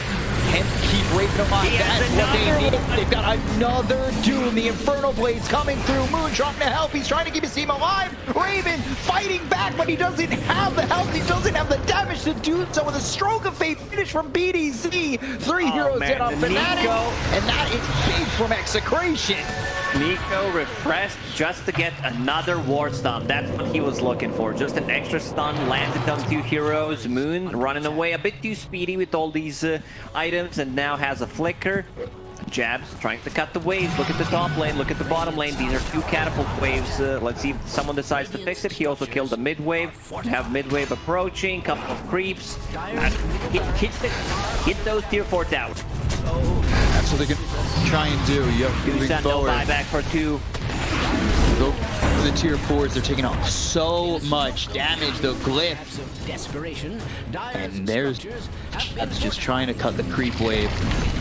They have no creeps in the base. Backdoor. I still think they have enough damage, and there we go. Backdoor kicking in.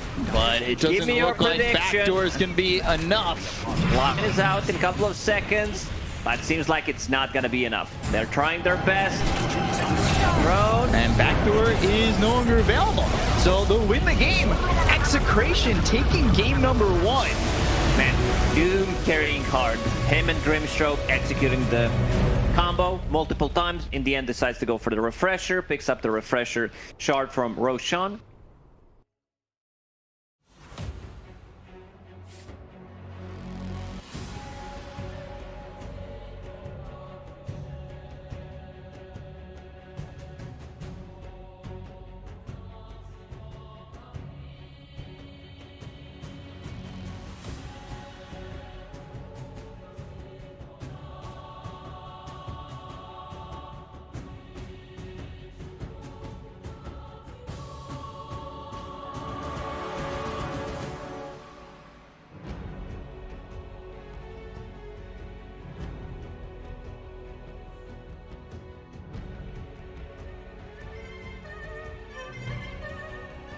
Mark beats.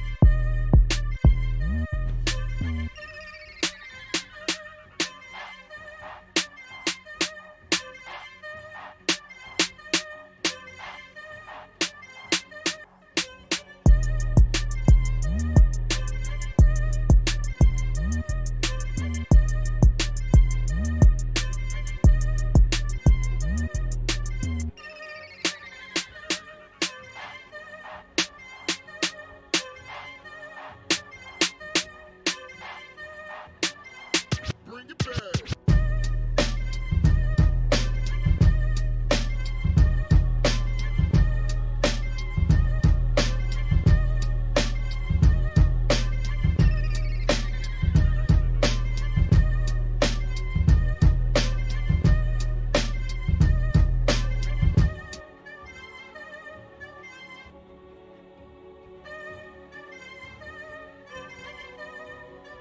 Mark beats. Bring it back.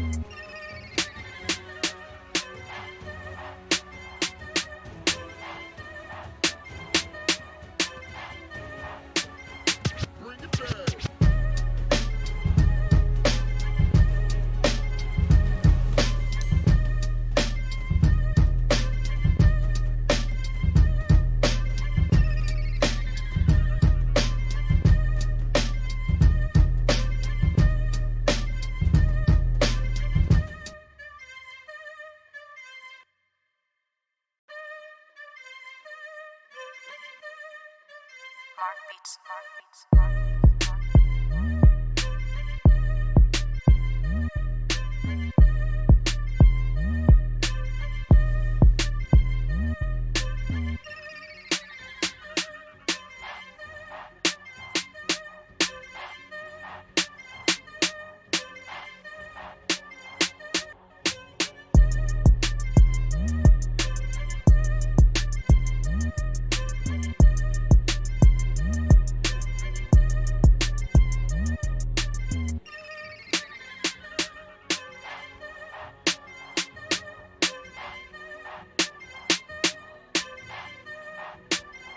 Bring it back.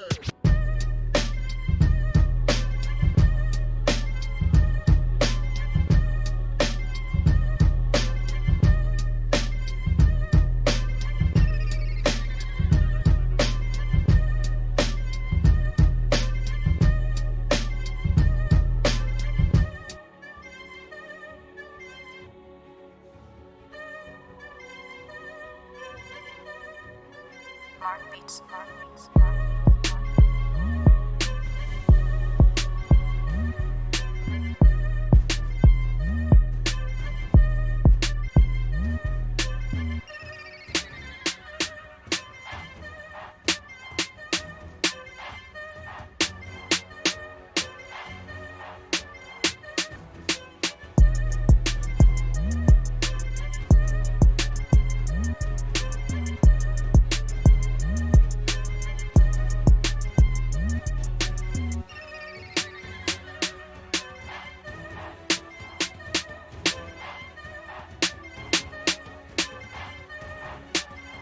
Bring it back.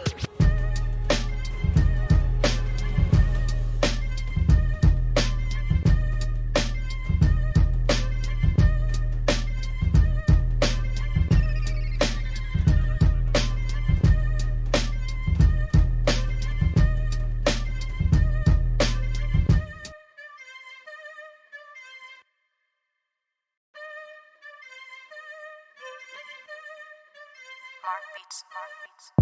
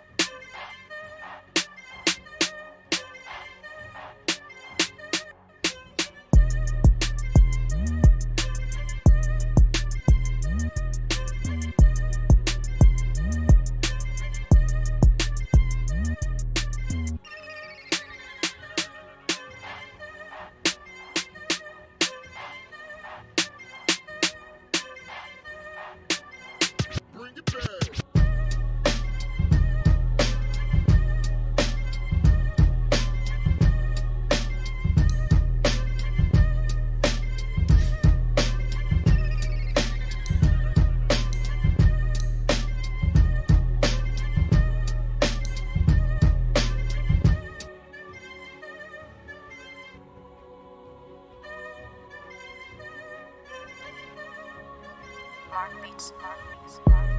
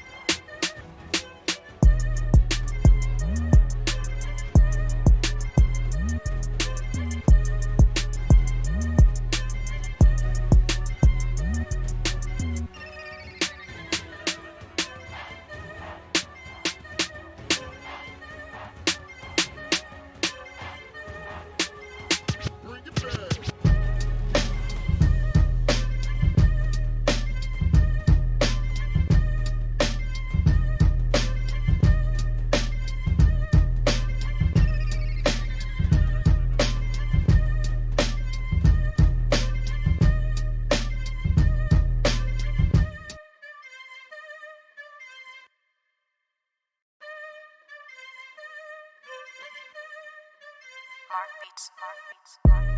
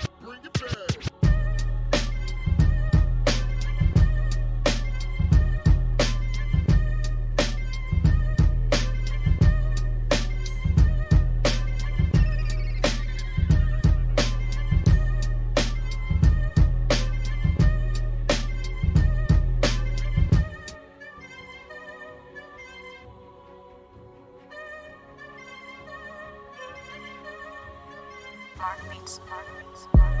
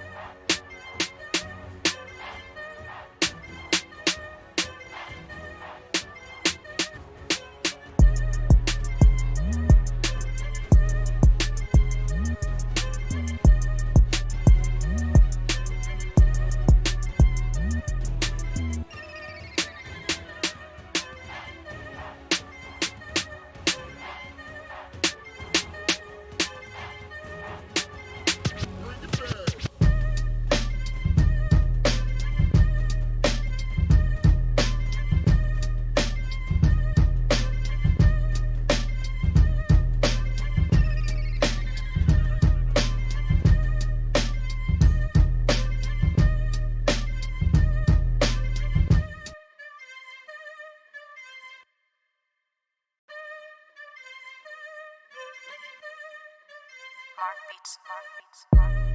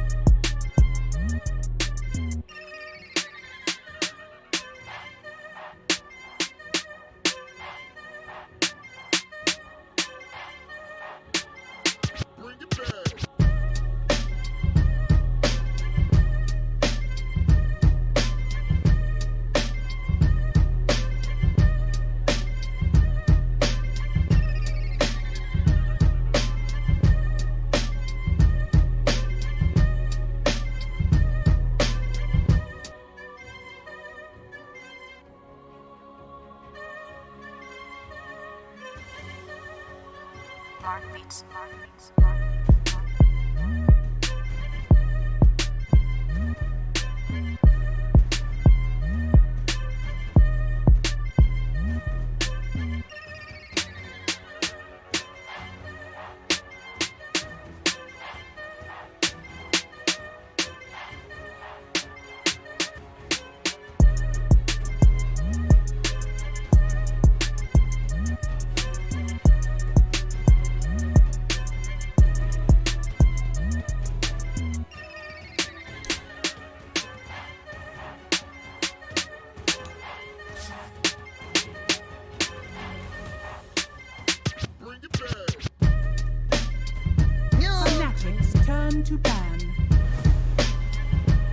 Secret, IG, AS Monaco Gambit, and then we need to figure out one more Chinese team, and we need to figure out this team. And T1 got absolutely demolished in that. Right? They did, yes. But that was also with them freshly taking 23 Savage on. 10 seconds remaining.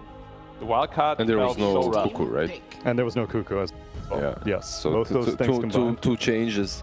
But yeah, I mean, Secret and Wildcards. Secret Nigma, what, 2 Chinese teams that are in the top 4, the big 4. IG, I mean, good luck making out of there. What, 2 spots?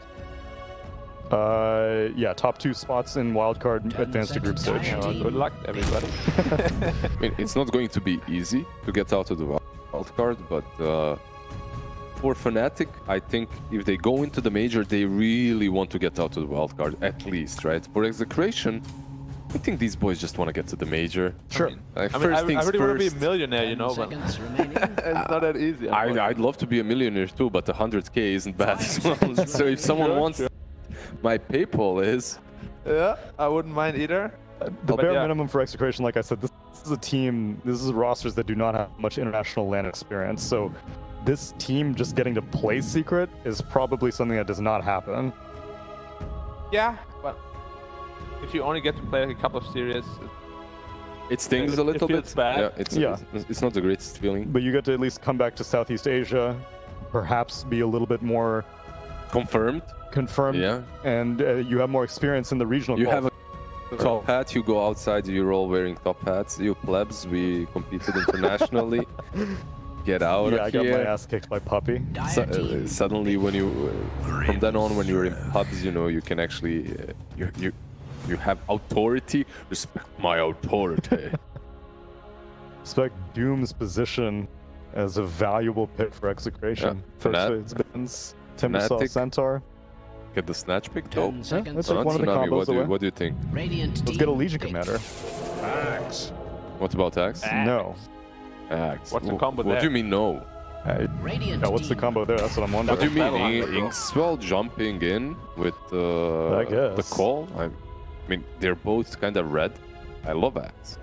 I mean, the lane itself was pretty... The lane is damn good. But if you play into and it doesn't have to be Grimstroke plus Axe. Grimstroke can still be on the safe when you put the Axe with something else. A lot of Axe plays into a range areas. You're sad no matter what, but you can always creep skip, right? That's what Axe does. Picking it so early, potentially a bit risky. Yeah, it's a lot of good... Yeah, this is their strat. Fnatic first phase the Beastmaster in the previous game. It seems like they're interested in... I wouldn't even say prioritizing Trion's hero. They just kind of want to like get Trion's hero out of the way. Yeah, but look, Execration is doing the same thing. They're picking offlane plus support as well. And in the first game, they did the same thing. So I don't think necessarily... But Execration had a combo. It was Grimstroke Doom. And so there was more logic behind their first phase. Whereas Fnatic are just like, let's just get a support and get Trion's hero. Yeah, there's more synergy. The Doom then, no? Yeah.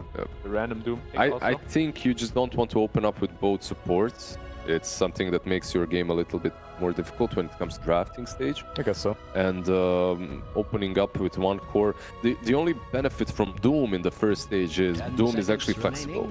So mid you can, or offlane. yeah, you can put that mid, you can put that offlane. So because of that, opening with the Doom is maybe a little bit stronger of an opener than opening with an Axe. Just wait until the Axe get more... I think there's a potential for a middle. I think Axe has been explored as much as possible. There's only a leaf remaining. Oh, that's not racial.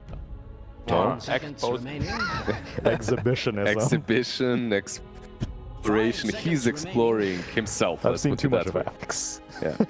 Yeah, but he's in his college days. Don't let the beard fool you. Oh, this is what, Animal House Axe? You know, yeah. Arc Warden banned out again. Execration might be gearing up for that ranged hero, possibly Drow Ranger yet again. Five-headed. Maybe they just don't like playing against it. No, Fnatic, like Raven is a good Arc Warden player. They were one of the only that did actually pick well with it. Raven did feel kind of unfamiliar on the hero though, whenever we saw him play it. I feel most Arc Warden players feel unfamiliar on the hero, yeah. I feel like it's just what the hero makes to do. It's like, oh, my clone died in 2 seconds. I can't go now. No, you just put it out of position because it's a hero that's harder to play than most. No matter what, like imagine being good life stealer player and then imagine being a good Arc Warden player. It's like those are two different skill sets. Completely. Well, they have some synergy with the Grimstroke now. Yeah. Although I have to admit that Arc Warden also makes your game easier in some ways, because your farming patterns are much easier to do, right? Same like Meepo. If you're playing Meepo, if you're playing Arc Warden, you don't necessarily have to understand farming patterns as much as when you're, let's say, playing AM, or maybe AM is a bad. Jug. Yeah, Jug. With Jug, you actually have to plan your routes, where you're going, what you're doing. Yeah, you got to end up at this camp at 55 seconds. Yeah, exactly. And Arc, oh, I have travels of cooldown. Let's see what lane is not pushed in. Okay, let's go. Can't make it to this camp. I'll just stack it with Spark Wraith real quick. Yep. Lion Grimstroke, there you go, the combination. I like it. No. That combo is actually deadly. I'll just... So done, I actually lost to a mid Lion. Good. I wasn't playing mid. Dire team. Because then you wouldn't have lost. Of course I wouldn't. The guy came into like minute 18 with... maybe even with a knee blade finger, and I guess everyone died. It is actually legit, especially with Grimstroke. You're probably not gonna see that, but Warlock is also surprisingly... I'm trying to think about any other region. I don't think I've seen Warlock Grimstroke a single time this season. It may have been picked, but I haven't seen it. It was so popular. It was the rage at one point. Warlock Grimstroke? Yeah, because double fatal bonds on everyone. So strong. Yeah. Kind of gimmicky though. It is, but it's also extremely strong if you can do it. If single fatal bonds will already win you, you don't need. If single is good, why not get double the good? Because like the supports don't synergize super well. I'd rather have a Lion Warlock than a Grimstroke Warlock, because you can set up better. You have a support that can do something that doesn't rely on other people to go in first. Yep, basically. True. Yep, for sure. That's why you usually see Warlock plus Tusk or Clock or something similar. This time I'm around. not even the biggest fan of Snapfire. Snapfire is similar as well. Yeah. Like Snap Warlock is... One is sitting behind with Mortimer's Kiss, the other is Fatal Bonding, and using his ulti, but whatever.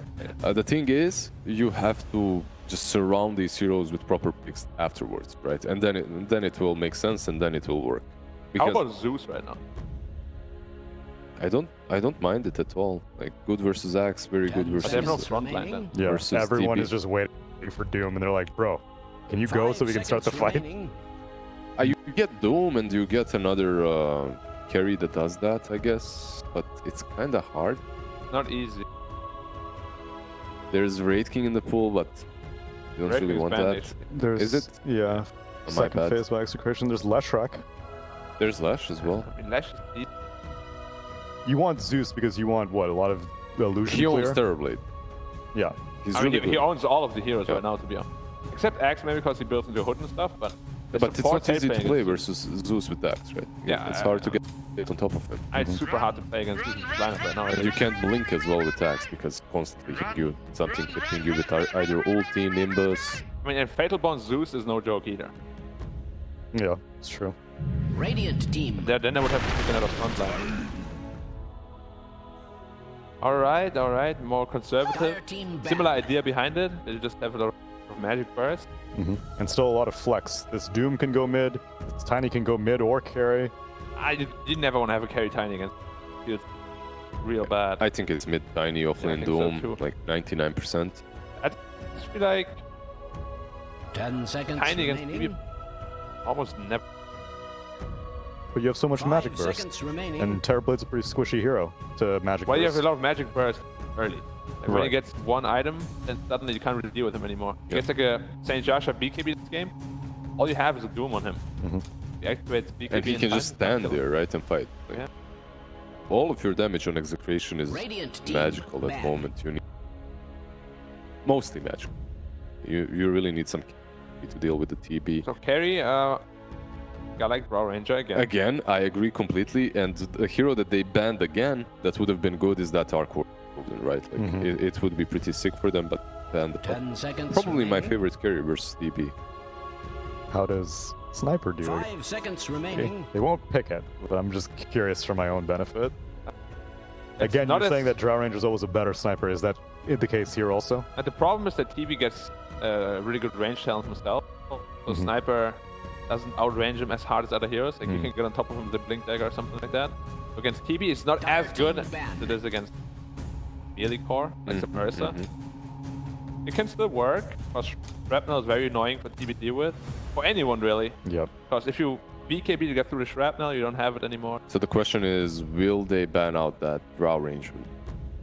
Because she's pretty sick. I like the void ban. It makes a lot of sense because you have the Snapfire and they ban out. They already have a plan for it. Slark. I actually thought of this, but I wanted to ask you, how do you feel about Slark here? Because you're playing versus Axe versus It's a tough Lion. Slark game. If you get called, you can die easily. Phantom, you can't. Dark Pact off.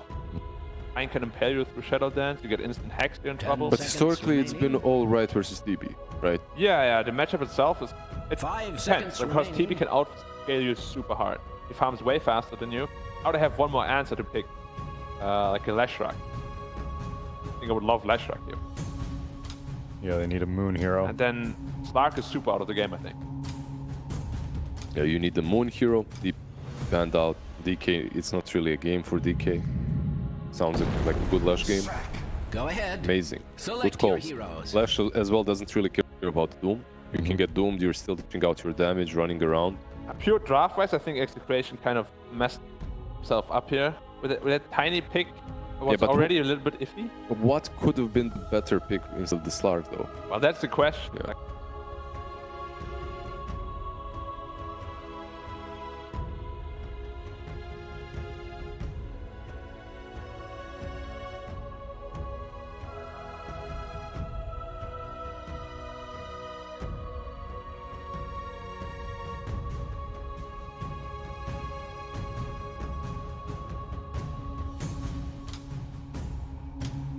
I would have been okay with Slark if that was the last pick.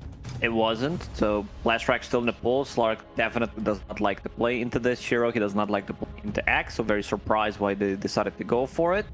I'm gonna start things here. I'm gonna go with Fnatic. I think like Slark can potentially take over if he's having like a super really good time. I don't think he's gonna have it. It's a pretty tough matchup for him. B-Cup, what do you have written down? His notes for later. I need to hear the other picks first. My notes relate to those.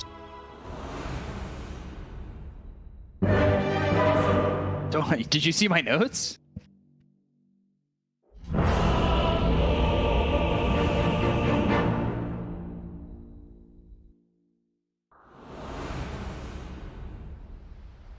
Run! Run! Run! Run! Run! Run! Run! Run! Run! Run! Run! You really should prepare for battle. Okay, my notes say convince everybody to pick the same team so you could pick the other team. Go Execration if they pick Fnatic, and then get back in the running for Prediction King. That's all I got.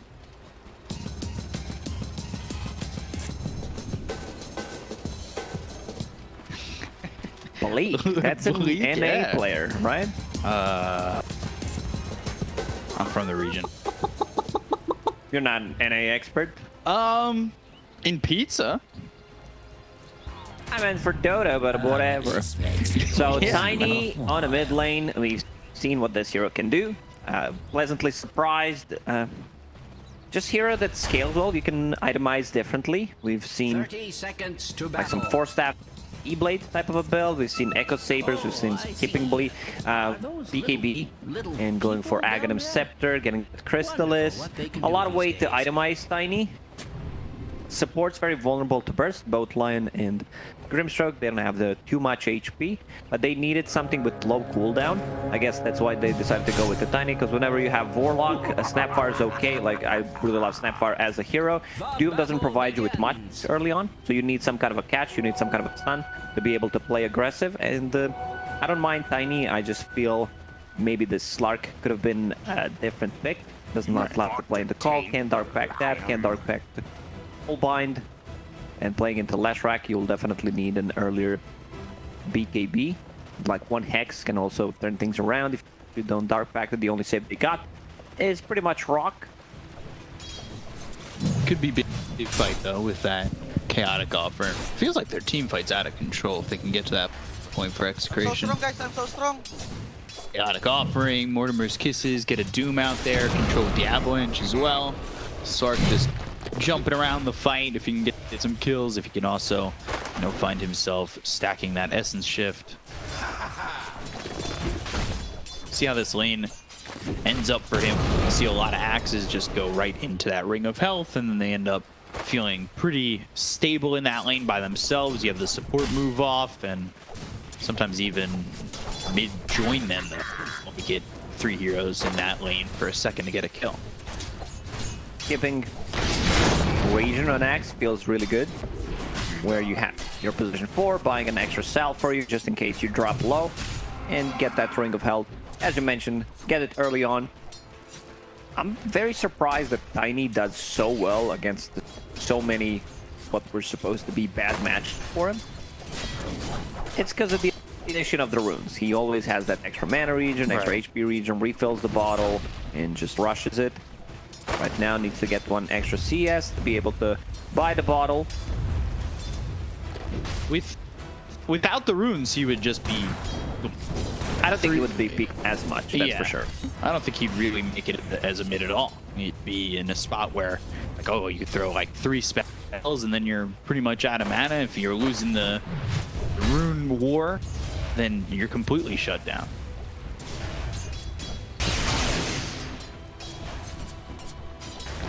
Moon over mid, and 4 to the Tiny's 10-1. And now back to full HP, full mana on Tiny. Yeah. Same goes for Leshrac. Bottom lane, Axe plus Lion, a lot of kill potential.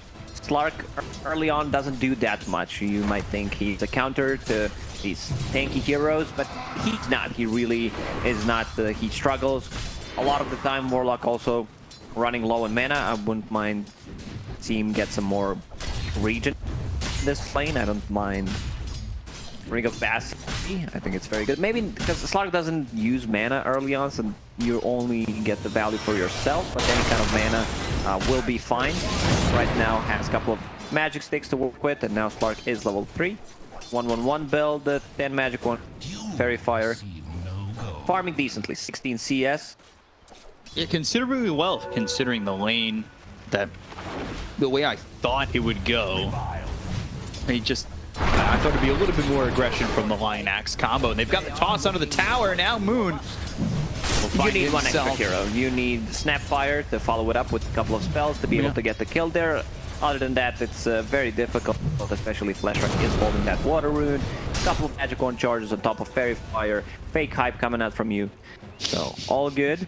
Axe decided to put the counter Helix. When I saw him land there and then just not taking any damage, I was like, wow, really overhyped that one. I oversold it just a little bit. So 27-0 for the TV, 24-7 for the Leshrac, 21-3 for the Axe. This is CSing really well right now for Fnatic.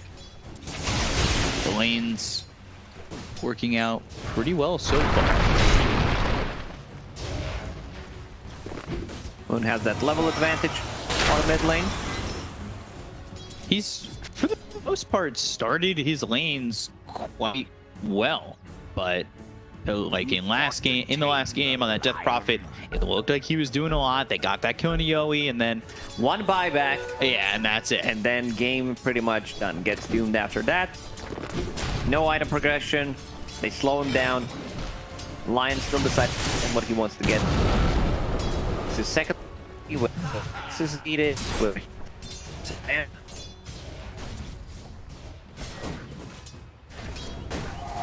Because he could just drain our make him feel pretty worthless in terms of getting Shadow Word or anything out there. Got the Fire Stamp Cookie stun. Maybe he's forcing in the opposite direction. Continue to focus. He do a lot of damage. In this lane, I want BDZ to get more points. In Scatter Blast, Fire Stamp Cookie, you're playing deep. Shredder, really not gonna like a broken record. Be right now at the casual armor 70 feet. He's close to 1 tower. What is that?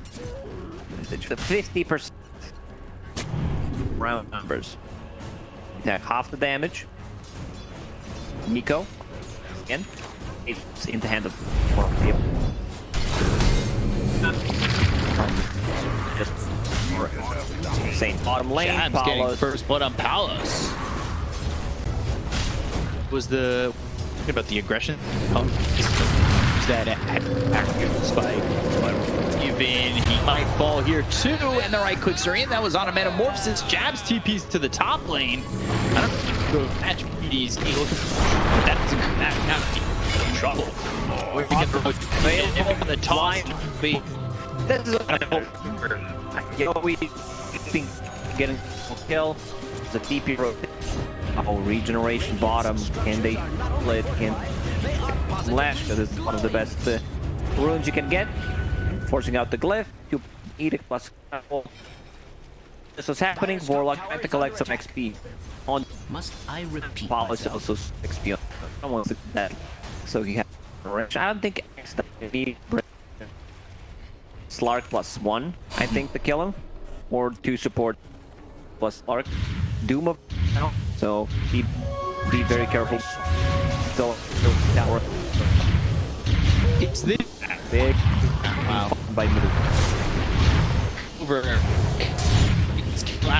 Toss and No now mana for for the scatter Pulse Nova. blast. Pop that stick.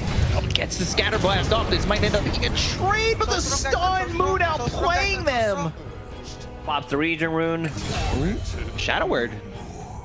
Big Gets the kill. Big Warlock's level 6.5, 7 minutes in. I don't think it gets better than this. He has a Ring of Vast queued up that I mentioned, but I would love to get the hard tier item right now, because it's really not worth it if you want to get something like a mana boots. It's okay, you have enough gold. You know what? Maybe Hand of Midas. Get that Hand of Midas position 5. Oh, greedy. Got the call, but as he be Ellie? Dire's top tower is being attacked like nobody's business. It's a game Palos wants to fight down. Horrible explosion is Dire's top tower is Act under becomes attack. too tanky, so can't get away with the play against something differently. More pressure. I don't think too many essence shifts about filling it up. It's a top tough matchup. 3 points in Helix, you get close, couple of spins into the call. Can't dark pack that. Dire's top tower is being Fnatic sitting currently with a 1k lead. They need to be careful because Warlock is level 6. Like, yeah, they I know if they checked it. It's something that happens. I've seen it happen in the pro game. We have a rotation coming out. The follows showing himself and maybe him under the tree. Or here they've got a cook on him. Opportunity back in. He does have a pounce, and that'll loose up this axe. Right clicks in. If they want to save him, they need to be careful. Chaotic offering that comes down. They'll get the kill out of the axe. Now they look. He's that first in the agility. With rune, things out. There's a word to feel very safe. Might get kill on Neek. Done.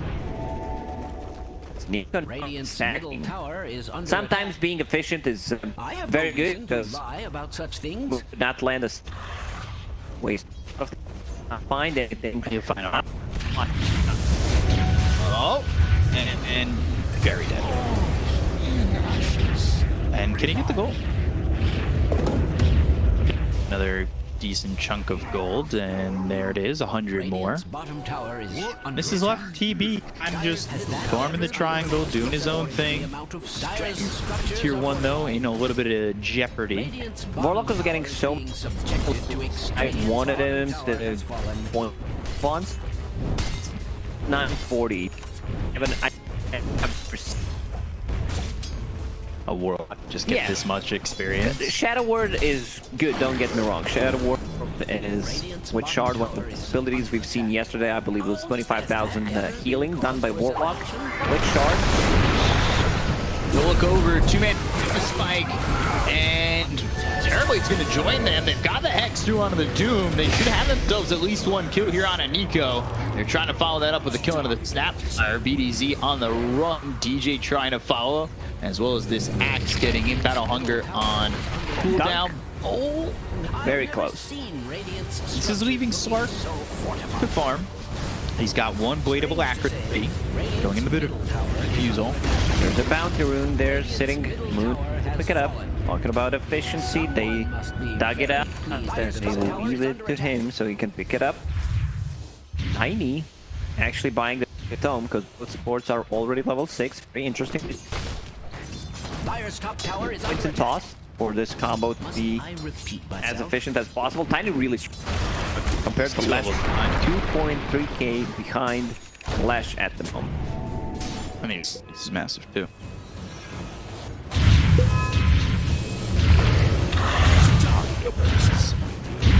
Working hard on Defusal, but he's behind on Fnatic.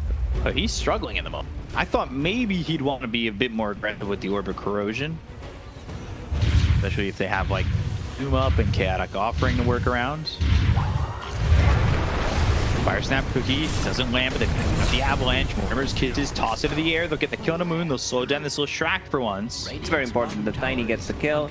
Decided to skip the phase boots, which I like. I'm a big fan of straight into Blink Dagger. Just a casual Wind Blade for some extra move speed because Tiny is sluggish. And then you can go back to either phase boots or power, whatever you feel like. And him and Axe are going to have that Blink Dagger around the same time. Except that Axe has a Vanguard on top. Yeah.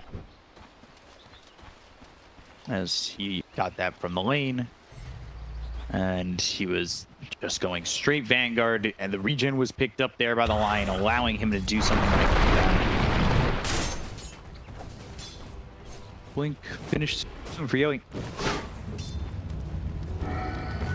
So we'll see what they can do with this, because Blink Dagger is usually a big timing here. Nico has enough gold to buy a Blink Dagger. Has another Hand of Midas ready. Is he gonna use it on a Centaur? No, he won't. Valos says nope. Decides to kill it. Diffusal Blade. Once they pick up a Diffusal Blade, they should go and take a fight. Warlock, Rock, available. Doom. Doom, still have not seen a single one. Tiny also finds a Fairy Trinket. That bit of an extra spell damage sometimes makes the difference. Also, Tiny consumes a lot of mana, does not have too much int gain per level. So that means that also lowering the mana cost on his abilities. Feels very nice. I've seen Tiny's just prioritizing that item over tier 2 items as well. Roaming through the jungle, smoked is Fnatic, trying to make a play with their advantage at this time.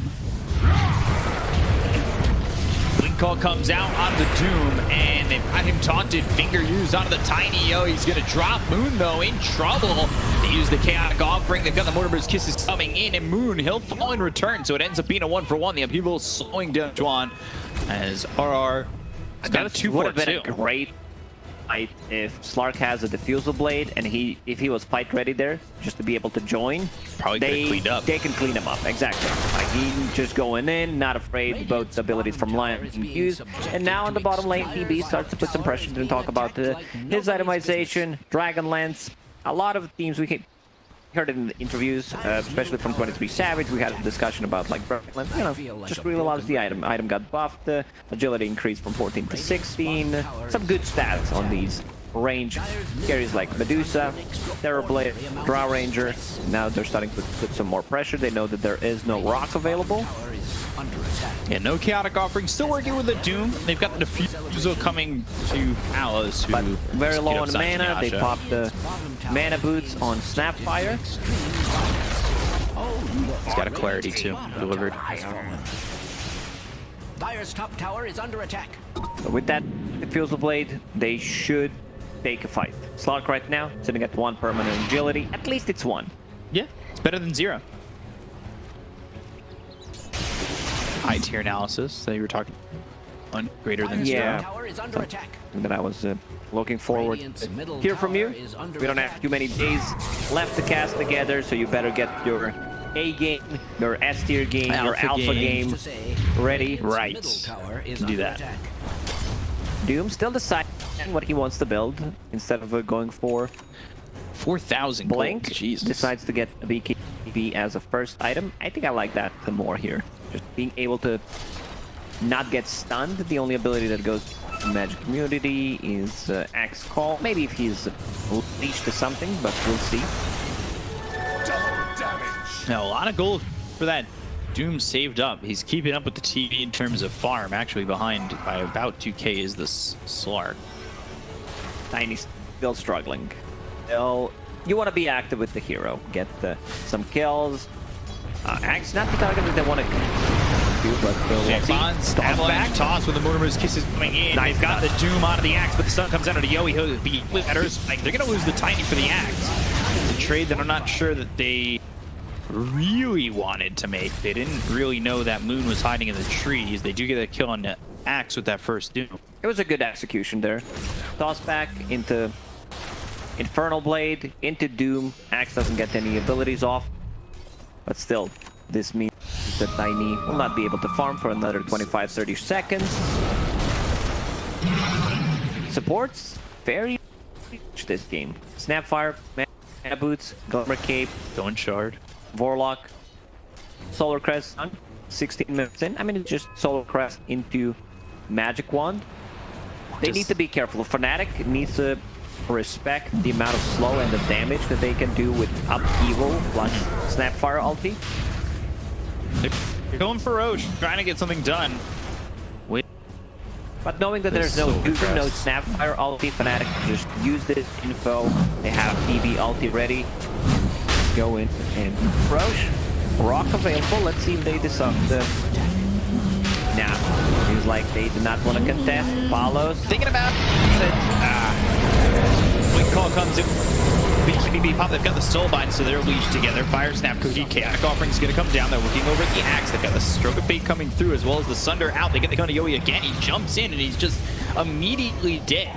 Easy getting run down by Pulse Nova of Moon. They'll lose 2 here, trying to contest this Roche, and probably a third with that Blink Call landing. They've got the Cullen Blade, and the Cullen go to death. 4k lead for Fnatic. Execration falling up short again. Fight was already kind of over. They decide to go in. No Mortimer's Kiss. No Duke. Don't think he takes that fight. Still decided to go for it. Tiny blips in. Tries to club TB, who's a bit too tanky. Gets the Sunder off. Finger plus a Hex. They're protecting TB nicely in the fights. It would appear Radiant's just a top tower little is bit under attack. uncoordinated. Tiny's just not doing anything. He doesn't have the farm. You got that hasn't turned into much. You get the call, avalanche toss up into the air with the ink swell, but still don't have the damage to get the kill there. There needs to be some kind of follow-up damage. Very cooldown dependent lineup from Execration. You need Golem, you need Doom, you need Kisses to be available to win the team fight, especially right now, because Leshrac is holding that Aegis, and love the itemization on Lesh in this game. The old Scepter going to Eternal Shroud, understands most of the damage coming out from the enemy team. Is magical, want to protect against that. The burst damage from Tiny is something that he's vulnerable to. I'm gonna get another good pick off. Just run him down. And Earthspike landing onto the Spark. Avalanche toss comes through. Moon getting right clicked. Upheaval slowing him down. Already though, Palos wants to just yell. They know they're dealing with that Aegis and they don't want to get into it.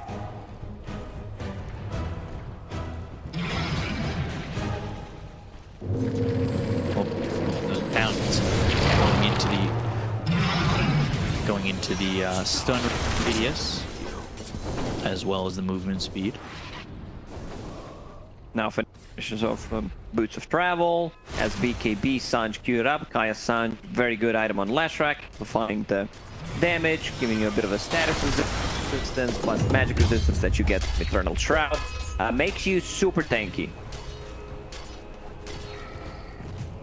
Is Palos even going to be fight ready with this Sanj Nyasha? No, he's not going to feel comfortable playing into Leshrac. You definitely need a BKB. Even with the BKB, there's still Diabolic Edict, which is physical damage. Very afraid of Call. Axe Call cannot use your Dark Pact to dispel it. Looking for a rune, they're gonna doom up the TB. Palos trying to get right on top of the TB. They might be able to do. They've got the chaotic offering coming down onto 3 of these heroes as well as the Beta Bonds. Moon moving forward. Avalanche hit, slows them down. They'll get the kill onto the golem, but that's just an exploding call. Landing on a 2 with the spike on a 3. They've got a splitter to follow it up. Palos is gone. Yowie to follow. Easy next, and it is perfect from Fnatic, even without the Terrorblade. You don't need the Terrorblade to invoke terror into the side of Execration on this one. It is just the Axe being Axe. Axe. Axe things against Execration. 2-man call, 3-man spike with the ink troll on top of it. Jabs is not afraid to use fingers straight away just to get the damage. So there should be a calling blade. This looks good to start for Execration. Needs to go in. Like once they use their combo, they can't just go back. 1 kill on peep and then wait another 2 minutes until Rock comes on, until it is available. You need to get more, like with these big team fight abilities, because they will get BKBs. Like Leshra gets a BKB, TB, Activation goes. Scotty. They want to go again. Avalanche toss onto the Axe, and now they're going to blink Nico forward. They look over at Moon. Palos going in. He darks off the stun. They've got the lockdown on a Moon. Could they kill here on the Shrek? They're starting to get him out of this Essence shift step. They've got 10. It's only the Aegis. Though, Nico behind them ends up dead, and they get the Aegis, so now they need to leave. All they get is just the first life out of Moon. Looks like BDZ might die. The blink call comes in again onto the Tiny. They've got themselves the hunger. The Avalanche hits out of 2. Split Earth doesn't connect on anybody, but it's not going to be needed as BDZ and Yowie will also die. This was a fight that Execration chose to take. They choose to take a fight without their big ultis. I don't think you can win it. They also decided to go on Leshrac with Aegis, who's super tanky. Not sure how to bring it down. Like, Raven still has 15 seconds left on that meta. Full flying bot kill. Buyback from Snap. Mortar's Kiss is ready. Blink call landing now. Fire Snap Cookie sending him in deeper, but it does get stunned. Case. A little bit of griefing there. That will show up on somebody's profile. They take the tower and just go back. We'll reset. TB getting closer to the Scotty. Tiny, he jumps in. I don't think you can save Tiny. And now he's just become a stun. And that's pretty much it. He's not surviving in these fights. He's not really getting much done except for that. Scotty being built next on the Slark, but now he's pointing that there is gonna get some vision on him. Combo is super strong. Upheaval plus Snap for kisses. Slark goes in. Doesn't need to care too much. Has a bit of status resistance now to work against the Axis Call, against those stuns, hexes. They have multiple of those. I was talking about the BKBs. One of the reasons why everyone's going to get a BKB, even TB, who does not like to get earlier BKB here. I think it's necessary against Tiny, against this Snapfire, have ability to dispel things. They were going to jump with Palos. Blink call, chaotic offering, but Palos already so low. They've got themselves the Doom out. Fire Snap Cookie, but he's still reached via the Soulbind. The Stroke of Fate will get the kill. They get the kill on a Moon as well as Juan. They'll take out 2. They don't have buyback. Jabs with the TP.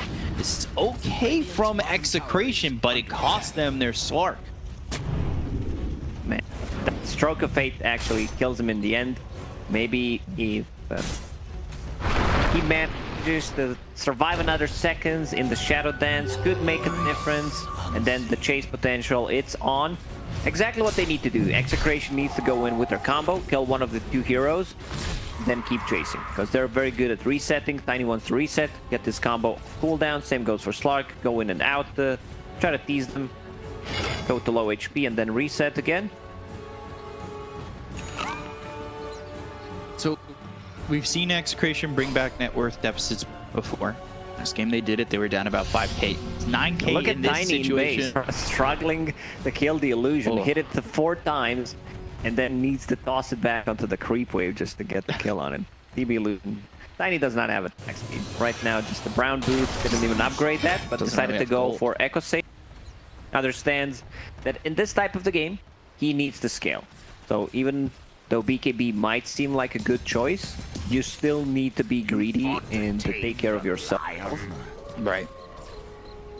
They're not 2 ulti orbs away from this Scotty, or at least 2 ulti orbs in gold, so that 4,100 gold will be trying to be picked up by Palos. And they do have not much to throw. 60 seconds with Chaotic offering, 40 seconds till there's always something to go. The game. Avalanche toss, finger coming out immediately onto Palos, and well, he's going to go to the Shadow Dance. He's trying to get a kill here. They've got the people to land the stun, and the right click's coming out on the Sark. He needs to back away. He's got the Shadow Word on him. Fire Snap Cookie to get some distance. The damage with the Fatal Bonds is not enough to kill off the Axe. They did buy back on DJ. They got 1 kill. That's it. Rock available in 30. They didn't Doom available in 10. They didn't lose a lot. Yeah, they're still fight ready. So no Slark ulti for another 35, but all the big ultis are coming off cooldown. Surely that was. There's Doom, Chaotic offering, and another 20. They did use Kisses, Shadow Dance. It's not a long cooldown, just 65 at level 2, 50 at 3. So that's a pick-off they can work with, a buyback they can work with. If they could get the Grimstroke out of the fight to start, that means he's not coming back in if he doesn't get the Soulbind off before he's dead. Perks of forcing that fight and not losing anything. Fnatic should wait for their BKBs to come online. They have 2 coming up shortly. Axe just holding the Ogre Axe at the moment. Well, you don't need Axe, you know, to have a BKB to win the fight. He goes in, gets the call. That's pretty much what you need. Roshan is up. Cheese 8 plus a shard. Do you take shard on Slark? I think you do. I actually think you do. Toss. DJ, two-man stun, and Doom going in. They'll get the kill on the gems, and DJ, that sets up for Roche. Nico, man, once again, what a performance by Doom. He, like, if you watch the previous game, refreshes, stomp, refreshes again just to get another stomp. This opens up the Roche. Bottom lane is being pushed in. It's a TB illusion with a catapult. But right now, I think it's all about getting that Roche. Where's Warlock at? You should be using that Solar Crest. There we go. With an extra minus armor. Not the best Roche taking lineup that they got. Only half done at this point. Minus armor from the Blue Shredder as well as the Solar Crest. It's taking a long time. DJ already bought back, so that means that they know this fight will be 4 versus 5. That Shroud,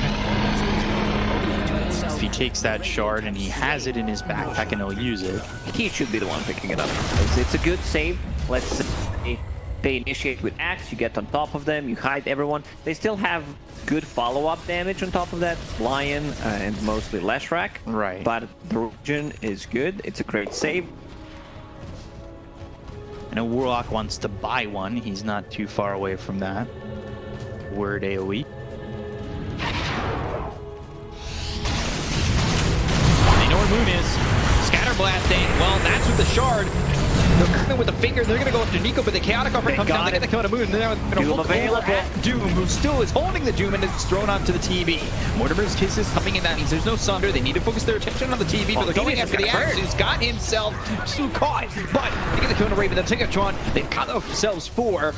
And it's a full team wipe. Execration again. They have brought themselves back from the depths. What an execution from Execration. Doom on very low HP still decides to get the Doom off on TB, the extra slow that they get from the Kisses, the upheaval, sheer damage from Fatal Bonds. Beautiful, just beautiful. And Nico, I don't remember seeing such a good Doom performance in a very long time. We see the power of Shard for the Snapfire. We've seen in Chinese region, very popular. Position 4, they tend to skip, like maybe get a medallion, but it's mostly about that, getting a blink dagger. It's a 2-second stun plus a pushback. So now Palos all of a sudden not enough gold here for the Scotty. He's got himself back into contention with the TB. On top of that, Nico has so much gold. He was behind, he's caught up, he's going for a refresher, he wants the double Doom, Grimstroke or not. Why don't you get that double Doom? No one's itemizing. Lincoln Sphere just doesn't feel right. It's a super expensive item, and most of the time you don't want to get it. TB going into Titanic, that's something that could potentially keep him alive if he can get the right clicks off. They're coming over. They want to fight right now, but now they're down 4K. This isn't feeling that comfortable for them. On last track. Blink call coming through onto the start, but they're going to have to focus their attention there. They don't have Metamorphosis to work with the BKBB pop by Nico. They've got the stun onto Rave, and they've got the right clicks coming out from Alos. They get the kill here onto the Axe. Now they're going to focus over on a Raven. The Phantom's Embrace, that's the silence on it too, as well as the finger coming out of both of them. They're trying to get the kill onto the Doom. They'll take out Nico. Now with the BKBB pop by Raven, they'll try to retreat. The silence no longer onto Palos. They'll use the pounce. It's not going to leave. They get the kill onto EDC. They end up losing 2 on Execration. The Avalanche in the toss takes out DJ, but Yoi's going to lose his life for this. 3 heroes here. Moon moving in. Gets the first life out of the hands of Palos, and Execration now without 3 heroes need to save their sword, but it's not going to be possible. The Earth spikes in. They've got the split Earth. They have the control, and they'll get the kill. They'll take out Palos. 4 down even again. What a bad 4th game. Like, they just lost Aegis. They didn't lose G's on Doom. Surprised they decided to take that fight. A bit split. No Mortimer's Kiss is used at all. No Slark ulti. They were split. Leshrac was coming from behind. They saw him. It was, at least that's where my camera was. You can see Leshrac popping and dropping to like half HP, but there is no follow-up. They needed like Slark to get the top of him. Pretty split fight, but then Snapfire corners herself, unable to land the Mortimers. Good fight. Very good fight for Fnatic. Chaotic Offering is going to be committed. And he's gone. He's just going to drop. Wow. They're going to run down this and the Warlock. Is this game just completely over? 20 seconds, glyph available. So they can fight near tier 2 towers, enemy tier 2 tower, and lose 2 set of barracks. Wow. Lose buyback. It's a dieback from Snapfire. They have so much tower damage. TB plus Leshrac. Wait for the BKB. They've got themselves the Doom, but it's on the TB who gets the BKB off in time, so the Avalanche doesn't connect. Now Doom is down. Chaotic Offering wasted. Doom wasted. Their advantage, hate to say it, gone. Wasted. Melee barracks 130 HP. Someone should have finished that off, even if it means dying for it. They were in such a good spot, picking up the Aegis, then taking a very bad fight, being completely split. It's one of those feels bad. Yeah. And all of a sudden, that's win. This is the W that they need.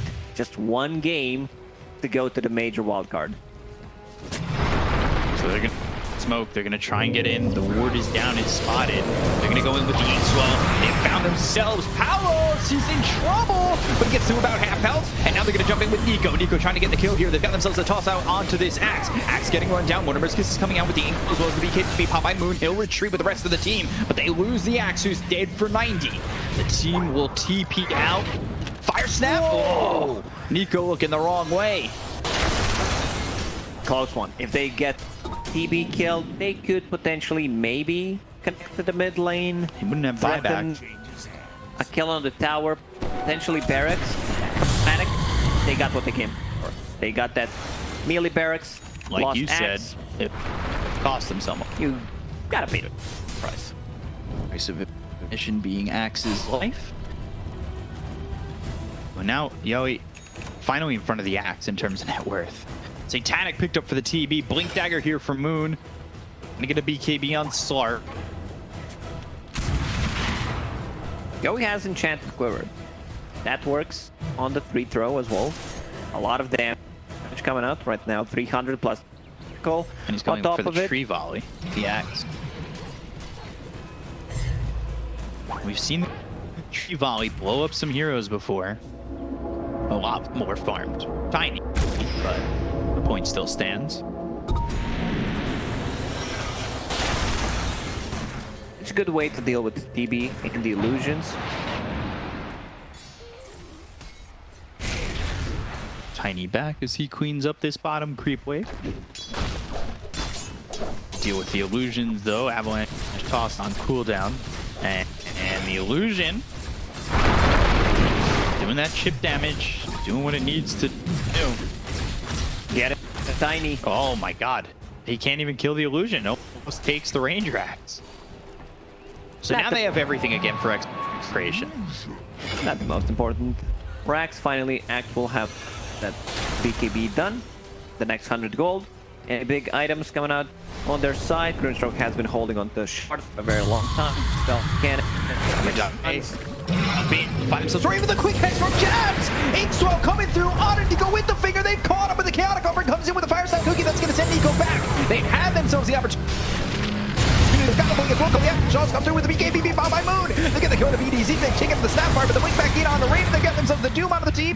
They look and find Doom onto Moon as well as Raven. They're gonna move forward. Can they get the kill here on a Moon? Earthspike from the high ground coming through in a Palace, but the damage is out. They get the kill on a Raven. They've also taken out Moon, both of which have no buyback in front of them. Hits up the axe. They're going after DJ, trying to get the kill on the Grimstroke. Inkswell, it's not gonna be enough here. Double kill for Palos. They've taken out 3. Execration execute once again. Oh man, that looked like possible disaster for them because Doom blinks in, does not pop a BKB, has a refresher, very greedy, gets hit immediately. Could have been a cleaner fight. Maybe Snapfire doesn't die there, but in the end, big W, Jabs. Eluding them. Playing with fire there. Creep wave pushing in bottom, double siege creep wave.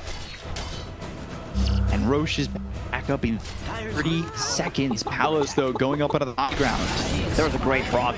Just the counter initiate allows Doom to be able to get his spells up. Holding up the quickening charm, so lowering the cooldown on his Doom. Next rush will respawn in 20 seconds. 35 without TB, 40 without Leshrac. Problem is, their lanes are always going to be pushed in. You're playing against huge super melee creeps, super range creeps.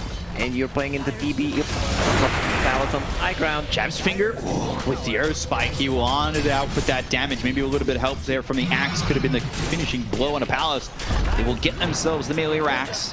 So they'll at least get something out of this. And now Roche being back up. That's Aegis Cheese refresher shard. He was misusing his ability. Before he popped a Depth Shroud before. Now that ulti's 50 seconds cooldown, it's much better to use Shadow Dance. It's a longer duration, but still lower the cooldown compared to 75. Illusion Escape found. I don't think you keep the Illusion Escape, not too much value. It's better to get the Titan Sliver on top of it. And why?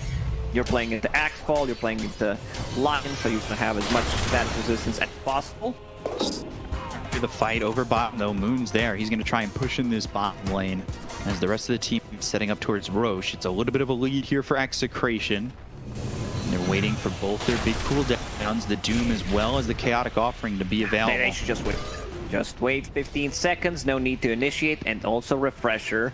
Well, it seems like they've been blessed by Gaben in the previous game, and then this game. They're going to move where they found themselves. Yowie, they're glow to the finger. They've got Moon back into the fight. The Firestone Cookie gets him away. The BKB pop by this axe. They'll move in. Nico thinking about going off with that Doom, but the Soulbind comes out. They've got the Fountain. Doom out on a move.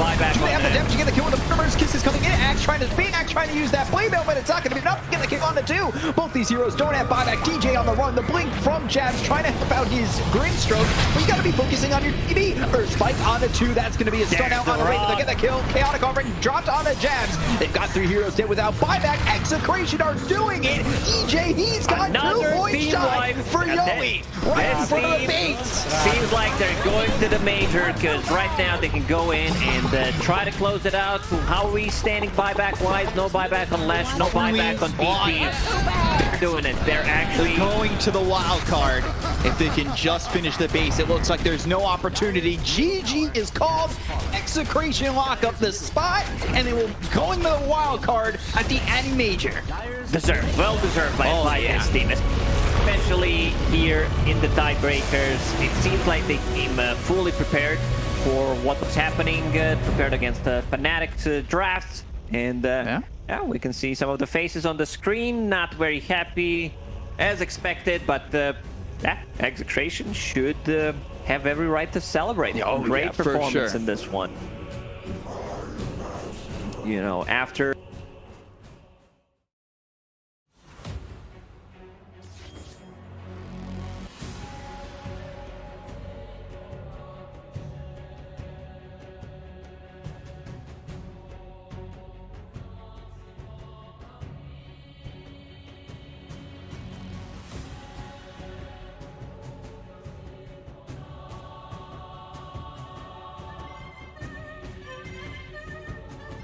Mark beats.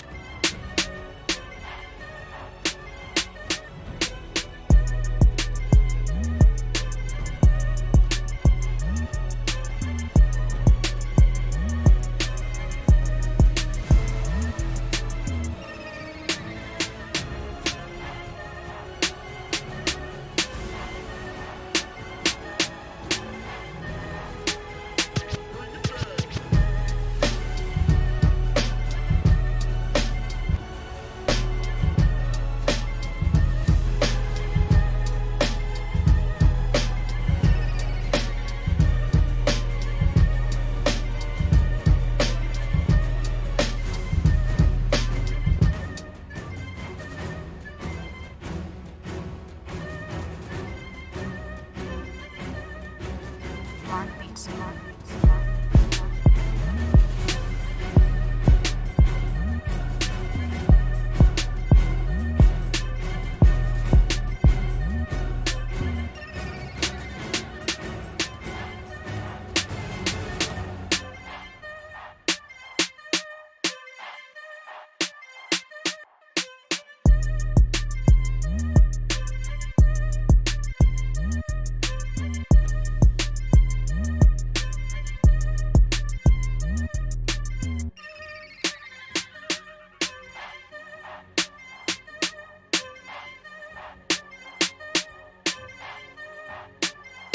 Bring it back.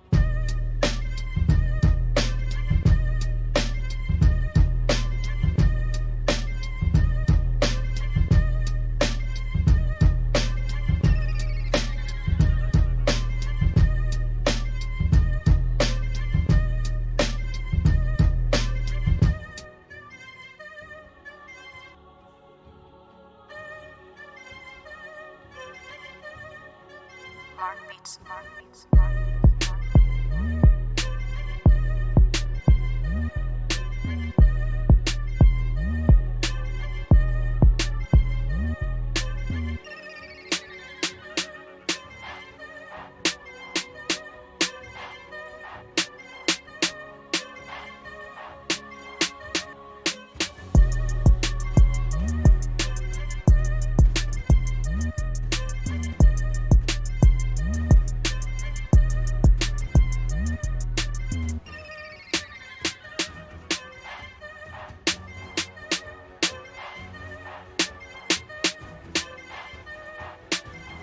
Bring it back.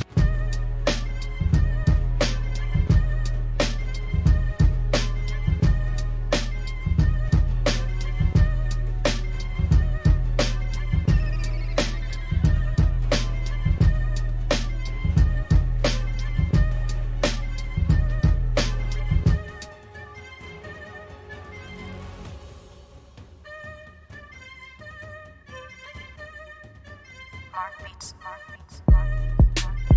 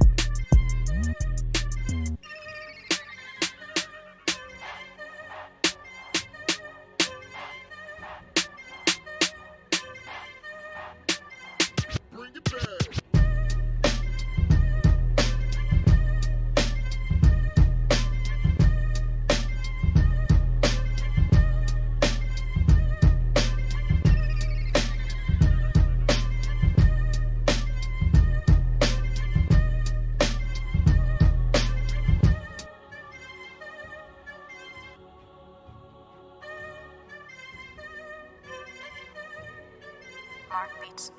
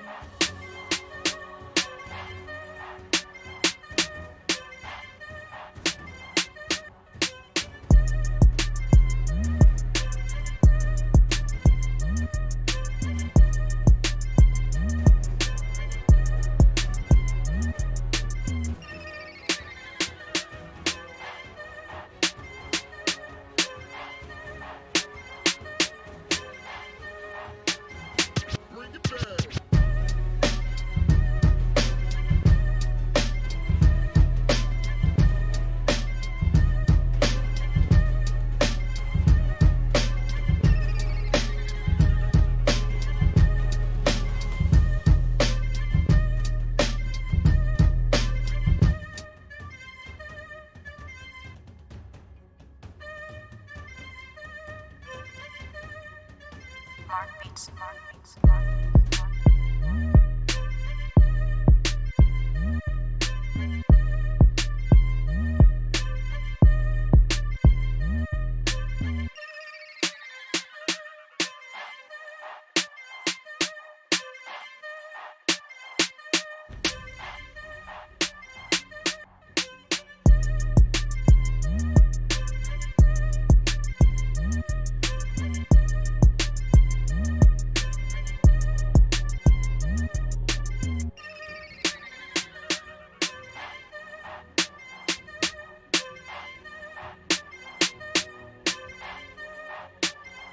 Bring it back.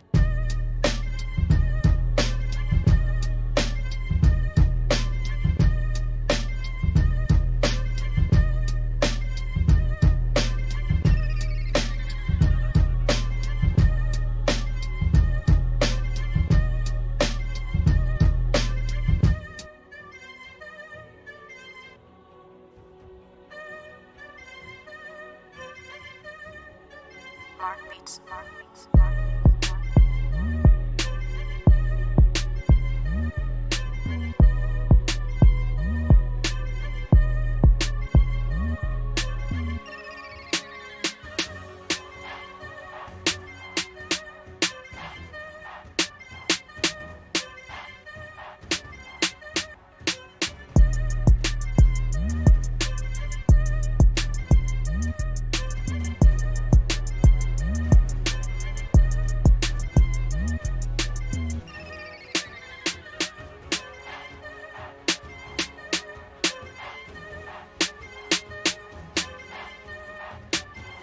Bring it back.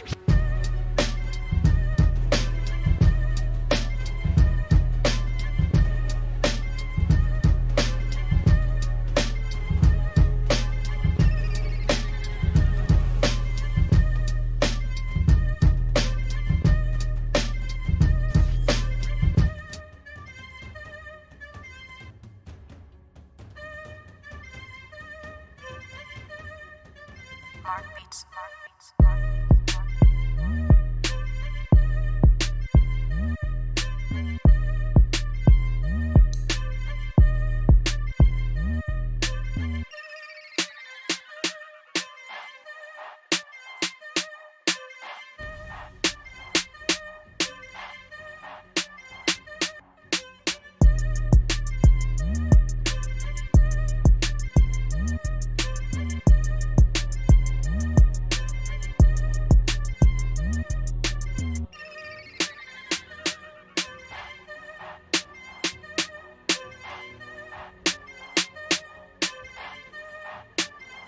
Bring it back.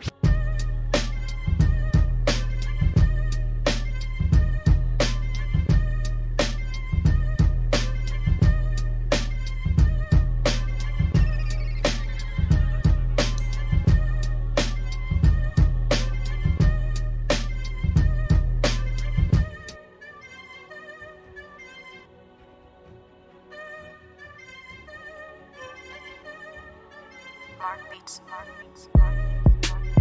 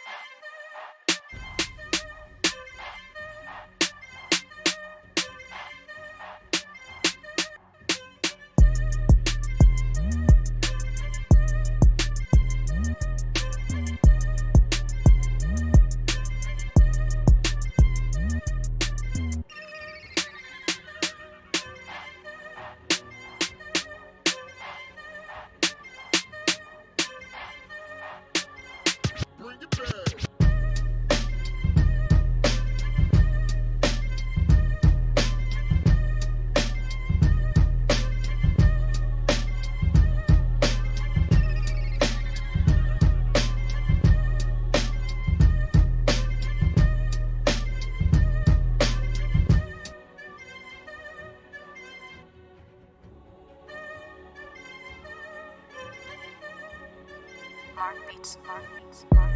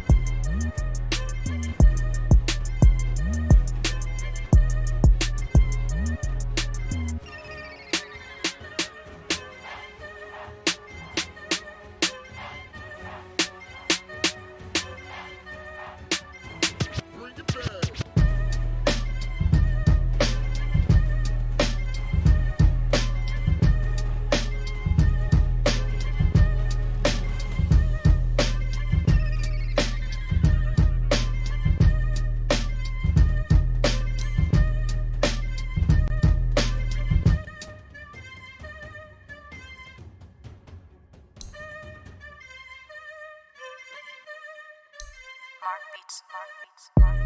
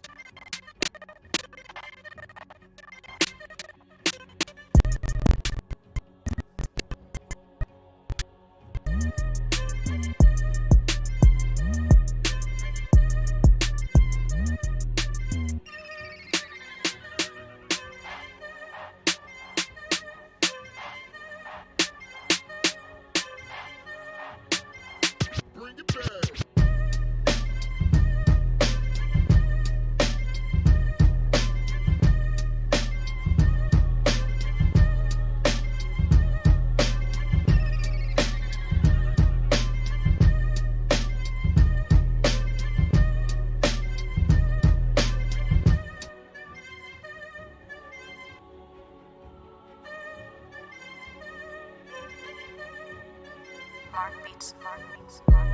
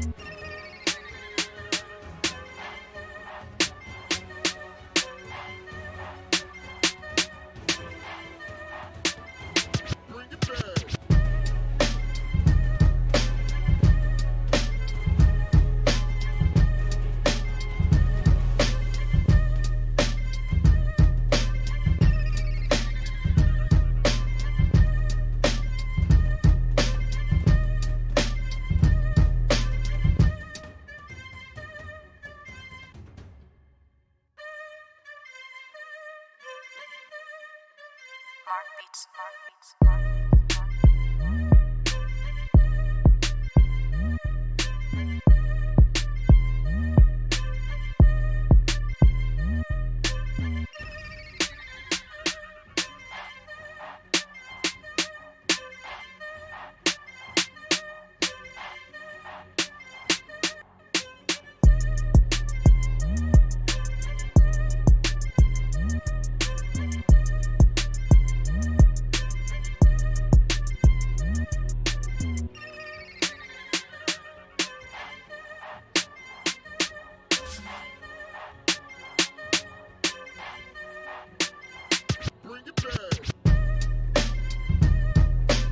Dire team pick.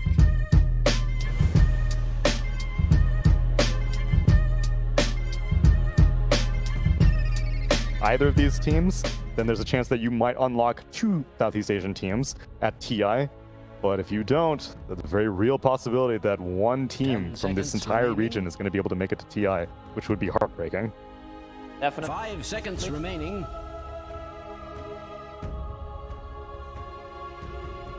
A lot of representatives from China. I'm glad, you know, because China looks competitive, nice to watch. Like, excited game. We had the upper division then come down because they don't belong there. Strong for them here in Southeast Asia. I think anyone, like Lil Gun, they managed to beat TNC. But other than that, I just don't know. Like sometimes you can't predict it, right? It's very difficult. Yeah. That's why the relegation tiebreakers are still going in a circle right now, because we don't even know who is the second worst team, technically. And Leon dropped the ball when it comes to securing another slot for SCA, right? Yeah. Because if they qualified for the major, they probably would have been invited as well after finishing top 6. Off of points, yeah. Yeah, off of points, but sadly, they dropped the ball, and now most likely they're ending up with 1 slot, but we'll see. There's still a major to watch, and there's still a game for the spot in the major that we have to watch. Yeah, this is great for TNC. They did not show up to Major 1, and now they are potentially going to be topping season number 2. This is also a team that's better at LAN. Yeah. You know, their online performance, not as good. Boys are used to playing in LAN environment. Good. They're also the team that, if you look at SCA, they're probably the team that you expect to see on the LAN, right? Oh yeah, for sure, TNC, based off of the names. On the international LAN, not necessarily only on the names, on the brand of TNC. Oh, yeah, like, definitely. when you look in the last few years, it has been mostly them carrying the torch for SCA. Mm-hmm. They have been a mainstay of the region. And this game, they have a torch there, the Doom Bringer. They have hero him. of the series last game. And the Grimstroke, the combination of the series in remaining. Execration versus Fnatic. Great performance by Doom. Start of the season, I was not convinced. Midas 2. I personally more and more. Seems good, right? Really good. You're still gonna get flamed if you build it in your pubs, though. You specifically mentioned you like it particularly on offlane Doom, though. Yes, on a mid lane Doom, still get the kill. What is double so that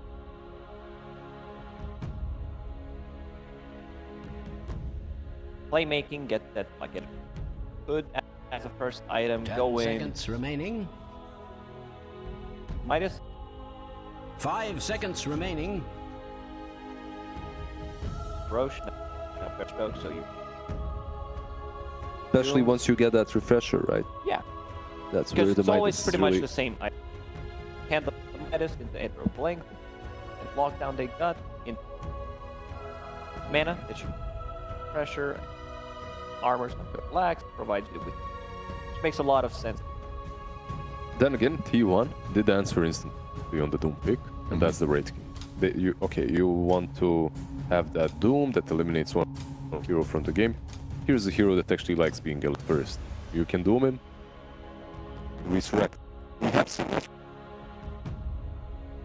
He doomed him with or without that ultimate, right? But kill him once and then kill him again. Yeah. Sounds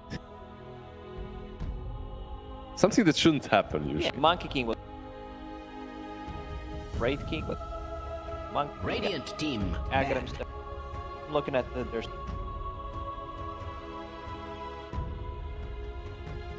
not Radiant contested team pick. Dire team pick. Points away. We're victorious in that. Pangolier picked up now by TNC. We have seen mid Pango here and there, some offlane Pango, even support Pango. Good. I think it's very good again. 10 seconds remaining. Rolling Thunder running. Just wait for him. Yeah. Roll on top of his grave and wait for him. Meanwhile, T1, they secure their lanes a little bit with the Enchantress pick.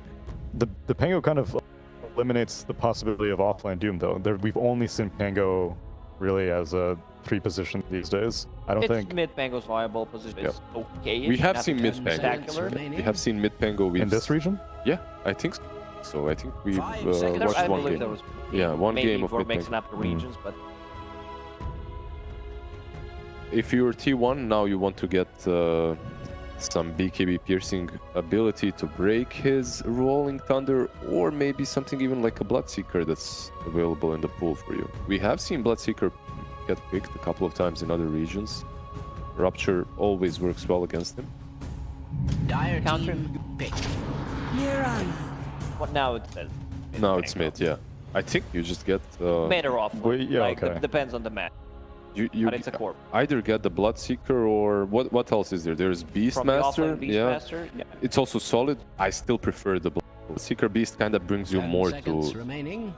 team, right? More auras and whatnot. 5 The seconds utility is remaining. greater from him. From the mid lane, the puck got banned out by TNC, so mid lane spell immune piercing disable is kind of hard to come by. It's not a must, right? It's just easier to play the game if you know that you can stop this Pango from doing his stuff. And they go with the Lash instead, focusing on their own objective taking capabilities, strong hero overall. Now you have this Wraith King Lash combination. Wraith King Lash and Wraith King DP is one of my favorite core-to-core combos. Remaining. Like 1 and 2. I like Flash. 5 seconds remaining. Radiant team ban. You open up with Flash was. No. Power I'm not saying about the open. Just position team 1s and 2s. Like I just love the dynamic between these two because we both are kind of bulky, front lining, taking We've objectives. seen meta that is. Of course, we the other day. Back lifesteal. DK, yeah. Centaur. Very hard. 5 seconds remaining. Fight was. Radiant team ban. But usually Timbersaw gets banned out, and that's what enables it. Here as well for TNC, Timbersaw already banned out in the second stage. They ban out the Ursa on the side of T1. TNC now they have to think about it. They banned out one BKB piercing hero, that's the Beastmaster. Should they ban out the Bloodseeker as well? Make Pango's life 100% good. And then it's an off-lane Bloodseeker. It's doable, right? It's not that bad even with Snapfire in the lane, but it doesn't bring you any utility. No auras, nothing like that. You primarily have to itemize in that with some ATOS and whatnot. Yeah, and TNC have the last pick of the draft, so T1 need to show who this offlaner is going to be before they commit to what role this Pango will be. That means safe laner, Lardar, day 1.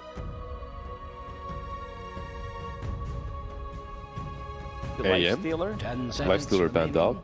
AM is still an option, one of the reasons why Slardar gets picked, 5 right? seconds remaining. 3 AM game. You like that Lash burning his own mana and then just eliminating him. They go with the Magnets. How about Morphling for TNC? Is an option. Decent versus Wraith King, right? This Pango pick is still really weird to me. Like, why wouldn't they go for something like a Razor instead of Pango? 10 seconds remaining. You already saw Wraith King first phase. Look, we don't see Pango at all anymore. Yeah. This is something that they prepared. They seem to have something in mind, yeah. I never understood why them go fall off. It's not picked the hero. So one good thing for T1 is Lash and Magnus can switch up their lanes, right? Like you can put Magnus mid, you can put Lash mid. True. So you have to think about that as well when you're picking. See? Let's say if Choose your hero, Arc my Warden. good friend. Interesting. Not a bad Arc Warden game though. Pretty solid one. However, I have seen Wraith Kings like in the early days of the season just get that swift blink early on. Get on top of him. Get on top of him. Destroy the Arc Warden because Arc likes to farm a lot, but Wraith King has the upper hand for the majority of the mid game.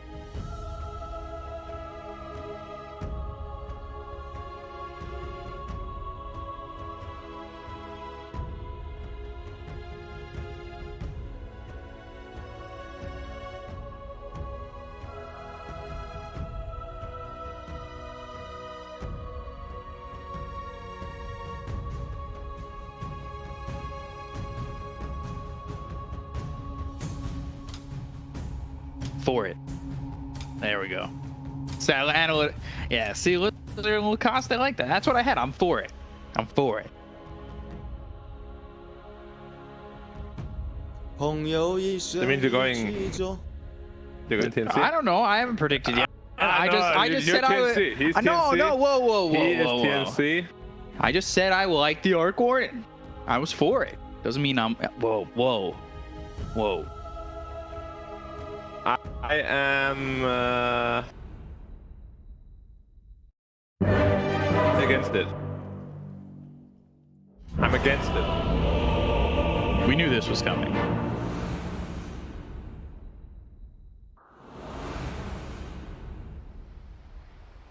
Do not be selfish. So what if I swag two-legged abomination? You really make should best prepare for situation battle. out of no situation. I'll help my Thank you very much. allies. Just over this. There we go. Thank you very much. Finally got it We're here. on the big screen again. Thanks, guys. Together. Doing Now our thing. officially become the last series of the SCA DPC season. I'm happy to walk all the people through it with you here, but there's a pause. So, So stay standing. Yeah. Don't sit yet. I'm not sitting there. Wait, what? Okay, so you said you're for it. Yeah. Don't ask why. Please don't ask why. Don't do that to me. Okay. Don't do that to me. So, do you not like T1s then? Do I not like what? T1? T1's draft. No, I like their draft. But you know, no, it's not really a but. I actually do really like their draft. You kind of put me on TNC, so now I put you on. No, you did that. I'll continue to hold my spot here as you know, there's all. I like the team fight from T1. It's got some decent aspects to it. The lockdown feels really strong for them. Their laning seems pretty strong. I don't know. I like overall. I do like T1's line. I want to be honest with you. I think TNC's draft is quite a bit better, but I just think T1 is a more stable team. Like 6 out of 10 days they'll have a good day, whereas TNC 5 out of 10 days they'll have a good day. You know what I mean? So you were baiting me. I wasn't baiting you. Oh, okay. The battle begins. Laughing for you. Most of the panelists went with you. We did get the majority. Yeah. So obviously you're onto something. And I'm the idiot. No. Those results only come in after the game happens. Can't be the idiot before the results. That's not true. You make Fight best myself on that. situation out of no situation. Being the idiot? Yeah. Sure, yeah. Who do you think I am? The idiot. The idiot. Sure. We've seen 23 really hold it down. 4 here for the side of Same as Taro. Like sometimes he's on, sometimes he's not on at all. He's probably the most volatile player in the entire SCA season right now that I've seen. A little wonder, or I have a little wonder on how intense these teams are going to play. They're in the major no matter what. It's group stage playoffs. Being top 16 and being top 12 right off the bat, which is a big deal. Like you win one game in that upper bracket, you're suddenly top 6. Yeah. You're in a good point range, and you might almost be automatically qualified for TI. If you win 2 BO3, that's massive. Because right now there's a chance that... Ooh, stroke of fate. Swabber! Yeah, it's enough. Boom, he gets the kill. There's a chance that, none of the South Asia teams qualify for a direct invite on points? Yeah. I gotta admit, I think it's gonna be a uphill battle, sorry. Once more for especially the wildcard team. Execration here. Oh, getting a bit low. Yeah, but now they've got a stun back on a bot. Yeah, Ench wasn't level 2. Yeah, he got very lucky, there was no lucky shot. But Execration has a lot of work of them, and whoever gets into that group stage or playoffs, same thing for them. It's not gonna be easy. Yeah, that wild card already seems like such a hard one to even feel comfortable in, because you've already got IG. There's still yet to be another for the China one. He's in trouble here. Yeah, Gappy getting run down. Can they get the kill? Right click's coming through from Zephyr, not enough. Gets that salve. Yep. You're missing just one more Chinese team getting the wild card, which will be decided tomorrow, but you've got Gambit, IG, Secret, Nigma, all coming into the wild card. It's super wild card, 100%. Even the group stages. I mean, Secret's in there. Who would have thought that? Yeah, seriously. I mean, they haven't looked the hottest lately, but Secret is a secret. Obviously. Yeah. I do wonder what the expectations are coming in for each region from everybody who watches. We have the last major. So Armel on this Doom, we've seen some great Doom play. Yep. From Nico in the off lane.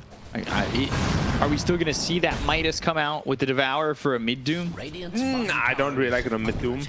You just want to be more active early. Or they're going on the Aquan again to caught him. Yeah, they've got the Skewer. They have Midas Armor with the little Shredder. They'll bring over Boomy. Stroke of Fate doesn't land onto either of them. Continuing to put the pressure on, and this is an Arc Warden feeling a little bit uncomfortable in the lane. Only 10 and 3. So why do we like Midas on offlane Doom? Because you're kind of under leveled since you're dual laning. But if you're mid Doom, you get a solo XP. You don't really need the Midas in terms of getting your levels back up. Because the Devour early, you're gonna scale much better. Blah blah blah. Lots of reasons. Yeah, I just, you know, I do like the Midas. I think it's proven to be strong. It can work. Like, that's my top go-to build.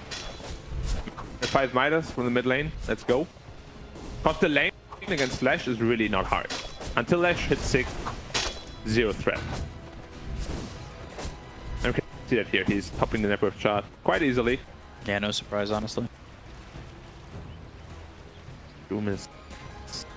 He's like first pick material. First, it was like second phase material. Higher and higher priority on that hero. Carl, we've seen some Lashraks level like 6-7, TP to a lane, try to get a kill. Yep. We'll see if he does that here. To tower. Yeah. They found Bach. Right quick scene gets the disarm with the lucky shot. Arrow connects. Whitemon still wants this kill. He gets right into the face of Bach. He just needs the disarm. Give it a shot. Oh, the South saves him. And now the Leap looking for the kill on a Whitemon. Leaping even further, trying to get the vision on a Whitemon. They've got the Stroke of Fate coming through onto the Wraith King too, with the rotation coming out from this Stroke. Too sorry. Never mind. Thought I saw Stroke of Fate for a sec. No. Bad. That's down there. Well, I was looking at my own screen and the same screen at the same time. Zephyr. Boomy. They missed the cookie. Yeah, they didn't land the cookie on the Boomy in there. Shockwave though and get the kill, but they ended up trading for Zephyr. Gabby is definitely getting a lot of pressure onto him here, but Doom is the big winner so far, sitting at 3.2k net worth already. He's massive, completely uncontested. A little bit of pressure onto him now.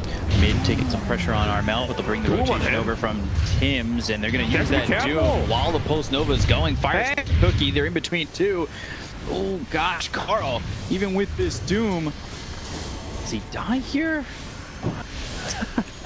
They both burned out almost. Yeah, they both almost died because they kept Doom on him with the Pulse Nova going. Yeah. He ends up surviving, filling up the bottle. Survives with 40 health. Cuckoo, though, not so fortunate. That's a much needed kill for the Arc Warden. He has been struggling massively in the safe lane. It's gonna get him back on the board. He has a haste run on Doom. No Scorched Earth though.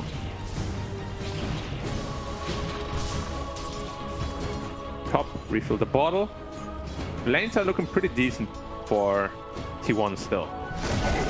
Like especially the Pangolier is pretty poor as well. He's getting a lot of lucky shots proccing. 23 getting a little low. He has a point save for ult if he needs it. Doesn't have mana to ult and stun though, so you have to be careful with that.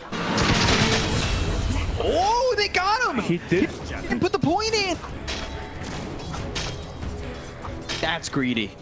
Dire's middle tower. That Swashbuckle doing so much damage. Is Boomy gonna survive again? Maybe he'll match up to VT top as I thought he was. I'm a bit baffled, not gonna lie. Yeah, that's not something that should ever happen. Yeah. Especially not to a player like Savage. Like, he's very spot on usually with his mechanics. He just didn't expect the Swashbuckle to do that much damage, I guess. I did though the first time. That's why I'm surprised he didn't just it's not like it was expected. Pangolier actually TP'd middle. Do they have Doom up again? They don't. Pangolier TP'd middle and now walked back top. Radiant's structures Efficiency. looking so fortified. Gotta make sure the team morale is high. Arc Warden. Still 1,000 gold away from the Midas. Pretty slow. But he also went 2 Wraith terrible. Bands to start. 2 Wraith Band and boots. Usually we see like 1 Wraith Band straight into Midas. He's going a little bit more conservatively, but his Doom is still absolutely massive. Filthy rich. Going for a Hood first. I like it quite a bit.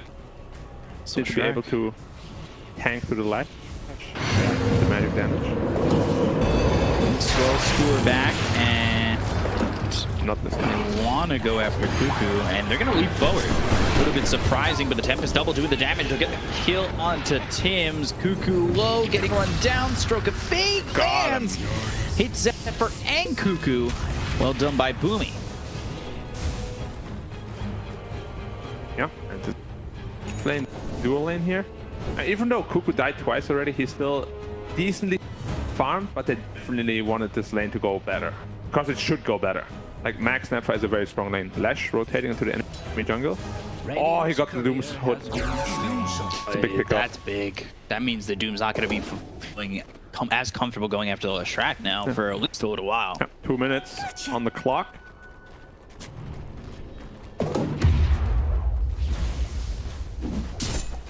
Cuckoo again down here, now level 6, but he's gotten 3-2-1, no RP. Yeah. And Armel is also down here waiting for the Magnus. But it's quite obvious, because he hasn't shown for so long, that I don't think they're going to get caught down there. That with the fact that the Lashrak was in the triangle. As I say that, they're actually catching him. Yeah, they're going to get him with the Doom. He moves a little bit forward, but they've got the Fire Snap Cookie. They're looking for the X12. 4 heroes down here. X12 lands. They missed the stall with the Split Earth. Armel's still very dead. Doom doesn't get the kill on the Cuckoo. They end up getting Zephyr, but they trade themselves a kill on a 4 for a mid.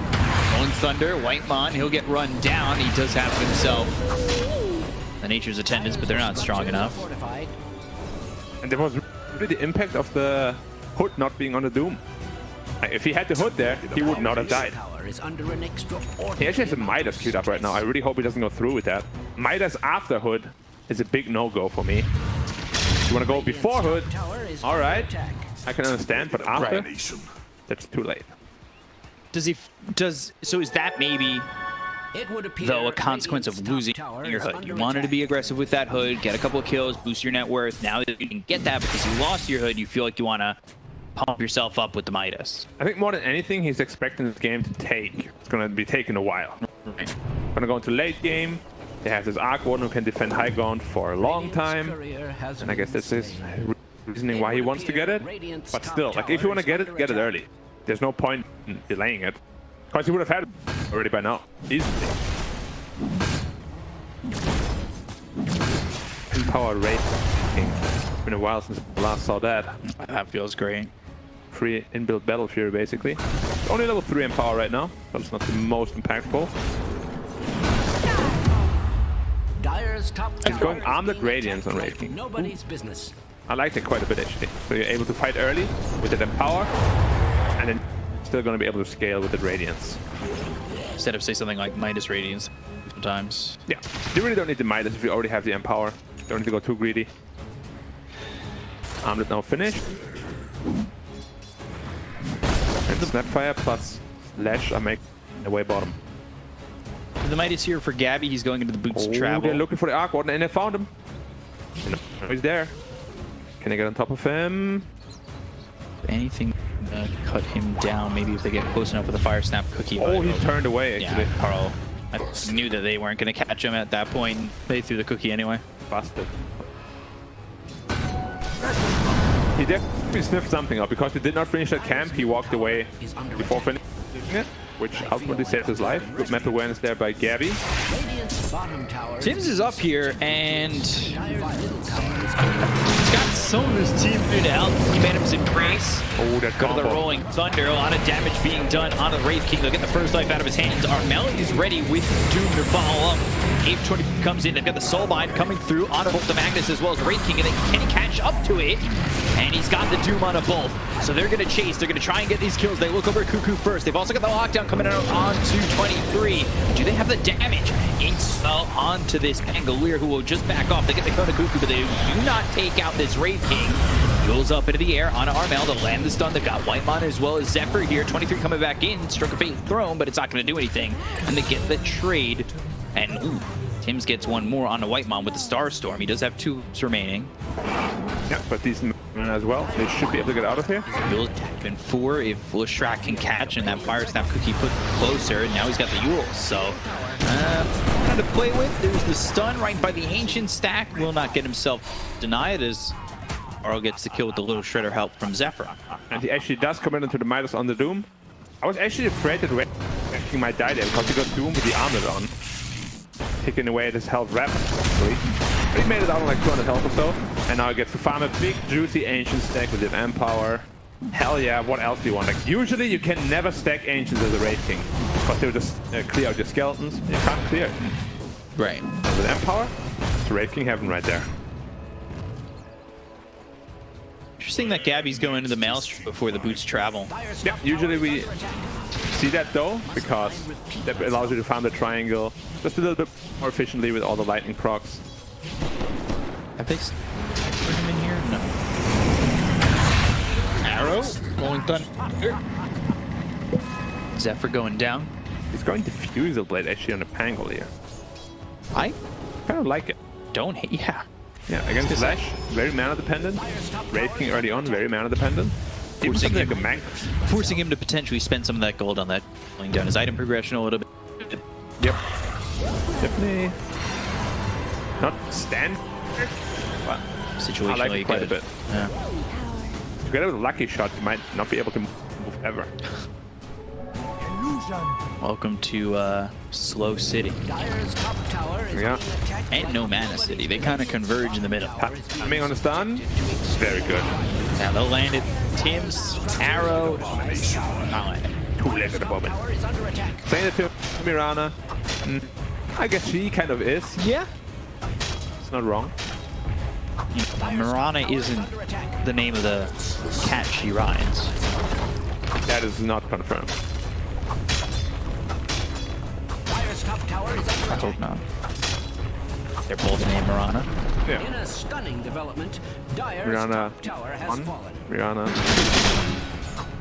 Oh, Mirana J. MJ. Spider-Man. Superhero. Is under attack. Oh man. The human brain can come up with all rubbish, but especially mine. That is my superpower. Same. No? Are you trying to take my superpower away from me? No. I think, That's what I thought. you know how the universe is split? Parallel universes? I'm Earth B, you're Earth A. So you're another me, another universe. In a way. No, I just take over your role. Okay. Inkswell loop forward on a Whitemon. Trying to get this kill, but they've got 23 as well as Cuckoo coming around. Rolling Thunder out, bouncing just off the edge of those steps into these skeletons. That could have potentially turned out much worse because he just finished up his diffuser blade. Burned all the mana on Mac. Yeah, like if he gets on top of them, got a little bit lucky there with the bounce. Or unlucky, whoever side you're on. Wraith King back to the Ancients. He's ready to farm. But so is Arc Warden. Honestly, this game is just super even right now. Everybody has the same farm. The carry's a little bit more content on just farming, but I say that, and there have been times when 23 has looked for a fight. Hasn't exactly found one yet. Not one to his liking, at least. Yeah, and this Empower level 4 really him up. It's hitting for 302. No. 292. Nailed it. 317. What? It's switch. It's changing. Armwood on, armwood off. Yeah, last I checked, same thing, you know. When you last checked the patch notes, then that's fine. Now we can see why the Doom Midas is paying off, because the game is very slow, right? It's going back to the Midas might have been a good decision, simply based upon the fact that he's expecting the game to slow down quite a bit. Take us.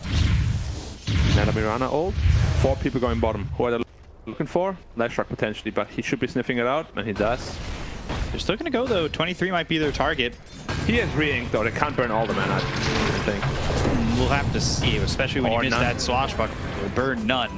Chance coming through, take out the sentry, and now they want to fight under this. RPF, we're gonna hit on the Bach. They've got the moves up into the air onto Tims. They'll get the kill on the Bach. They'll take out this Pangolier very quickly, and now they'll look for Tims. Wow, and the damage from 23. 1 hit to the forehead, just splits it wide open. Ooh, how much was that? 800? I think you gave him an 800 crit to the forehead. It was a lot.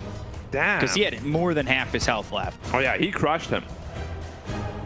And now Wraith King is getting, like this empowered Wraith King is actually really scary right now. But when you can hit like that and you botch your initiations the way that TNC just did. Yeah.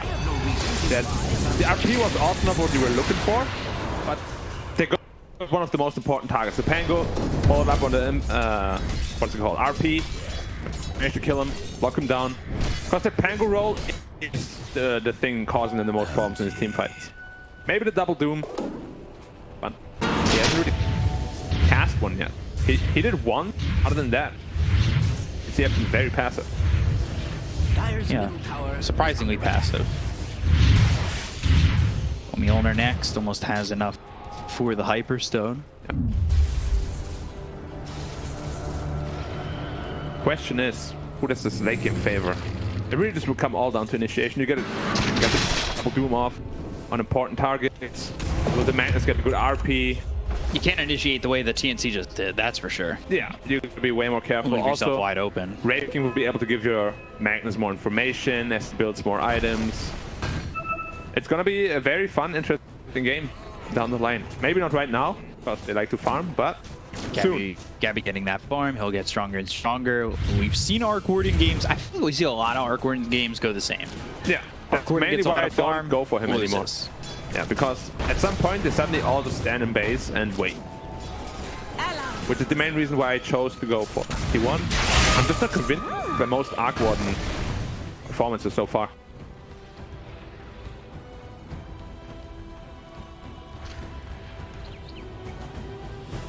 Moonlight Shadow was used. That Doom up again. Blink Dagger being built for the Doom with that Midas. He's picked up Hood, BKB. That's a 4-man smoke. They're looking to go... Potentially find Armel. Yeah, that would be... Got a Blink Dagger on Cuckoo. RP onto one, skew him back. Phantoms of Grace. Destroyed. Not going to be enough, and they will end up getting that kill. Bach swashbuckling towards them. There was 3 from the Wraith King, just got absolutely blown up. 0 armor items for now on the Doom. Well, he got has phase boost. I don't know if you want to count that or not. Or I think he got 2 shot by the Wraith King. One for 955, the other for 260. Bro, it's a Roche pit. They know there's no Pango roll and no Doom. They can't contest this. Maybe they make a way in within Arrow and a Leaf and a chance. Oh, you need that Aegis. They're gonna try and time it. Enchantress leaps in. He dodged it. Tim's on it again. Oh no, wait, he gets out of this. Tims, come on. They're gonna look after Bach. They've got the stun. The Soulbind is out, and they'll get the kill here onto the Pangolier. But Tims, he'll leap away, still holding onto the second life. Gabby's Tempest up, ripped to shreds. 23 though, losing life, but doesn't lose his first life. There's a Pangolier buyback also committed at the very end of the fight. It's getting clipped for. Okay. Alright, really? That Roche, that was all on Carl. Like, you put Mirana position, how exactly he's gonna shoot an arrow from there. And you're the one who's supposed to pick up the Aegis. Yeah. So he gets arrowed, Mirana leaps in with the godlike timing. Just look, this positioning of the Lash. You can't be there. You're gonna be on the right side. Make sure you can take the Aegis. Well played by Tims. Wow. And he gets out too. Yeah, the fact that he survives, usually you see a play like that and they're immediately dead. It still looks sad though. Look at his inventory. Franco boots earn wand ages. Ages? Oh yeah. He's like, but he's got 1,500 gold. Yeah, he'll be like, I'm gonna push out lanes now, guys, because I feel safe. Don't think they're gonna kill me twice. Until they will. Until they Because we know Wraith King is gonna 2-hit you. Then 2 + 2 = 4, and your 2 lives are gone. Nobody's business. Because math. Easiest math I've ever done in my life. Hell yeah. Another smoke up. RP's up again. Who's right here? Oh, they got him though. So, 1. He got destroyed so hard. And, okay, Yules. Stunned and dead. Wraith King can actually right click him a second time. RPU's now on the buyback of Bach. He's gonna die. And he's dead for 70. That shuts down his game. What did you expect? And Bach tipped up. It's that tip jar's fault. Yeah. And I hope he's mentally immune to getting tipped. Because he has been getting psychoanalyzed right now. Yeah, a little bit. And if you get psychoanalyzed, you're in trouble. Flash on top of the Grim. Yeah, Boomy pushing out, and he's just easily killed off. Blink dagger on left, actually. I love that a lot. I do that every time against an Aquad. Blink on top of him. He's like, oh my god, what do I do? I can't go anywhere. And he dies. This is the thing, like, feels like we're just waiting for what we see in a typical Arc Warden game. And we've said it already once before. It's just farm, farm, farm. The other team takes advantage of the entirety of the map. The rest of your team, besides the Arc Warden, really doesn't get a lot of net worth out of the game. And then you're defending Arc Warden versus the world. And then from there, it's, you know, toss up if you can do it. Makes me wonder why they chose to go with the Arc Warden out of all heroes. Doesn't even particularly counter any hero they have. It's not like there's a Deuce or TB or anything like that. Kind of just like an, okay, I like Arc Warden, let's go. Yeah. Radiant's middle tower is under attack. Like, I don't know if this Arc Warden can do the damage onto the Wraith King to get both kills, because he's got that shard now, and he's getting close to Scotty though. Once Scotty's online, Wraith King is gonna feel quite a bit more uncomfortable. It's just everything around him too, seems like. And they haven't gotten the double doom off yet. Another smoke attempt, but what? This one is right there. He's like, oh my god, I know exactly what you guys are planning. And you don't want to doom him, down, and you can't kill him. Misses. Fire Snap Cookie actually sends him closer. 23's coming over, and TNC are the ones who want to run again. It comes back to the TNC just kind of botching initiations. Yeah, and this support positioning from Whitemon has been spot on this game. One is Enchantress. He knows exactly what he needs to do and when to do it. Mag now picked up a pipe, just going pure aura. And it's a 5-man smoke. Something we rarely ever see in Dota because it's super obvious. Right. No one's pushing out any sort of lane. Grimstroke is showing top though. Pango's showing mid. And they're going on to Pango again. Yeah, they go get Bach. Shockwave looking for the skewer. Kuku actually didn't land it, but still the Wraith Fire Blast and the Fire Snap. Oh, it lands onto Armel. RP is there. He popped the BKB for nothing. No. But he threw with the dunk. Their dodge here from TNC. They're trying to push out bottom with the Tempest double. That ended, and now they lose 2 lives on the one of the Pango, one of the Doom. This is high ground potentially center racks. You have to be careful with this. Arc Warden high ground defense is immense. Like we have said many times. We're on the Tempest double. Got the clone. Clone is gone. Rafe getting low. He's got that second life. Toggle. How many times can you toggle? Again? They're not really committing to try to kill him at all. He's got the second life, and it's only a 40-second cooldown. I feel like he could survive that long. So comes in Phantom's Embrace, but you don't have the Doom to follow this up. They've got the Silencer already gone. How unfortunate was that, though? Armel blinks in, gets hit by a cookie out of all things. And after the stun duration, pops BKB, gets RP'd, and this Wraith King is just shredding him to pieces. Actually, they need armor items, and they need them now. Tempest double, it seems to get dispatched pretty easy. But here's Skadi now. Like, he just took down half of Lash's health. Which is usually a good sign for the Arc Warden. What does he need next? Damage. I just want to see damage. Daedalus, Butterfly, something like that. You could also build BKB I just feel like you want to be more threatening with your Ooh, I like this idea. They're going to throw the Tempest double bottom once again, and they know that they've gotten someone to react to it a couple times, so they're setting up for somebody to come bottom. But at the same time, they've had so many botched initiations that this is a scary attempt. And Wraith King has a double damage rune. Yeah, so, oh my gosh. How much is he going to be hitting for? He just cripped like 1200. And it's without DD activated. Okay, so 1060 without DD. But DD doesn't double all of this. So about 1800 crit damage. So this Grimstroke is going to get one hit. Yeah, before a reduction, he'll get one hit. I feel even after reduction, the Grim is going to get one hit. 30% of 1700. Balance. What? That's 480. Radiant burn. He's got the tower as well. 42%. Grimstroke is pretty target. If they can jump him, they will do so anytime. If he can get this ag, feel happy about that. Yeah, this portrait is going to be massive, but he's so far away I from can't believe this is another game where we don't see Philosopher's Stone. I think this is the third game in a row. Well, that's not that the item is broken, so the drop chance is actually lower than the others. That's a fact. Right. I actually knew that. Make an abomination. Who did he flame this time? Carl, who did he flame? Yeah. I feel like a broken One of the neutral creeps. Not Arc Warden? It was kind of rude, actually. He's actually going BKB and Arc Warden. Okay.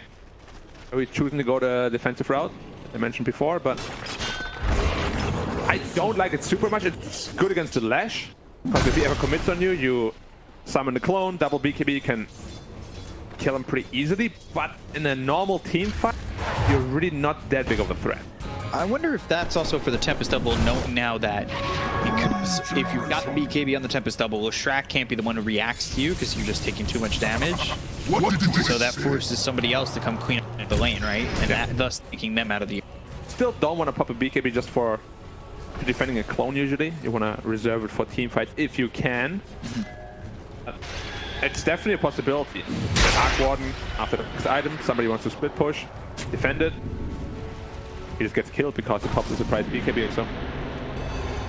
Radiant's top tower And the game has slowed down, which is good for TNC. Yeah, but it's still an 8k deficit.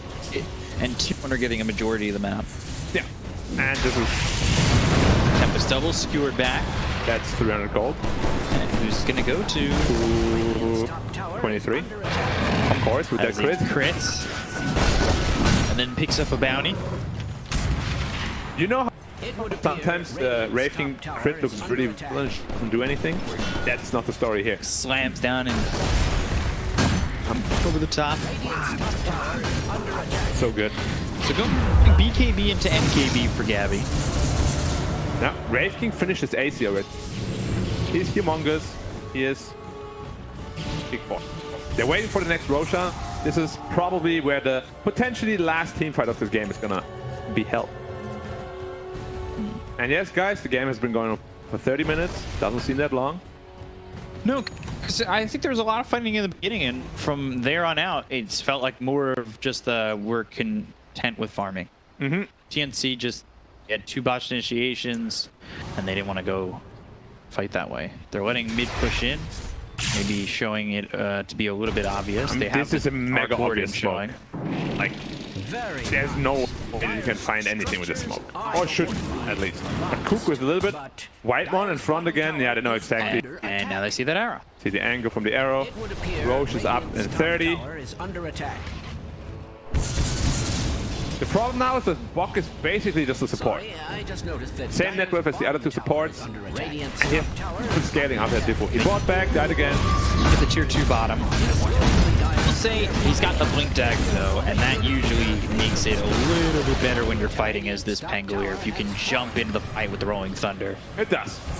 Roshan up in 4. If they see it right away, they gotta react fast on TNC, because this Roshan's gonna die fast. Oh, he backed out of it. Oh no, they don't see it right away. Big mistake. They could be hitting it already. It's another 4-man smoke. 5-man smoke. He sees it. Carl's gonna come in, go in the pit. It's a DD for Wraith King again. It's always like that. Every time. Every time out of the pit. Blink, War Stomp, on arrow white fence. The kill, the Soulbind goes over onto the Wraith King for a second. He's got double damage. He's tanky. And Tempest double just not gets that tanky. shredded. This actually does look funny. Now, Roshan's wide open. You don't have to roll. It is going to be a 4v5. Arrow comes and hits a skeleton. 23 by himself gets disarmed. That'll extend how long this takes. They have to be careful. They don't want to get another Roshan stolen here. Double damage has about an eighth of its duration left. Oh, just casual crit for 1600 on the road. Soul doesn't pop on 23. He'll Wraith Fire Blast this Tempest double. 23, he's kind of been left by himself, but the team right by him. Now. Reincarnation available. The Doom's looking for it. BKB gets popped. He's going to go forward, and the BKB gets popped by 23. That's a lot worse for the Doom. Because Doom needs that BKB. You have to get a Doom off even. It's just racing that, you know, that swing down on Doom. As soon as he popped BKB on Wraithing, he knew that he can't kill him. And this should be now a free Roche in about 10 seconds or so. Arrow flies in. Spots that they're out. Tempest well. double coming in. Now they've got the MKB. On the... Okay, that's a lot of damage increase on the Arc Warden.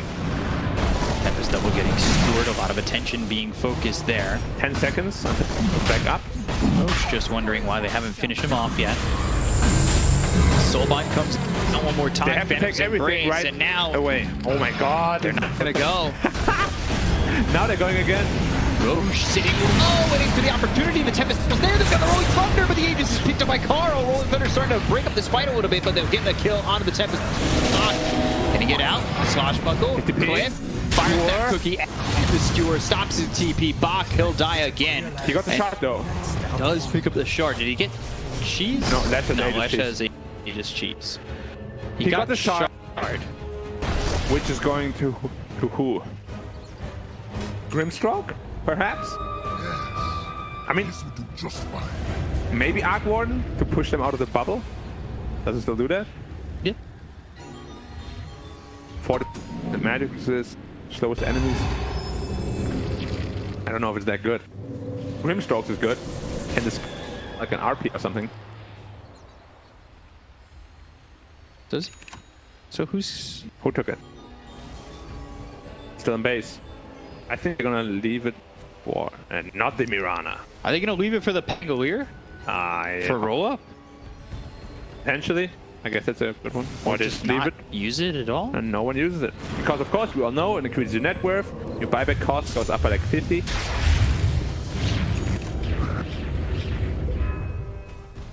Nah, I think it's gonna be Grimstroke picking it up. Come on, pick it up. No?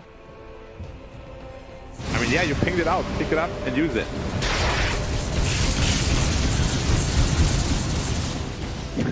Oh! Ah, he got it. He's holding it. Oh, he's not using it. He used it, yeah! Woo! We got there, all right. God. Surprise it took so long. I would love to hear the conversation that led to that. MKB picked up here for the Wraith King of 23. Now he hurts a ton as well. Well, he already did, but... Aided. Hurt some more. He hurts a lot. Giving him the old Johnny cash. Wait, sharing is caring, right? Sharing his damage.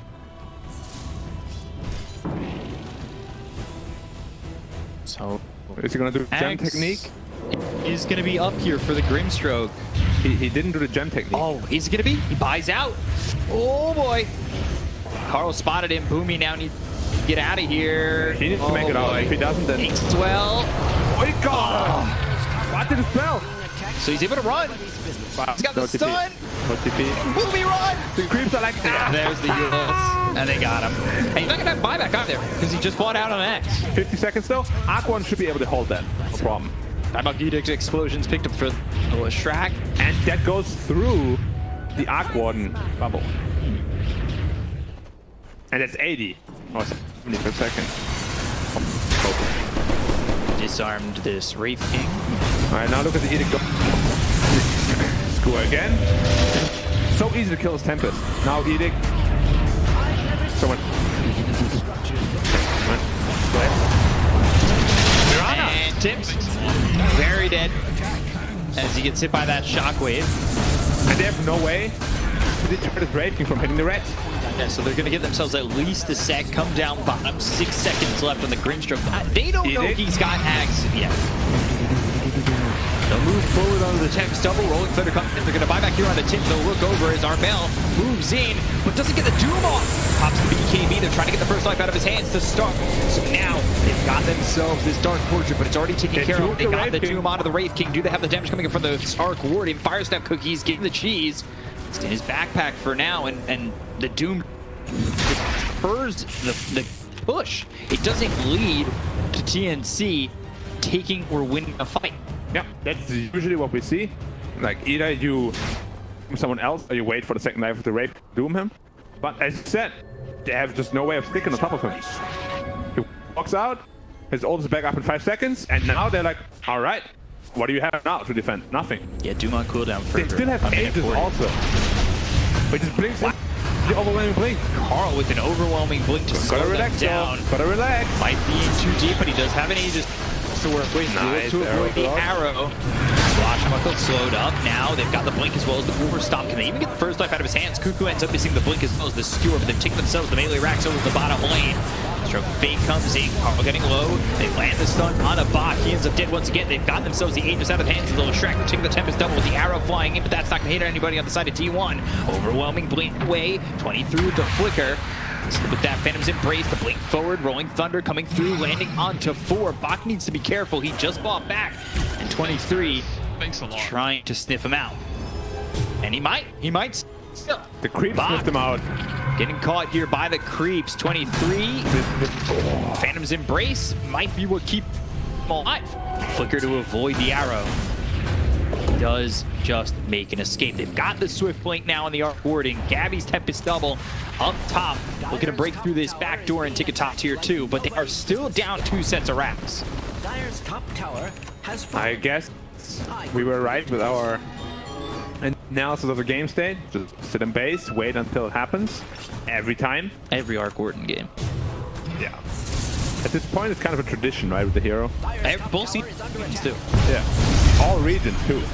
I think there was like one good Carl, you may not want to take this fight. BKB moves into the air, and Gabby's Tempest double. Just will either go for Carl, now half the life on that tier 3. Yeah. There's now no more wave now after this one. Now the question is, do you want to play it slowly, wait for the next Roche, or do you want to go in right away? Tempest double didn't make it. The creeps were killed? Yeah, the range creep. Okay, because otherwise the tower would have been gone probably. And Wraith King is just destroying it, and it's easy for him.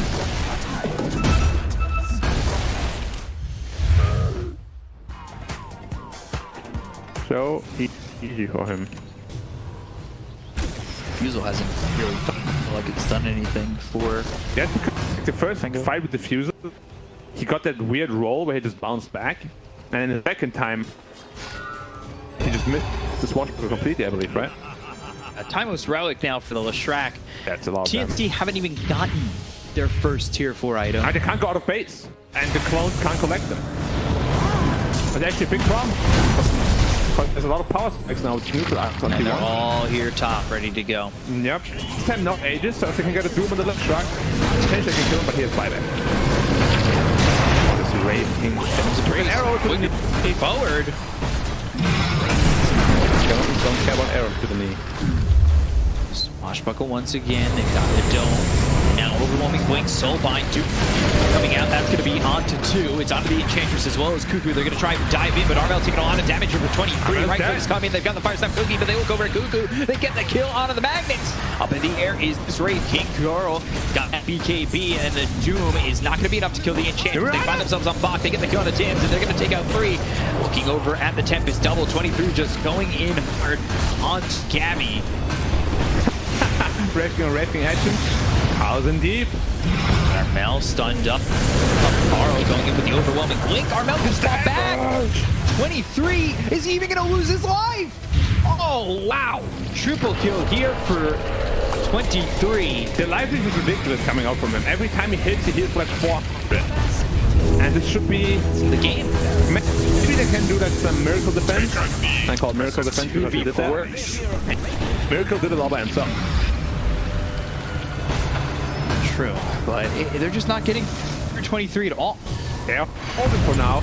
Tempest double, overwhelming blink with BKB. He ends up getting stunned. Gabby's Tempest double trying to do damage, but it does none. That's Swiftling now finished on Raging as well, flying in the Korea right now. Pick up this tower very quickly with the dive out Kedic. They've got themselves the soul bind once again. No Doom to work with. Mortimer's Kisses zoning them back. The right click one onto Whitemon. It does some decent damage, but it's not going to do enough. They've got the Ancient exposed. They have the Hex available on this Leshrac. And 23, he's just going to be sitting here going for the victory. The Abyssal Blade is out on the Gabby, and they should be able to take this throne. Although Whitemon survives for a little bit longer. Right click's coming in. Rolling Thunder out. Creeps pushing in. They get the kill onto the Enchantress. Rolling Thunder now hits onto the Wraith King. But he jumps forward, and the Tempest double trying to do damage on the call with the BKB being popped. They've got themselves the dome again. Swashbuckle, disarm, Stroke of Fate coming in Flicker. It's going to disarm and take the disarm off, and now they're going to go in with Tim's. All dead. Once again, down for 50, and they're in T1 take game 1. I do not know why they dropped this lineup. It went down the usual Arc Warden route.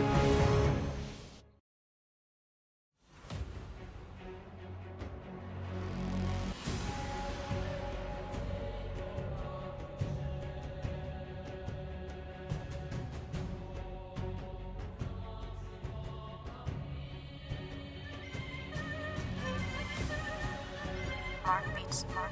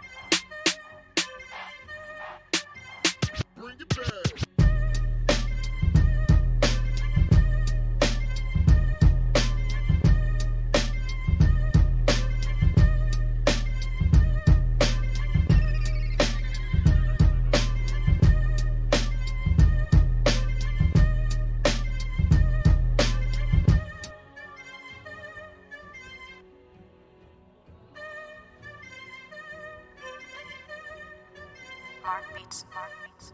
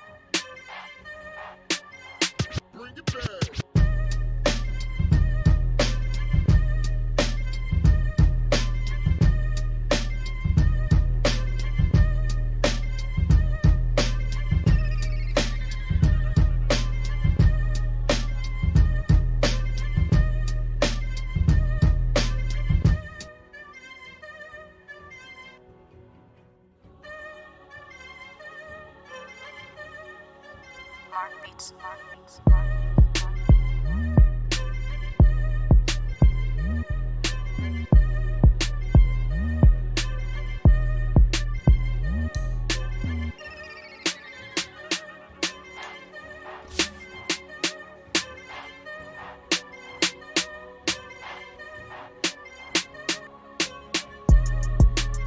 TNC Predators turn to ban.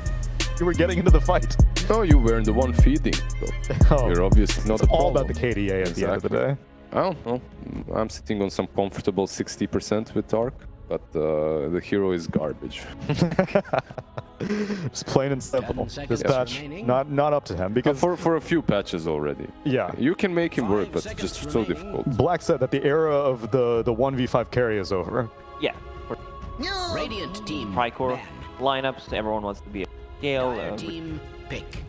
K being played on the off lane, where he's the strong laner, and he also scales. But you need to have a 2-4-0 if you want to make that work. Yeah, and the Arc is just taking too much off of the map. Radiant Just like team Tinker, right? Like you have one wave constantly pushed in by him, plus he's chilling somewhere around the triangle. He's taking that too. This is T1's best open. Snapfire plus Lion, still getting the flashbacks from the Carl went 0-4-0 on Puck. 5 minutes in, and then this exact support duo, Snapfire plus Lion, managed to win the game. At the end, They won the lane. No, they won the game. They won. Oh, okay, fine. They won the game. They Carl managed to make a comeback, didn't die a single time. Yeah, Carl went like 14-4 after the 0-4. You know why? Because of the support. True. By the way, TNC might decide to take that puck, or probably not take it, probably ban it out in the second stage. If you don't want to play against that snap plus puck combo, especially if you've got a Centaur. Exactly why. Descent, you want to ban out the puck, the Mars usually, plus Snapfire is good with them. Void is also an option that you go out banning out. But let's see what TNC will cook up. If they want to pick up a support, they still have a lot of success with Mirana. If they want to have a nice stun combo. They can snatch that Enchantress as well, if they want What to. happened to Jakiro? Why is like I don't think I've seen a Jakiro pick. No, even North America, which usually has the softest spot for Jakiro, has not been picking the hero. I think Warlock basically just took over. There's the Mirana. They go with the Mirana Centaur. Radiant team ban. Yeah, Jakiro and Void banned out. There was one other sport that I'm surprised. I think I saw one Jakiro with Void in a game recently. Wasn't a pub. One of the DPCs. I was playing a game the other day. No. One of the DPCs. You don't even see the hero in pubs anymore. Yeah. I think that his original claim to fame was being a pushing support, and you just don't need pushing support these days. Same reason why Shaman fell off. Yep. Well, let's see, T1. Actually, it's kind of difficult for T1 to ban anything out right now. TNC have shown their offlane combination 4 and 3, but that's it, right? And they do well individually, and they don't synergize that greatly with anything, right? So because of that... I can give you some comfort bans that TNC have been playing a lot. Tiny, Gabby's most played hero. Okay. The puck that you mentioned. Okay. But they can also take the puck. They can also take the puck? Yep. I would love Tiny, or it's very... Lion Squish. Dire team ban. The Dragonite, so they might... Puck. Yeah. Will this be like Mars and puck bans from TNC? A Lifestealer instead. Okay, Lifestealer versus the Centaur. Sure. Some sense, right? And the Ursa is already banned out in first phase. There isn't a better core versus Centaur, I believe, right now. When it comes to the lane, Lifestealer should be the best. What about Timbersaw is banned out, but how do you compare the two? I mean, position 1, right? Oh, okay, yeah, fair. Yeah. They're probably the best when it comes to taking down these bulky boys. In South America, we saw Beast Coast in their closing game attempt to play Monkey King, and boy, does that hero not look good right now. So I think Lifestealer and Ursa are pretty much only options against Centaur if you want to lane bully. Terribly bad. There's some Medusa maybe avenue for T1. It's also an option. Could be setting up. They have them out of control with Medusa. Still yet to see. Lion, Shard, level 20, giving mana to This is what I want to see. yet. We have not seen it. We've seen somebody trying to go for it, but in the end, They lost the game. We had the two heroes in the same game picking up the shard. It happened. You know what hero I do not want to see? Ruben. Radiant team banned. Game loser. And they ban out the middles, so they read T1s. Like sometimes you put yourself with this ban, right? You know, bad spot. No, here's what you do: ban out AA, pick up Morphling. That's also an option. Like I said, 23 Savage. If you need to win a series, you give that man Morphling. Or PL, that's still in the pool, right? But not great versus Centaur. We have seen him do. We've seen Centaur with Radiance, Crimson, Bloodstone. What else PL is there? didn't touch him the whole game. Literally unkillable. That was the cuckoo. That was the same teams playing, right? Yep. It was 23 Savage's PL who was like, bro, what do I do against this? And he just goes for the raid. Okay. Worked in the last game. Played again. Yeah, but what's the advantage of having 2 lives in this lineup? Last game it was against the Doom, so you were like, okay, fine, you do me once. Raid King overall was really strong, right? Recently he fell out of favor a little bit, but the hero itself is still strong. He's not countered by these main heroes. At minute 20, he wants Radiance. You can just buy a shard if you're playing Poker, Nyx Assassin. What about PL. Razor for TNC? Razor, I love it.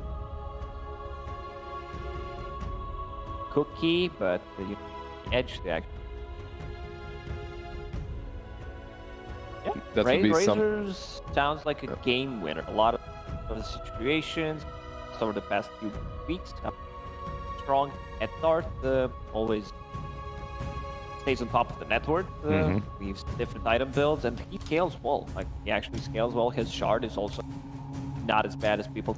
I still think it's pretty bad, but I've been a bad judge of shard character after I was hating on Leshrex for all season long, and now it's like core. Less shard, yeah. They still have the puck as an availability, both teams, really. If they want to go for it. So far, TNC don't really have any lockdown, any reliable catch, right? They also don't have any time. Bro, down to 15 seconds on your third pick? Radiant team. There's reserve time. That was the reserve time. No, I mean, they'll get reserve time Oh, after yeah. this, so they're fine. Now on T5-ish, right? Tiny. What about some fun? Fuck Mars, Blaze. Or just do the same thing again, Magnus rating. Run it back. Run it back. Nothing wrong. Don't fix what's not broken. Still can still go for the puck though. Although TNC? No, well yeah, for both teams, but well, where do you think this match is landing? I'm not sure really. Yeah. Radiant team banned. P. One of these, both Tiny and that flexible. I just, well, maybe it's a position 5 Tiny. Maybe that's the thing. Ran. And there's true. some others on the station. And I think you want this Death Prophet on mid lane. She scales really well against Raid King as well. It's one of the better mid laners. Yeah, I guess they picked it because of the Raid King, because that time that we saw 5 position Tiny, they had puck on their team, so they could break coil constantly with the 5 Tiny, but they end up going with the DP. It can be DP offlane as well. No, it can't. It can't. It can't because We've of seen Centaur. Centaur 4. No. Let's make it simple. Sure, but this Tiny, I'm having some feeling that It's gonna might be 5. be 5. Yeah, Okay. For sure. Tiny can be 5, but I'd say that DP is mid, and 3 and 4 are Centaur and Mirana. I was pleasantly surprised. Tiny worked. No, I know. Yeah, because it's pretty much a similar concept. Mag, lane, skip back into the tower, Podge 5 in pubs, not 10 seconds remaining. back here 1 tower, extra damage, avalanche, 5 fair seconds bump remaining. flow, or a stun. Kind of a guarantee. Who needs damage on your hero when the tower can do it for you? Ban out the Lina and the Queen of Pain.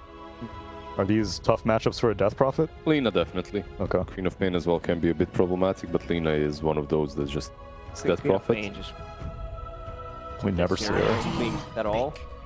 Not sure why they decided to ban co-op, but Lina makes a lot of sense. So if TNC are looking for a 1 position, they played a fair amount of Spectre if they want like a game winner.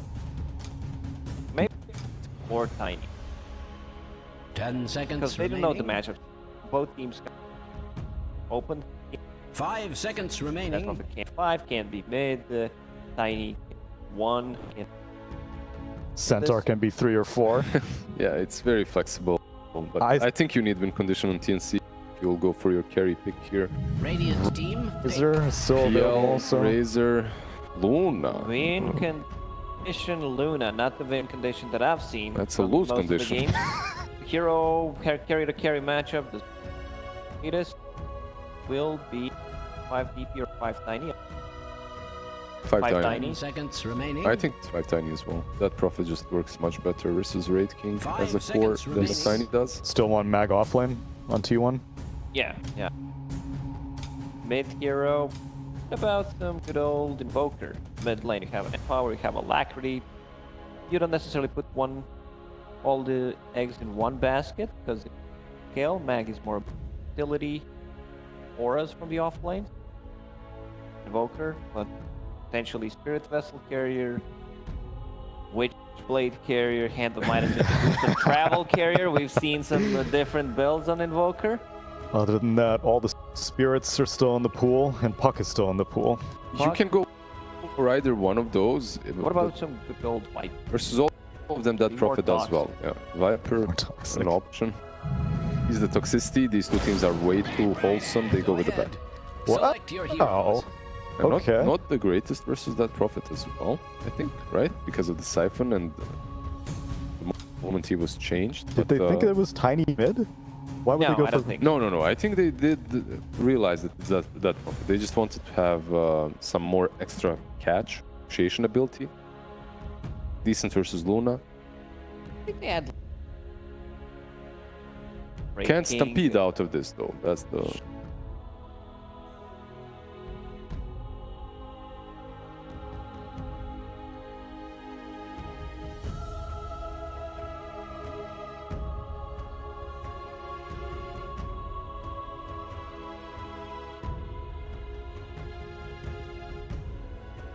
On the notes is at least, what, 30, 45 seconds before that Bat Rider got picked, Black was like, it's Bat Rider 100%.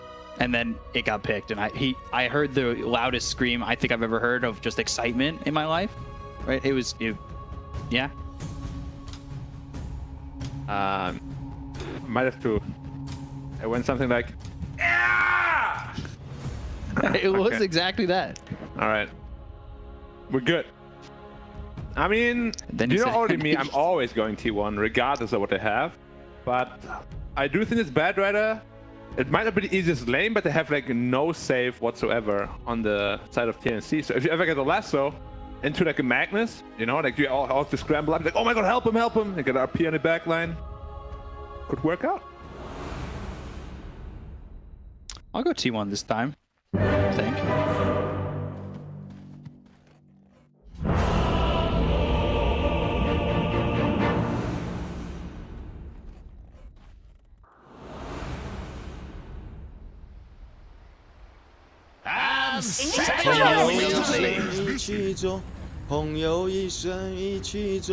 You really should prepare for battle. Thank you. Yeah, could Give me be a card. Okay, take that. could be the last game of the SEA DPC year. For SEA. Yeah, the SEA DPC. But we year. don't know. Maybe there's gonna be like a winter season. Season 1 of Well, this year. yeah, but that would still be a different.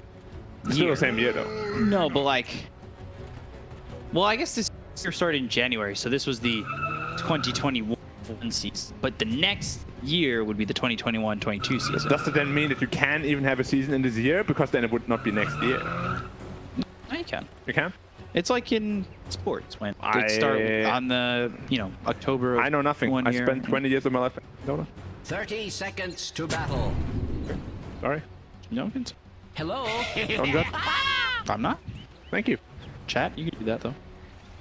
Realistically though, I've seen Carl pop from Bad Rider many times. I've seen him feed a Bad Rider many times. What's it gonna be? Who knows at this point? But if TNC wins, at least we have a good old cozy 3-game series to end it all. It would be nice. Feels like a lot of our series have been going through. The battle begins. Although I ain't taking a lot of that. Execration did win 2-0. Yeah. Was T1 third? They were third place last season, right? I believe so. Which means they're at 200 points. And then if they get top 1 now, they're at 500 points. And then actually they're quite close to being confirmed with points, I think. Well, not confirmed, but highly likely to go. Yeah, TNC was what, 4th with points. They missed out on the major. Yeah, and there was like 100, so. Which is... Best case for SEA would be if the just pure based on points. Since Neon can't make it anymore. Fnatic also not in there. T1 is your last hope. It's kind of crazy that a whole region might end up with 1 TI team? Yeah. Yeah. The entire system originally was built so there's 2 from each region. The way it's worked out, it might potentially not be. Yeah. We have to wait though. Wait and see. Still nothing confirmed yet. Spike down bottom is take a look at 23 back on the King. This is I agree with the panel. Love the support duo. A lot of lockdown for this T1 side as well. A lot of playmaking also. I mean, they have BKB disables, they have instant hexes, they have 2 BKB disables even. A lot of damage coming out from the Bad Rider. Or nice double impale down there. Getting some good Harris damage going. Not meant to be. They need to be a little bit careful. Centaur, though, he gets tanky, given the opportunity to just get a little bit of farming time. I don't know if you'll have Tims exactly just stay around anyway. Yeah. To be very careful on there. T1 lineup. It's not a lineup that's gonna win you the early game. If anything, Magnus is more of a mid gamer, same as Bad Rider, and really same as Wraith King. So all T1 wants to do in the early game is sort of a damage control. Make sure you don't lose the lanes. Like, you're supposed to be in a little bit of a deficit, but just don't fall behind too far. Right. That's the goal here. A lot of damage into the Centaur here. The Skeleton's hurt. Blast. Then with the Skeletons, they just did not have the line to follow it up with another stun. Otherwise, they might have had that kill for first blood. Potentially. How is this lane supposed to go here for our offense, Carl? It's pretty DP favorite. Well, it used to be at least. After the DP nerf, it's probably a little bit more even. And he is keeping up in CS so far. We've seen a lot of Bad Riders struggle, especially in lane. But yeah, like the biggest point here for me is that they have no save against Lasso at all. Whoever you Lasso is more likely going to die. Yeah. And if you want to save him, you are going to be huddling up, trying to save him. And then just game-winning RP can come in. I love this sort of setup. Same reason why I like Void and Bad Rider on one team, for the same reasons. You pull a guy in, the back line, Lasto's up, get a good chrono in. You have to be careful on DP. A couple more stacks, you could potentially die. Radiant structures are fortified. He's going right now. Yeah, he's gonna try and go through on mid immediately to TP out. A lot of damage though. Still burning pretty hard. If they maybe even had Snapfire rotating, they could have had a kill again. Yeah, just need one stun. Stop that TP, stop that escape, and just lock him down. 23, we'll see if he's afforded the amount of space that he got in that first game.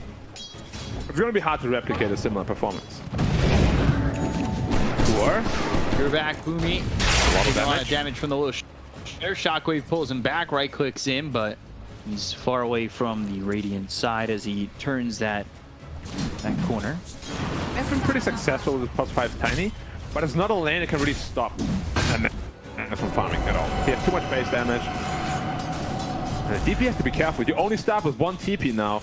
An additional one costs 100 gold. And if he doesn't invest in one, he might potentially just die soon.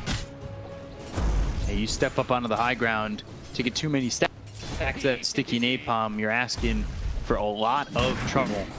Yeah. And Bedra is also sort of a forgotten hero. Because he hasn't been picked for a long time. Like, you really do forget how to play against him properly. He's one of the heroes that does it to you. Skeletons come through with the Wraithfire blast. They've got the Hex, and they should have the damage to get the kill here onto Bach. First blood for 23. They've drained the mana away from Tim's, and this is going to open up his lane. This combo is so deadly. 34%, or rather 34 damage per skeleton, times 4, under that Hex, double stun. There was so much damage from those skellies. What's the math on that? 116? No, 136, sorry. That was terrible. Close. NA math turned to EU math. Correct yourself. We'll allow it. Thank you. Do I get a certificate as well? Maybe. Let's see if we can get one printed. Fire Snap Cookie does not land on Tabumi. Bad Raz level 6 now. Will he do a rotation with Lasso? Or is he looking for a kill and do with Lasso? It might get a little bit difficult here. Carl, if he's not too careful. He is coming over and he should be fine. Boomy unable to catch him. Rune bottom hit. Lucky for Carl. So Carl's gonna fill up that bottom, and again onto the Centaur. They'll get the kill. 3 heroes down bottom with Zephyr joining them. Yeah, and it was because Mirana rotated out to secure the rune. Well, not even for the DP. Armel has to be careful here. 3 stickies is all he needs to kill him. He's at 1 right now. It's a very tense lane now for Armel. That's 2. But Tiny is rotating in. We're gonna put some pressure on this bottom tier 1. They have the skeletons to push in. Intel doesn't have a TP. Yeah, back to lane actually.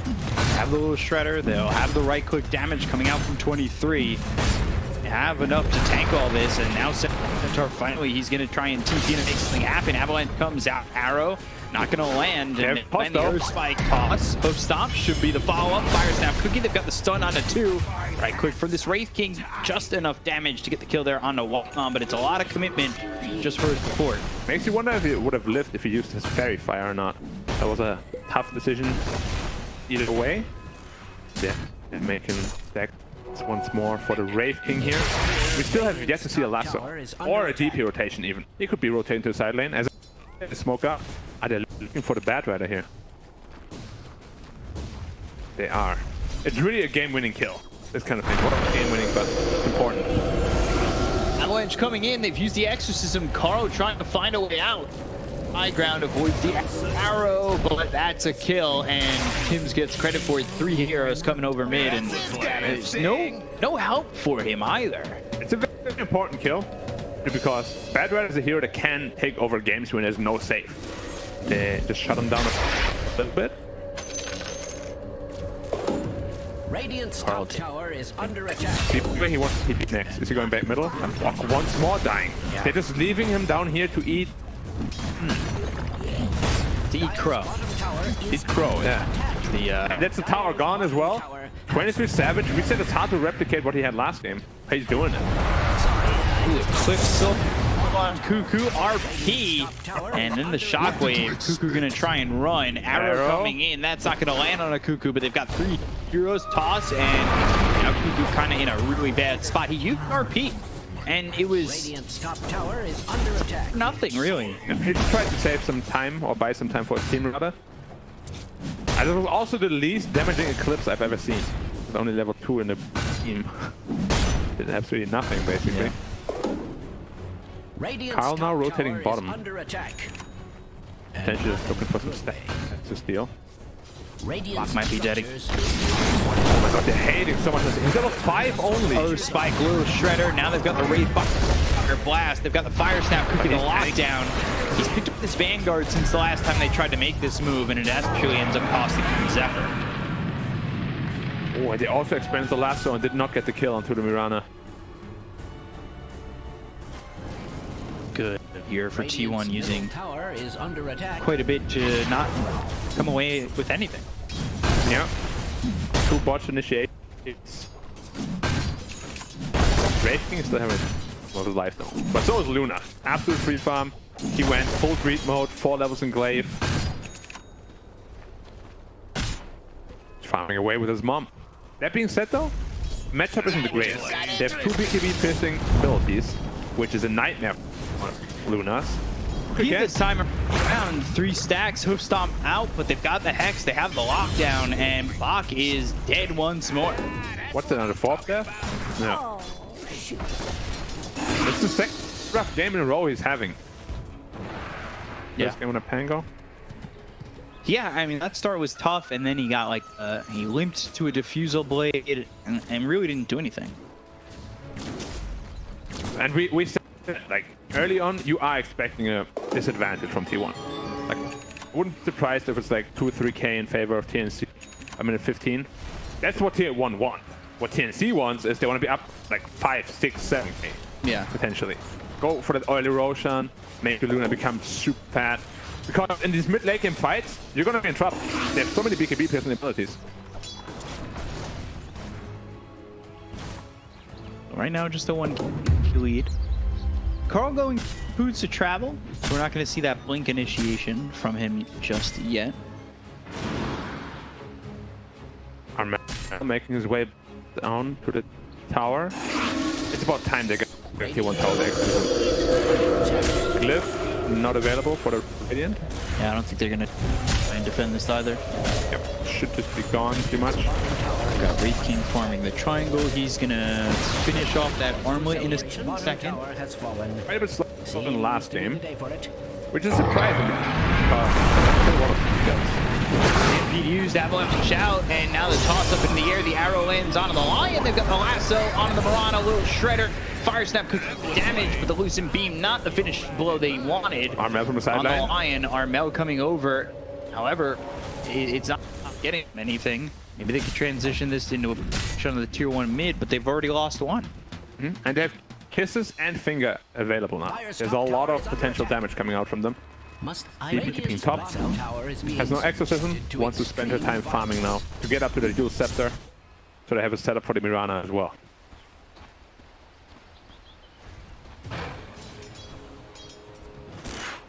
TNC, a little bit of a slow start.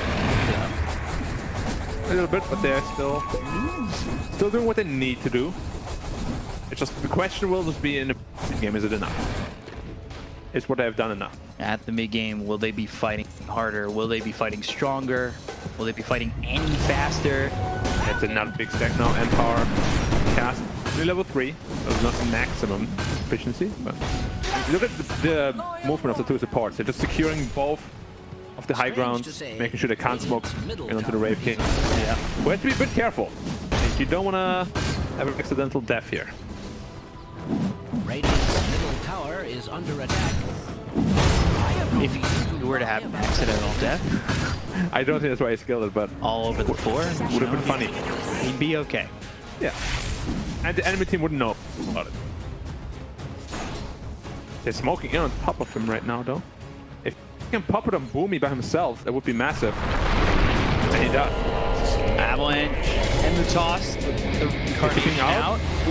Yep. Nope. Lasso on 10. Not available. No blink to catch up to him in.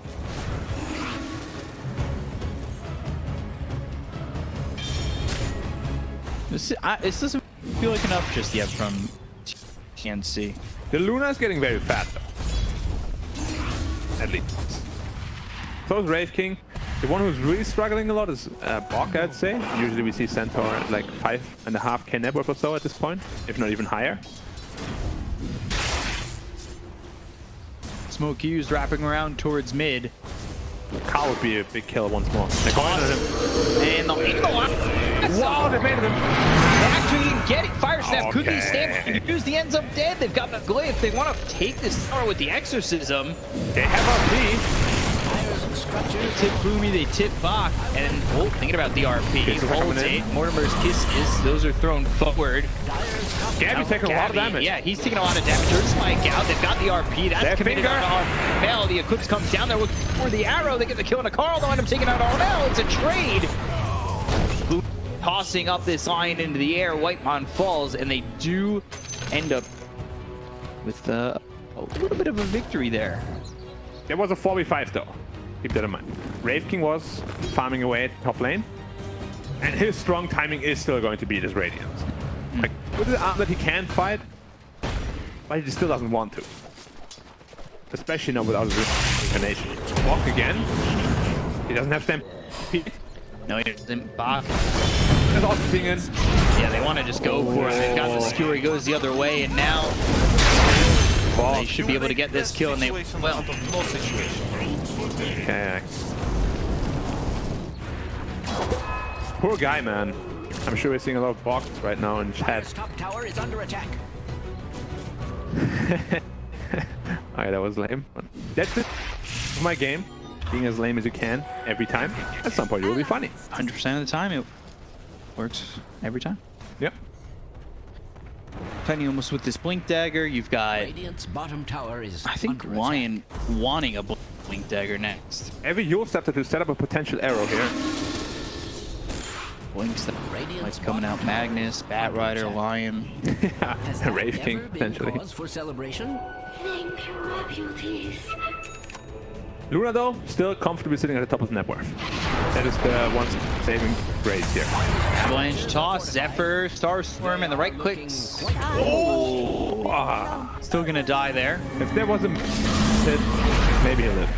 Earth Spike comes through onto the Death Prophet. They've got the Hex that hits the Marana. And they'll toss Luku right onto the Luna. They've got the lasso, but there's the Yule skewer back onto the tower. This is a problem. They don't have RP, but they got the stun out onto the Magnus. The two-man Earth Spike. They'll get that going to Boomy as well as Gabby. Whitemon again. The pullback. Just landing it every single time. They've got the silence. Red Get out. Oh, Great fire blast right at the last second. Mel trying to run. Spirit Sight being stunned up again by the Earth Spike, and they'll get the kill. 23 now on a killing spree. That was so well played against by White. At mid lane, Bad Rider in trouble. Carl going to make it out. The flame break. He will. There's just nothing going right for TNC. Whitemon there, out of his mind. Cool double man impaled. See if they can try to dive them, but Magnus and Bad Rider are just ready for it. They're on top of the Luna. An amazing score after this lasso as well. Rave King TP's in, and it's just all over. And he pulls him back. The shockwave. 0.2 seconds on TP. Look at how close it was. And, Is that the sound you make when you hit TPs? Or hit stuns on TPs? No, it's just a rave. He kind of charges it up with his hand, doesn't he? Yeah. Brings it in. Like a little photon ball. Photon? What's the... How do you pronounce that? Photon? Photon. The 1K lead for T1 now. Yeah. Not what TNC want. That is not what they wanted at all. And now Radiance completed on no BKB inside yet for the Luna. Still quite a bit away from it. And this Radiance burn damage is going to cause quite a bit of problems. What do they do if they just lasso the DP? He's the only threat right now. You lasso him, pull him in. You can even expend the RP if you want on him as well. It's going to be very problematic. Radiant. Now 700 ahead of him. Stampede pop for what? There was a panic stampede. They weren't even off to going on anyone. Okay. And you've got these blinks starting to formulate. Couple 100 gold until Magnus has his, Bat Rider has his, a Lion, he's the skeletons quite close. Get the kill. Boomy did not manage to deny the power. The Skelly bros got it. Rave King double damage and he's pinging on Roshan. It's a tough Roche fight. I don't know if they're gonna commit to this. Okay. Bad Rider is really the centerpiece here. Bad Rider and Magnus. If you get a good lasso off, you will crush this fight. They're already here on TNC, but they're kind of going in and out. They're fumbling around. Roshan is almost dead. You gotta go in, guys. They need to go in. Bob tries fire blast and flame break arrow to come all the way across. They've got the lasso. The Aegis going to be picked up by 23 to get the kill on a box. They look over at this Death Prophet now. They're draining his mana. They might get the first knock out of 23, but he's armor touch. Nice surviving. They get the kill on Armel. Tibbs jumps in, but he's still not going to kill this Wraith King.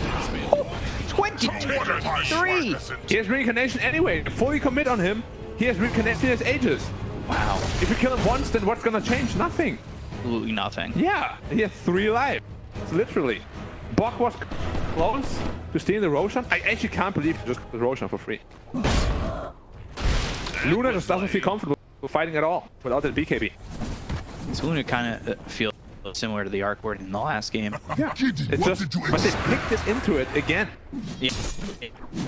They had all the tools they need. So with that fight, Lion, blink. Rider, blink. And Magnus actually has a blink, well. but he wants another one. Double blinks. I mean, this game is only gonna get harder for TNC from here on out. Like, you had to really strong time. Maybe change something, but again, you have 2 BKB piercing Disables, yeah. Yeah. Sometimes 2 Snapfire also goes when you get that shard, blinking, scatter blast. I mean, even support Snapfire. Yeah. The shard is so good with blink. Such a good stun. But you push him away, you cook him after. Yeah, and I'm trying to pay like super attention to how the supports play that out because I'm trying to pull it off myself. It's not that hard. You just bring next to the guy. It's the confidence thing. Yeah, okay. You know, no, well, you feel like you barely survive. You want to jump in and just again. Scatter blast. Oh, stop comes in. Great timing, and now he'll stampede away. That was lucky. Like, he just lost all his look. He used it all up for this entire year. He stopped the line to put it in to try to hex him. The whole year? Yeah, it's all gone. He's got a major coming up. Well, they can win it with skill. They don't allow. Okay. Luck is more. Oh, there's a bubble gum on the floor. Do I step on it or not? He's gonna step on it. First. It is. But he might still win a major. Potentially. Yeah. I would trade that. Bubble gum shoe versus major. Hell yeah, any day. They smoke without the Wraith King. Little mistake. Middle tower is under an extraordinary So he's just walking up without smoke. Oh, they got Tiny.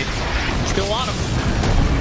Arrow doesn't come in and land, but they got the 2-man host stop coming out from. That's why I'm going to go with the exorcism. They got themselves the last on the death drop with the connector with a finger. He gets blown to bits on the backline, so they've got teams as well. It's not going to happen. The Fire Snap Cookie actually goes back towards Gabby. Now they've got themselves the lockdown with the RP. They get the kill on the Luna.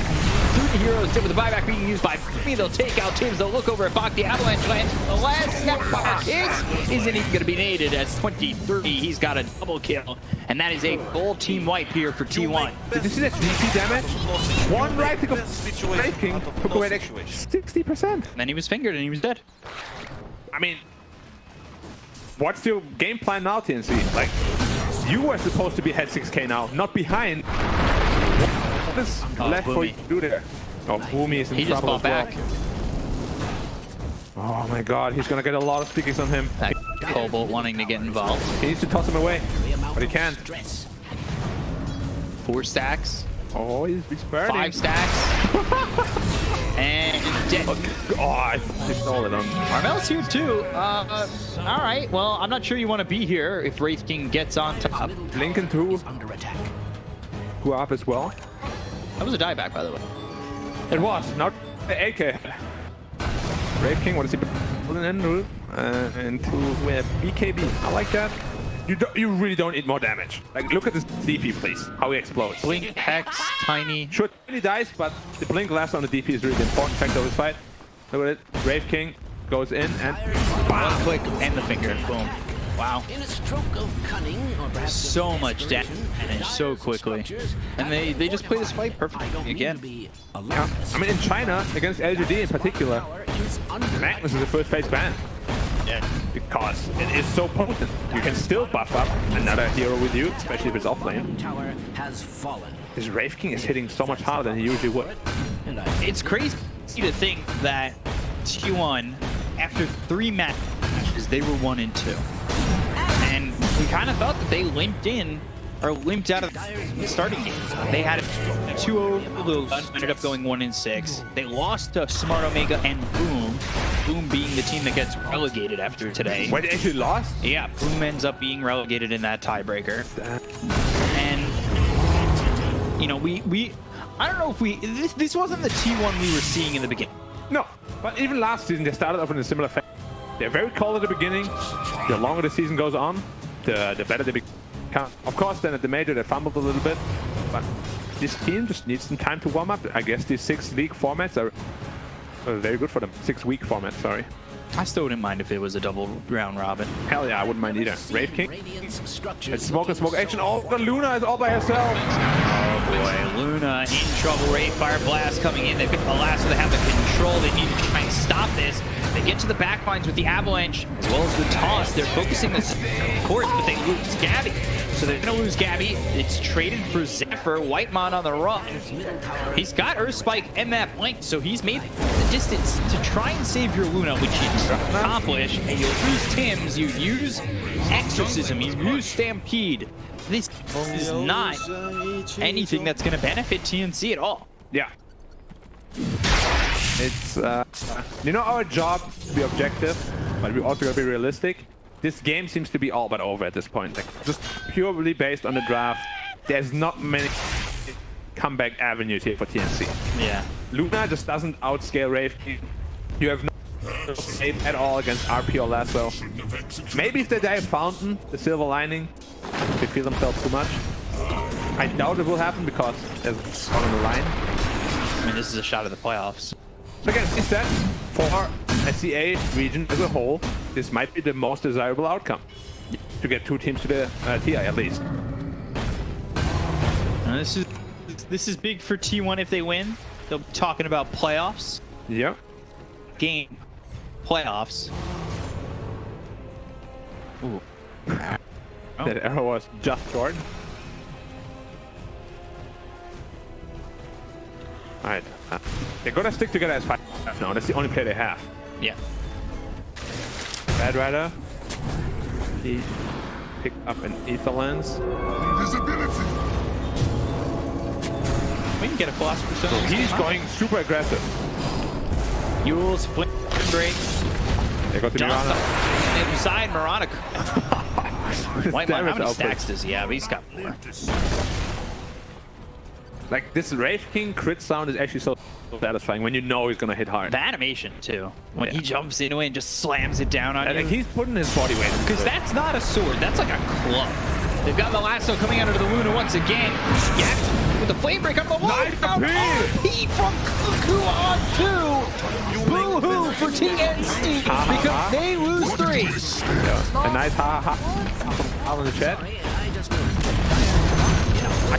I'm very happy about the outcome of this game. Wow, and, well, you said no found diving, Cuckoo. Caro just in their face. He's just playing with them, he's feeding himself. An actual all chat ha ha ha. Yeah. I thought that was just a voice line. No, actual ha ha. Looks like, I think they had some beef before, right? When it all tipped him. He's like, tip me now, TNC, or whatever he said. I think that was even in the season. Yeah, that was the season, right? Yeah, I think so. He's now like, look at me. Who has the last laugh now? Middle barracks has fallen. 19k lead here for T1. So they have a massive lead. Yeah. 19k on paper, infinity in reality.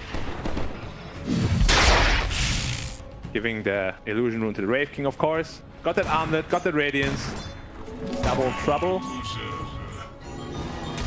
And a last desperation smoke here from TNC. See if they can find something. Arrow doesn't hit Carl, but those missed arrows aren't the only thing that's going wrong in this TNC lineup at the moment, but that's the way the cookie crumbles. They're baiting right now, but Wraith King is not the guy you can go on first. Magnus needs to die, Battery needs to die, Supports needs to die. Can you wrap around? Whitemon has been really fast on those blinks. Oh yeah. Like, he's on some good juice today. They try to jump in and make something happen, they blink in and boom goes the dynamite. They just get nothing out of it. And they know that smoke, 100%. They're pushing out the lanes, they're all pushing into the base right now. This is the probably the most obvious smoke 2021. What you can do. Right. And now Roshan is up. TNC is going to be forced to fight there. No matter what you do. You can't give away Aegis Cheese and the Shard. I like it on Lion. I like it on Magnus too. The Horn Toss is actually really strong. Oh, Roshan's not actually up. I thought he hit it. My bad. See, that's what happens when I stand up and when I sit down again. Too excited. Roshan will respawn in 2, 1. Arrow. Oh. They land. But it doesn't do anything. Raking lost some health from armor toggling. Yeah, keep canceling that. Last fight. Now they're going to jump in. They've immediately been taxed. They've got the Earth Spike Lasso out onto the Death Bomb, and he used the Exorcism Arrow coming in, but that's going to land on anybody that they wanted it to land on. It does hit Cuckoo. They've got the Silence from Armel. Now continue to survive. Losing B, moving forward. Finger used. Armel is dead, and they've got the Mortimer's Kisses coming down to Tim's leads to the low ground. Blink in, hook stop onto Boomy. Gabby looking, trying to make something happen. They've got the Eclipse going in. They look for the RP that's landed to Gabby. They get the kill away by the tip line. They've got Tims maybe thinking about throwing another arrow. That comes in, but it's not going to save this Luna. They'll get the kill on the box. They'll take out Gabby. They find themselves Tims. They'll get a triple kill for 23. G called by TNC. Indeed. And a 2-0 for T1, who locked down that playoff spot. Yeah, not at all how TNC thought this would go down, I'm sure. But as a T1 supporter, finally, they don't disappoint me. I thought you were